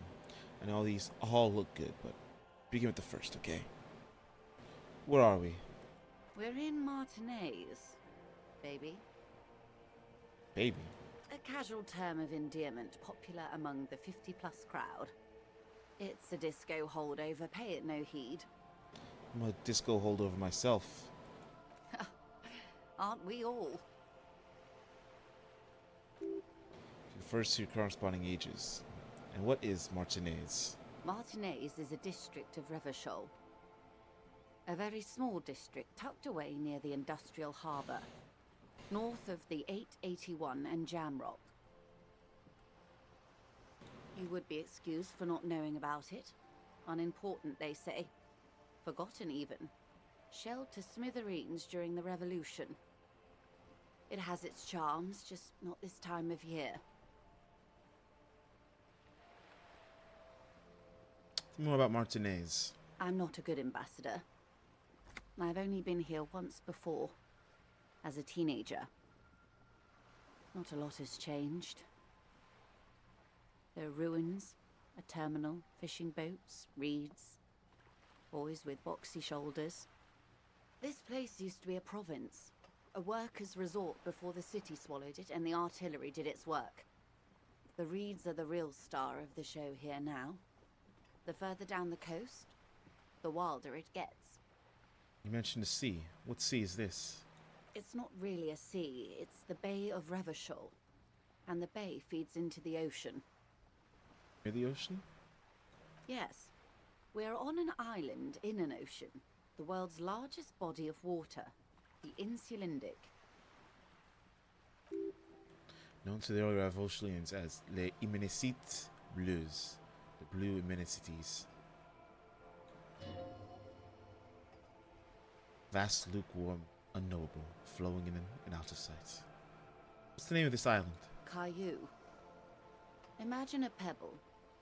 A smoothed-over pebble amidst a great blue sea. Misshapen, cracked. The cracks are the river Esperance. We're in the delta of this river, on the 6th branch. The Martinez distributary.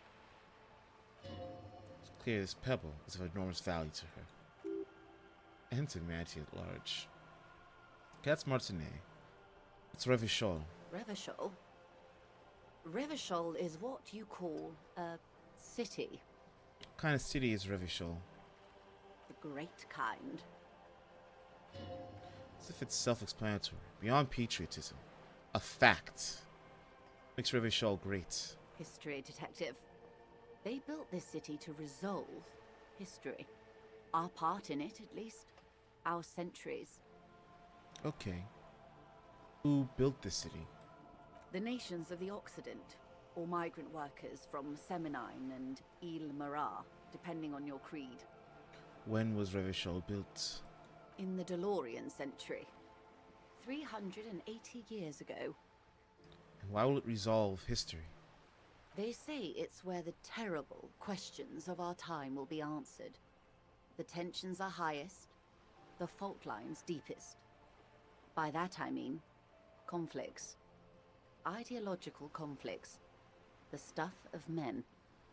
We are standing on a fertile, self-sufficient island able to sustain up to 200 million people in the middle of the Insulindic Ocean, the world's connective tissue. It's where the money is. So we're in an unimportant part of an important place. So we're virtually the center of the world. Oh, we're quite a way off. About She points across the waters where the skyscrapers rise. 22 kilometers from the center of the world. That soldering iron is the bank of the world building. The bottom floors are Insiacom. Coalition government, Insulindian Mission Command. Silence. She lowers her hand.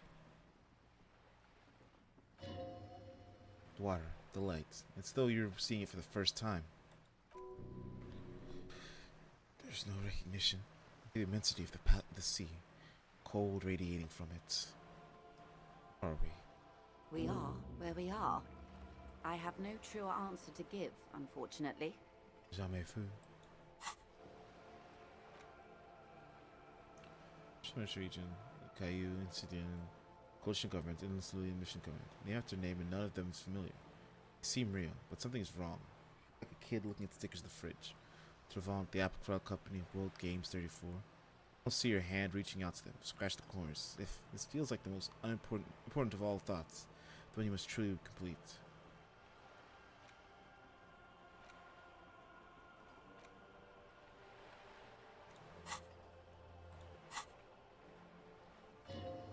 This is one thought you need to complete. Where are you? Was there something else you wanted to know?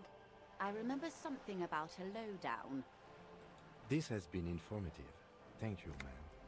I'm sure my memory-impaired partner has many more questions to ask, about even more fundamental aspects of reality. Might I suggest not asking them all right now? Madame Messier will be here later too, and tomorrow. Isn't that true, ma'am? Absolutely. My commitment here is long-term. You're right, Lieutenant. I'll continue later. It's better not to eat all your candy at once. Indeed. I'm always at your service.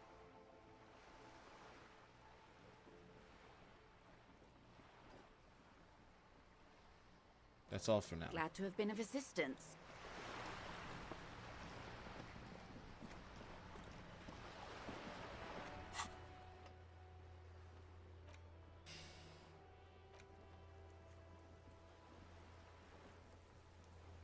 Alright. We'll get my lowdown on the world.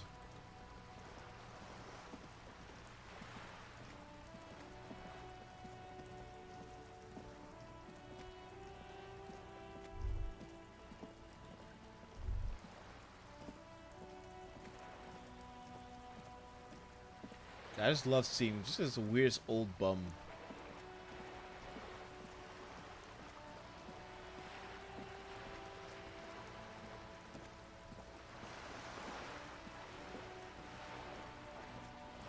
I was hella zoomed in.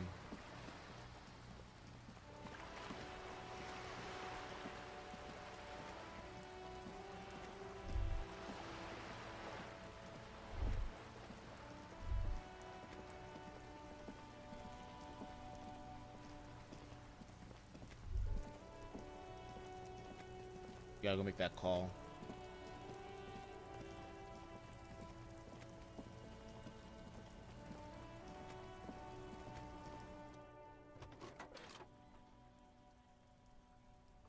Pick up the radio again. Precinct 57. How may I assist you? You heard back from the ICP about the serial number? Yes. The armor was produced by Fairweather in their facilities in Betancourt, sur la Clé in 42. It was part of a special order for Corps de Pharmacie, a security firm contracted to protect the interests of Oranese pharmaceutical companies in the Seminine conflict. So, it seems the armor went to Seminine. That's where the paper trail ends, though. Even the firm has proven difficult to track. Corps de Pharmacie has been renamed several times over in the years since the armor was issued. Do you know what it's called now? The most recently registered firm that the ICP has been able to connect to the CDP is a military contractor called Trinell, and the one before it was Downwell. I think they might be the same contractor. A suit of armor like this would have been manufactured with a particular person's physique in mind. You should ask for whom the suit was fitted. First, has the firm continued to work for pharmaceutical companies through all these name changes? Hard to say. Their client list is rather diverse and incomplete. The only constant seems to be that the mercenaries are always deployed in third and fourth world countries. A suit of armor like this would have been customized to fit the wearer. There must be a record of the person to whom it was issued. Yes, but the ICP tends to be reluctant to share private sector records. I could try to talk them into it, though. This is a fun challenge for her, an opportunity to contribute beyond doing her job by rote. She'll gladly put in the extra efforts for Team RCM. Yes, thank you, officer. I really appreciate your efforts in this case. Glad to help. Call back tomorrow. Hopefully I'll have more for you then. Don't the radio for now. 57th, over and out. Close and leave.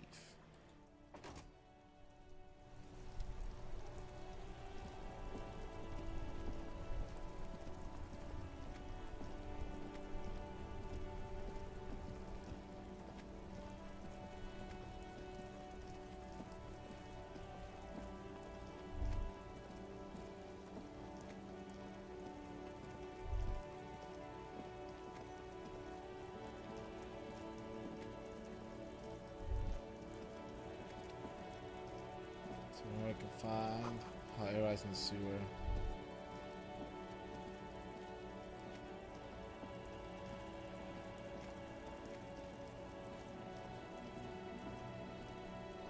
Helpline company controls the drawbridge.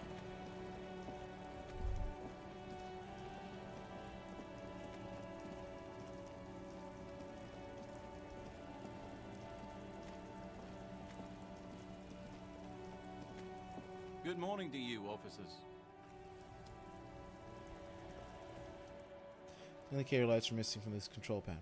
Loose wires dangle from the now vacant holes in the middle of the liver. Usually a small metal plaque.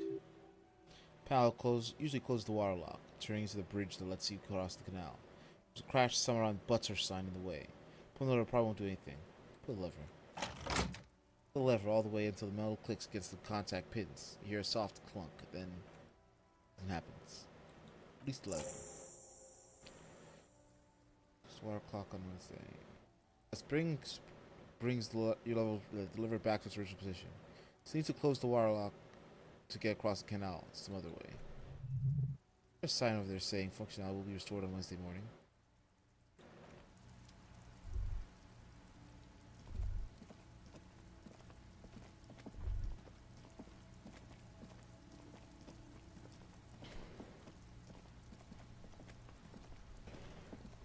Alright,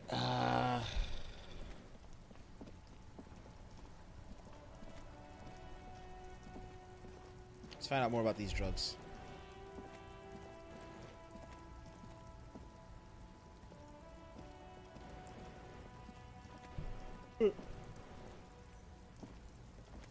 Stuck in the rain in a traffic jam, man.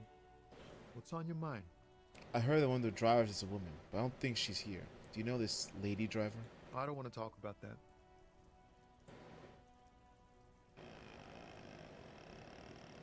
Why do you know something? What was it? Man, I was hoping it isn't going to be her. All I can say is, she isn't around here anymore. She isn't some evil drug trafficker. And I don't know where she is. I asked you who's conducting the drug trade. You said you didn't know. Now you're saying you do? I didn't, man. I told you I was hoping it's not her. That she wouldn't be mixed up in it. He still is hoping. Just wishful thinking on his part, not trickery. It's true. You could have caught him with a lie, but a kind heart is tricky. Bah, emotional rhetoric. He knew something, and he didn't share it with you. That's a fact. Who's this person? What's his name? What's her name? Thank God I don't know. People here call her the lady driver. She kept her name a secret. From me too. Now I see why. Who is she to you? A friend? An acquaintance. I don't know. She was the only person in this damn jam I could talk to. She's someone I don't want to rat out to the law, okay? What does she look like? A youngish woman. Gruff, but in a cool way. What color hair? Blue and violet. Dyed. It was violet when she got here. Blue before she went. And she may have dyed it again. When did she leave? Damn, I don't want to... Please just let it go. Whatever she did, it can't be that bad. She's not a bad person. I know that much. We can't just let it go. It's part of a police investigation. That's how it always is with you, isn't it? All part of the investigation. The girl's troubled. If you hunt her down, she may not survive it. I can't have that on my conscience.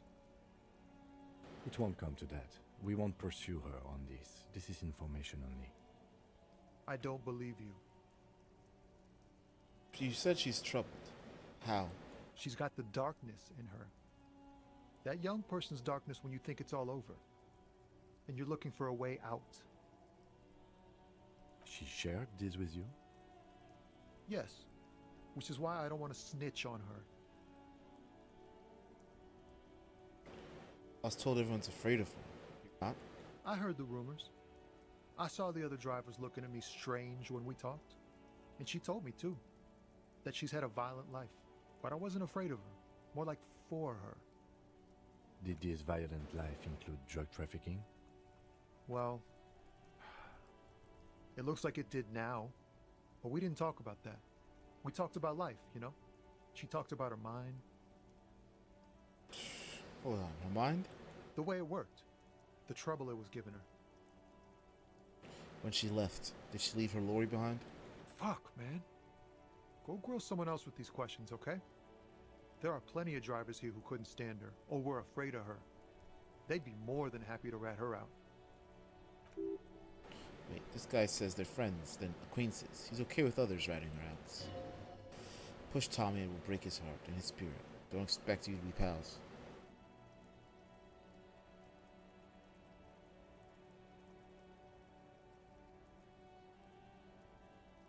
So you're alright with others ratting her out? You just don't want your hands dirty. Fine. I don't want to be a butcher. And I don't want to be a knight either. I just want to be a person who can sleep at night. A little fame wouldn't hurt too. Fine. I'll drop the matter for now. Thank you, friend. Wow, this makes me feel like I should pick up smoking again. Would help with my rhymes too. That's all for now. Bye.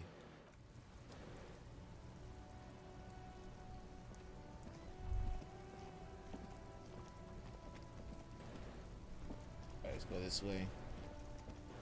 It'd be funny if there was like I could trip. Sleeping at night, what a myth. Looking for something?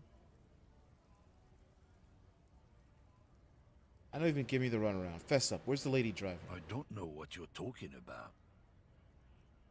First, you knew Slang didn't do it. Tell me which one's her lorry. Listen up, fuckwits. You don't scare me. You cops don't run Revachol West. You don't run Martinez. You don't run anything. So who does? You? No. He means La Puta Madre. A legendary, and not in a good way, crime boss from Jamrock. Controls what is probably the most powerful organized crime outfit in Revachol West. If the lieutenant has a plan, let him do this. Yeah, him. Cross your arms and nod. Then I presume you are familiar with his peonies. Yeah, they're his little bitches. He's got them all over the unions. Not just the unions. He has peonies everywhere. Some say he even has them in the RCM. Dirty fucking peonies who'd do anything for him. Multi-ethnic drug addicts. Adopts a rodentine quality. Be cool, sire. He's going into this. You're not peonies. You wouldn't be investigating a drug thing if you were. No, of course not. We are not peonies. But if we were, and one of Madre's drivers were to be stealing from him, then it's a good peony's job to find out who that is. Ooh, he's surprisingly good at this. Not bad at all. Look at him, lurching. It's not a hard job. It won't take a long time. It won't make Padre Madre angry. But a stupid fucking racist is standing in the way, protecting this fucking thief. I'm not scared of you or the mob. I'm under the protection of the Lorrymen and Carters Guild. You've seen that corpse in the ceramic armor there. Did his shitty little guild protect him? Nah, you wouldn't just leave him out there if you... He tries to light a fresh cigarette, but his hands are shaking now. The sentence simply ends. Lieutenant turns and gives you a barely perceptible nod.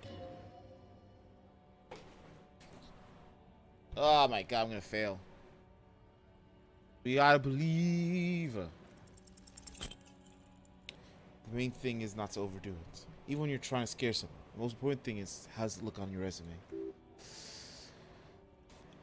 And of course, that social responsibilities. You bring them to the table. Remain sensitive. People are watching.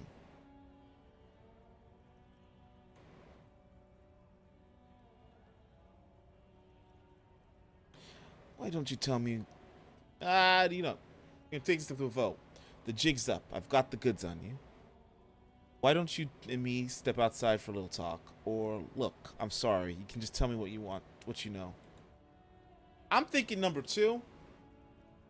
But you know what? The jig is up. It's kind of nice in cop work.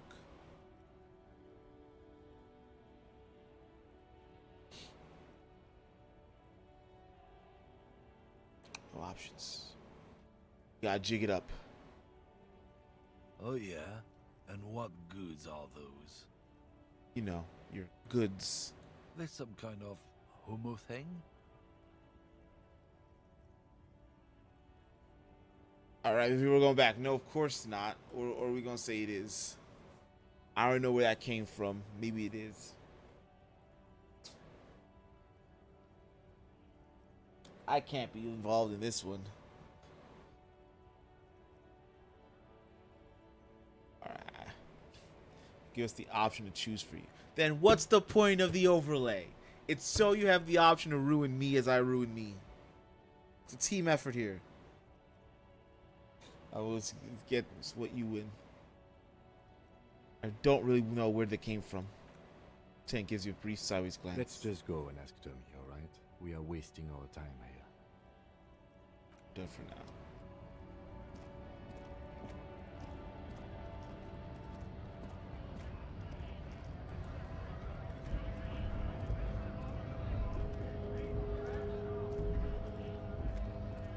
Not about this. You're criminals.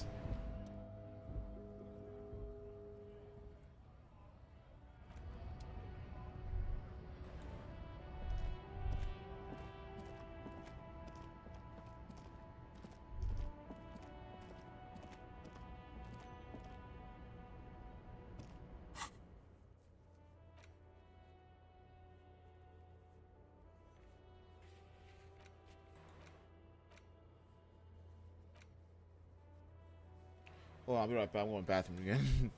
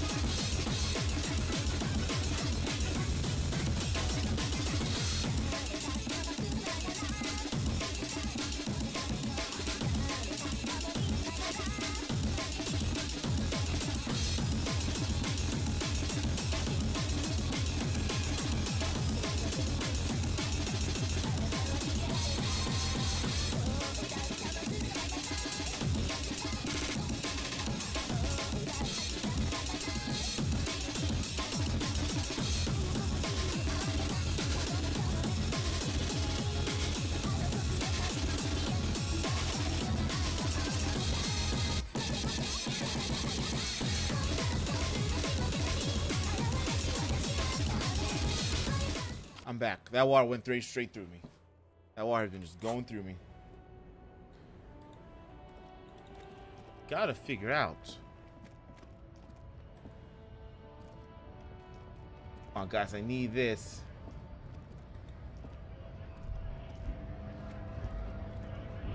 Right to work! Right to work! Shame on you!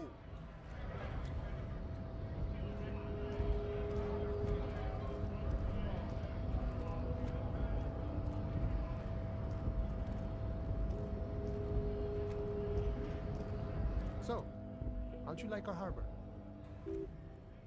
Been there. He means talk to the boss man too, probably. Complete shit. Nah, it was nice enough. It's but a rest area on the path leading across open plains. Concerned see him. A wide smile adorning his face. Right. You talk to the boss, eye to eye, like men of the plain. If you have any more questions, I'm set to talk. Any idea who killed the hanged man? The mercenary, eh? Who could have killed him? That's indeed the question. Why even do such a thing?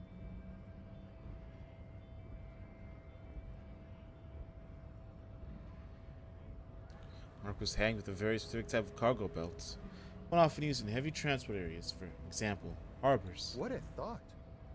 Why would noble workers resort to such a thing? Unless they were pushed, of course. Pushed how? Your dead guy was an enemy combatant. Well, what does that mean? He was an agent of the opposition, attempting to undermine our honorable efforts. So, did you kill him? I ain't the murdering type, but that's just me.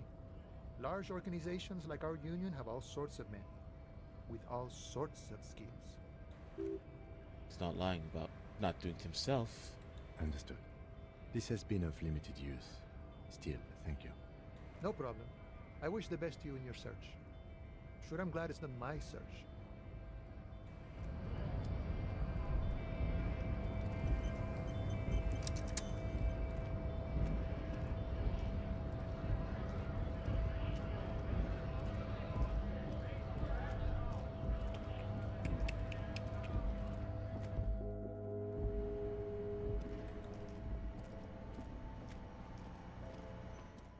Insert your bottles.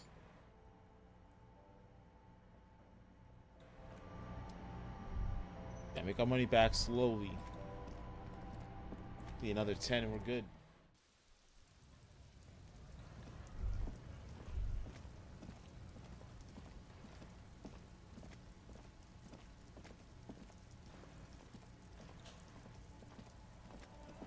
Yeah, let's go in here.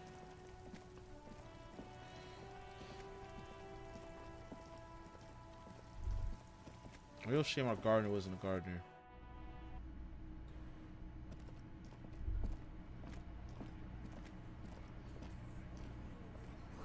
It's a bowl and they're spitting it, reeking of tobacco. They have an actual spittoon.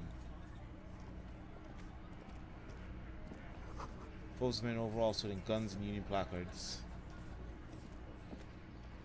This is where you say your bed. Broad-shouldered man points at you with a beer can.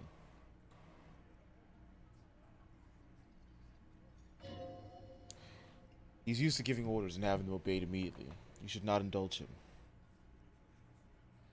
Detective. Lieutenant acknowledges you with a sharp note. He's leaving it to you. Precinct 57's finest scans the room, leaving him speaking to you. He trusts you, maybe against his better judgment, but he does.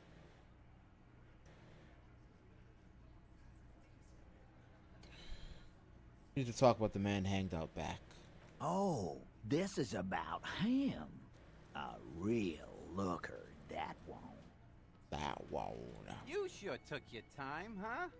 Waited for him to get real ripe and pretty for you. Oh, he was a real pretty boy. Hanging up there, letting out that pretty boy smell.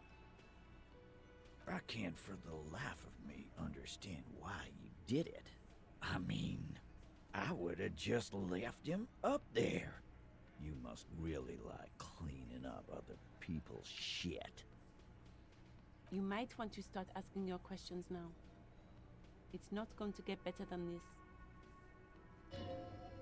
These guys are so macho. They're ready to confess to first-degree murder. As was them.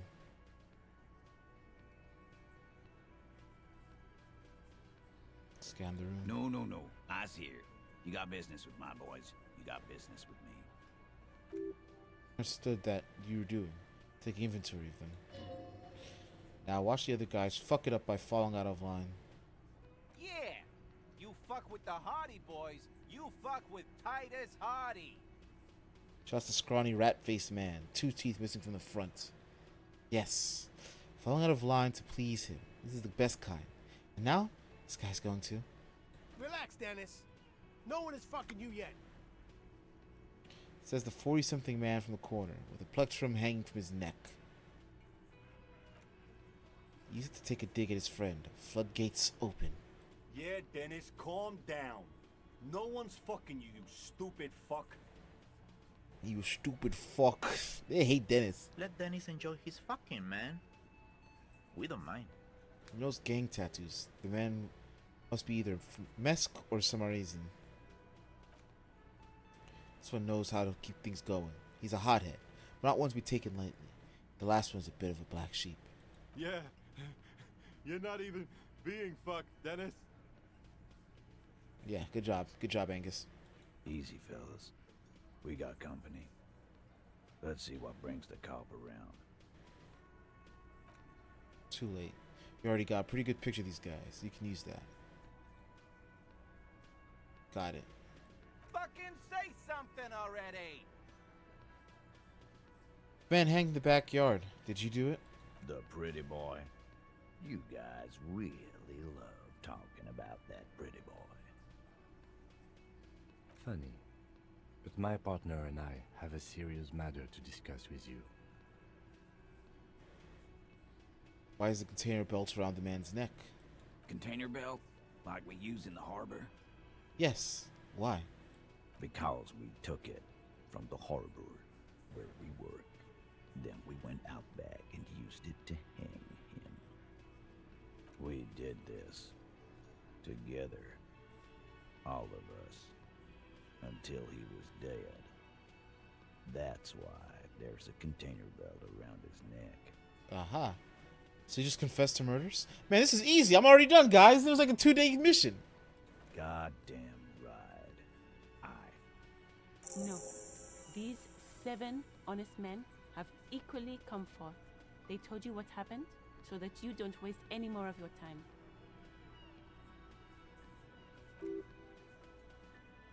All 7 together? They're diluting responsibility. It's an anti-arrest tactic. They're playing to their considerable strength in numbers. Don't talk about arresting them. You'll only bring attention to your inability to do so.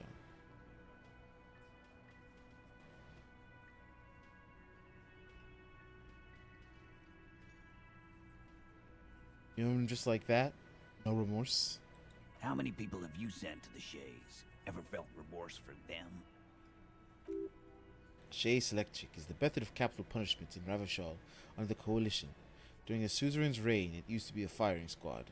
Or send them to Reunion to rot. For 20 years. For life. Says as if it's worse than what dying.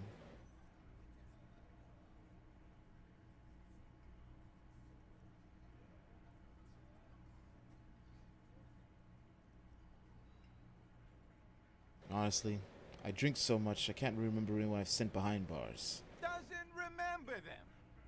He just forgets. Are you hearing this, Titus? Ain't no use keeping a stiff catalog in your head. That's for sure.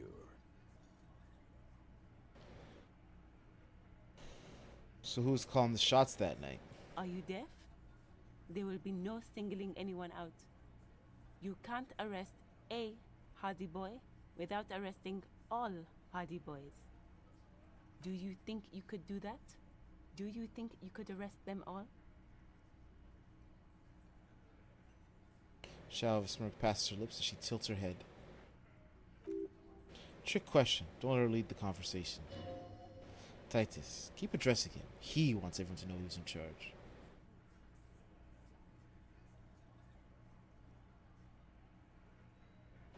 No, but seriously, who calls the shots around here? Who do you fucking think does? He sounds more amused than angry.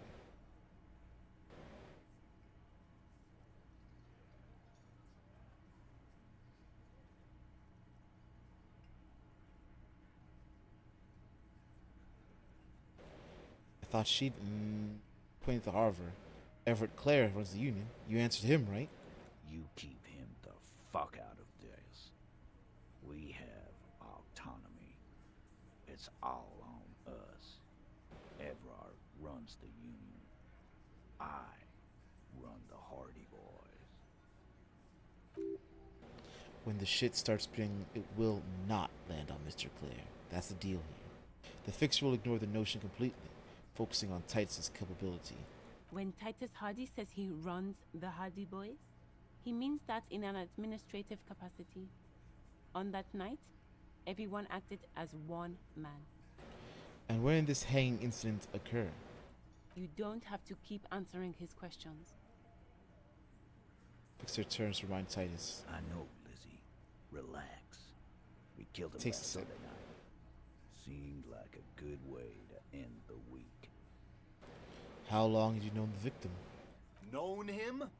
We don't associate with scum like that, asshole.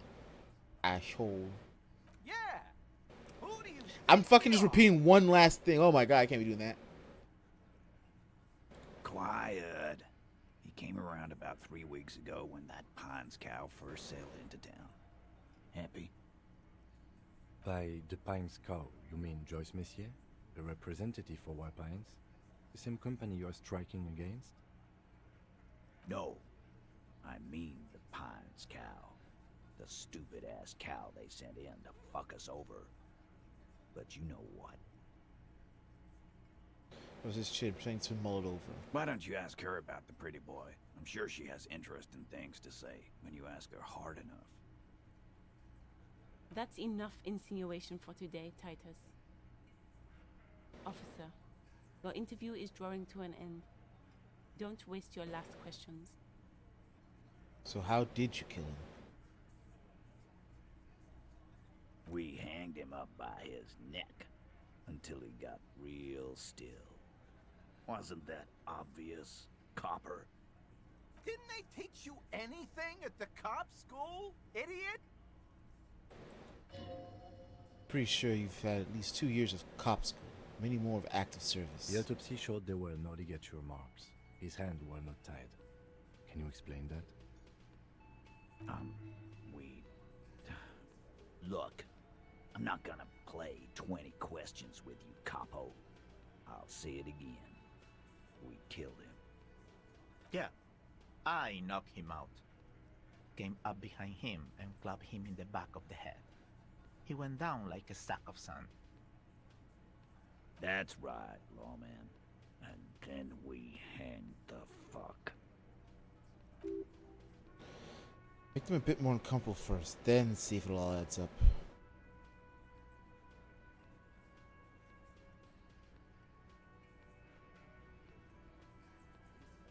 Mr. Tats, what did you use to knock the victim out? My fucking elbow, Copper. Samaran boxing style. Samaran boxing, or Sambo, fuck Sambo, is an eloquently violent set of one-on-one fighting moves originating from the Samaran Isola. Sambo style implies stealth, cleverness, and cool. Be lying, but he's good at it. No twitching, no rushing, no uncalled for details. Where all this action take place? Right fucking here. The fucker started coming to our bar. Ask him for it.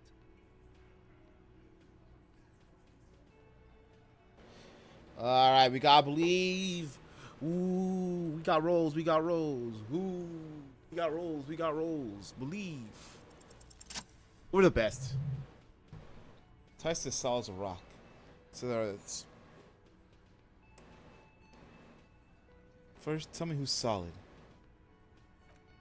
Alan, who looks like he might be Titus' right-hand man. The least antsy of the bunch. Definitely not his first time being questioned by the police.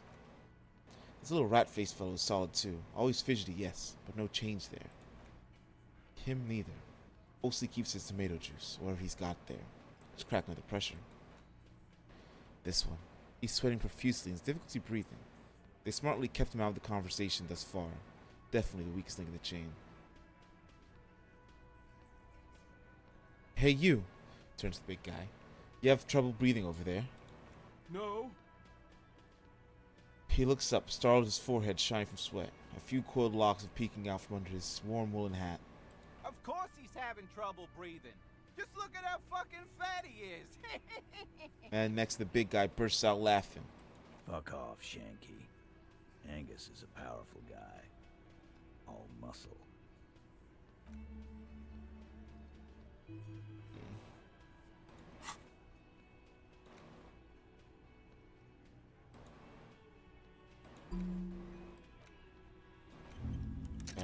Mais jamais vu.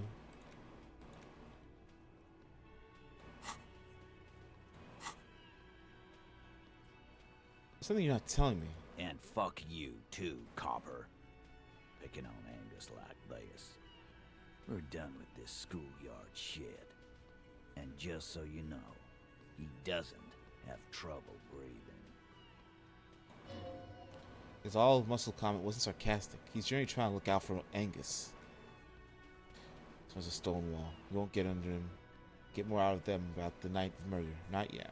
Alright. I have other questions about the lynching. Like what, Copper? Why'd you kill him? Why? 'Cause he was worthless mercenary scum. And he stepped out alive in my town. So he was mercenary? That's it? And he stepped out alive. Jaw clamped shut like a vice. What kind of mercenary? The kind that shows up when you start a strike. The experienced kind, too. Had Cohoy and Semenine written all over him. Ex-Oranese Special Forces. A live grenade. Right here in our bar. That's right, a special gripe with him coming here. I can't prove it, but I know he was sent by the Wild Pines. They hire merc shit like that. Story of every strike from here to Samara. Hold on. How do you even know he was in Special Forces? 'Cause one night, he walked straight up to the mic and said, I'm Oranese goddamn Special Forces, and I'm gonna fuck you all. Really? Yeah, really. Had a gin and tonic up there, sang some Oranese paratrooper song, and said he's gonna fuck everyone. We couldn't believe it either, but he fucking did, right there. Like some kind of animal. Well, it's not the gin and tonic, everyone. As a gin and tonic drinker, it's gin and tonic is a respectable alcoholism. Don't have to worry about it. Sire, the tale's true. It's a serious violation of the karaoke code. Right, but what did he actually do wrong? Wrong? He harassed women, raped one, harassed workers, threatened to kill some as a warning. Stuff spilled from his mouth. From race harassment to threats of violence, why the strange de-escalation? That's mentioning it. She didn't notice. To kill us all, if we don't open the gates, if we don't let the scabs in, if we don't bend over. And that was before he started coming here. Yeah, he said it was his favorite joint now. Started to come in here every night. Drinking, grabbing girls. Grabbed one of ours mid-karaoke, right there on the stage. He grabbed someone? Saying he's trying to make sense of this flow of information. Yeah. This girl's on the mic. A beautiful girl. Young. Gets into the second verse of Lover Lake. The fucker grabs her legs, starts screaming. Show me your cunt! Why don't you show me your cunt? Then, he gets knocked on the head with a wine bottle. Doesn't even fall down. So was this same girl who was sexually assaulted, raped, you said? Aren't you fucking listening? My man is talking to you. He took care of it. They got the girl out before anything else could happen. Yeah, me and Eugene got her out. Aren't you fucking listening? Pete's like a parrot. There's something odd here. It seems like they don't want to talk about the rape Titus mentioned. Why not? This is a serious allegation. Make them talk about it. Right. But who did he rape then? It's a very serious allegation. No. You're not getting the name. That's a Martinez matter. And I'm not discussing it with you clowns.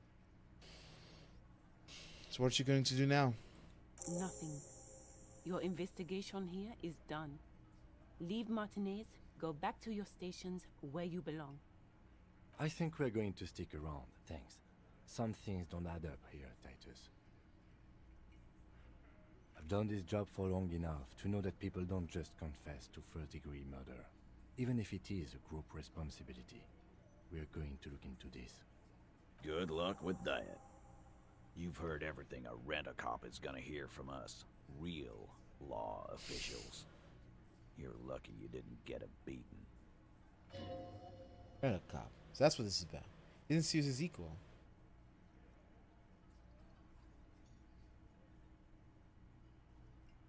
It's you're gonna fucking feel that. I'm gonna take off now.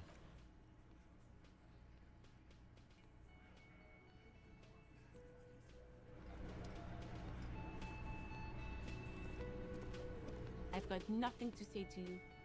Why are you...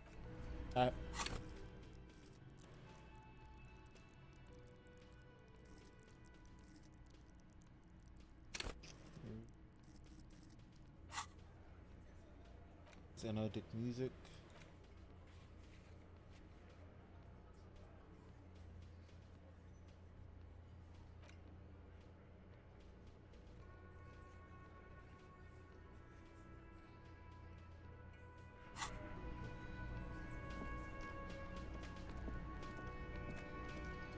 All right. I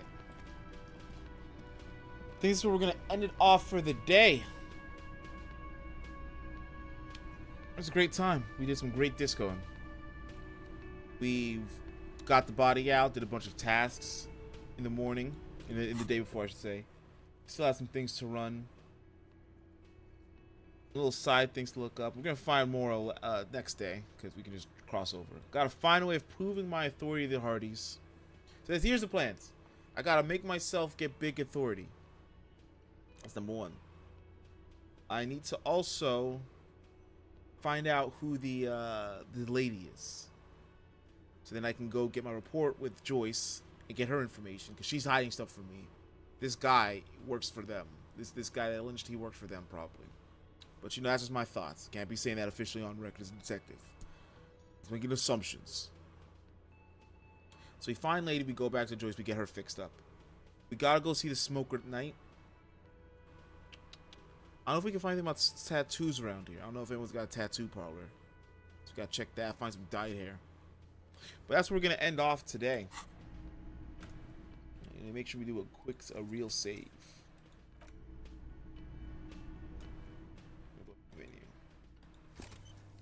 Looking at the forward, we should be playing this again Saturday. Next Saturday, same time. I gotta find a new game for Fridays. I might just do some retro games or some games I can buffer in for a while. Don't want to start anything on at least August. Monday, I'll be not available. I may do some hobby stuff come Wednesday. I don't actually know if there's anything I want to do, but I might. Other than that, I want to thank you all for watching. I'll use my usual stuff. If you liked what you saw, please follow the channel if you liked it. Tell your friends, you know, share it around with them. I try to do it Friday, Saturday, 2 big days. Monday, Wednesdays, alternating days. Eastern time. What was my thinking? What other words don't I know how to say? Follow the YouTube. We got a lot of VODs. You can watch my old series, see if those like those. We also restream at the same time over there. And follow Twitter for absolutely no reason. You're just supposed to follow me on Twitter, so, you know, just do that. All right? Anyway, man, it's 5 o'clock my time. Have a good evening. The weekend's still young. Have a good one. Bye-bye.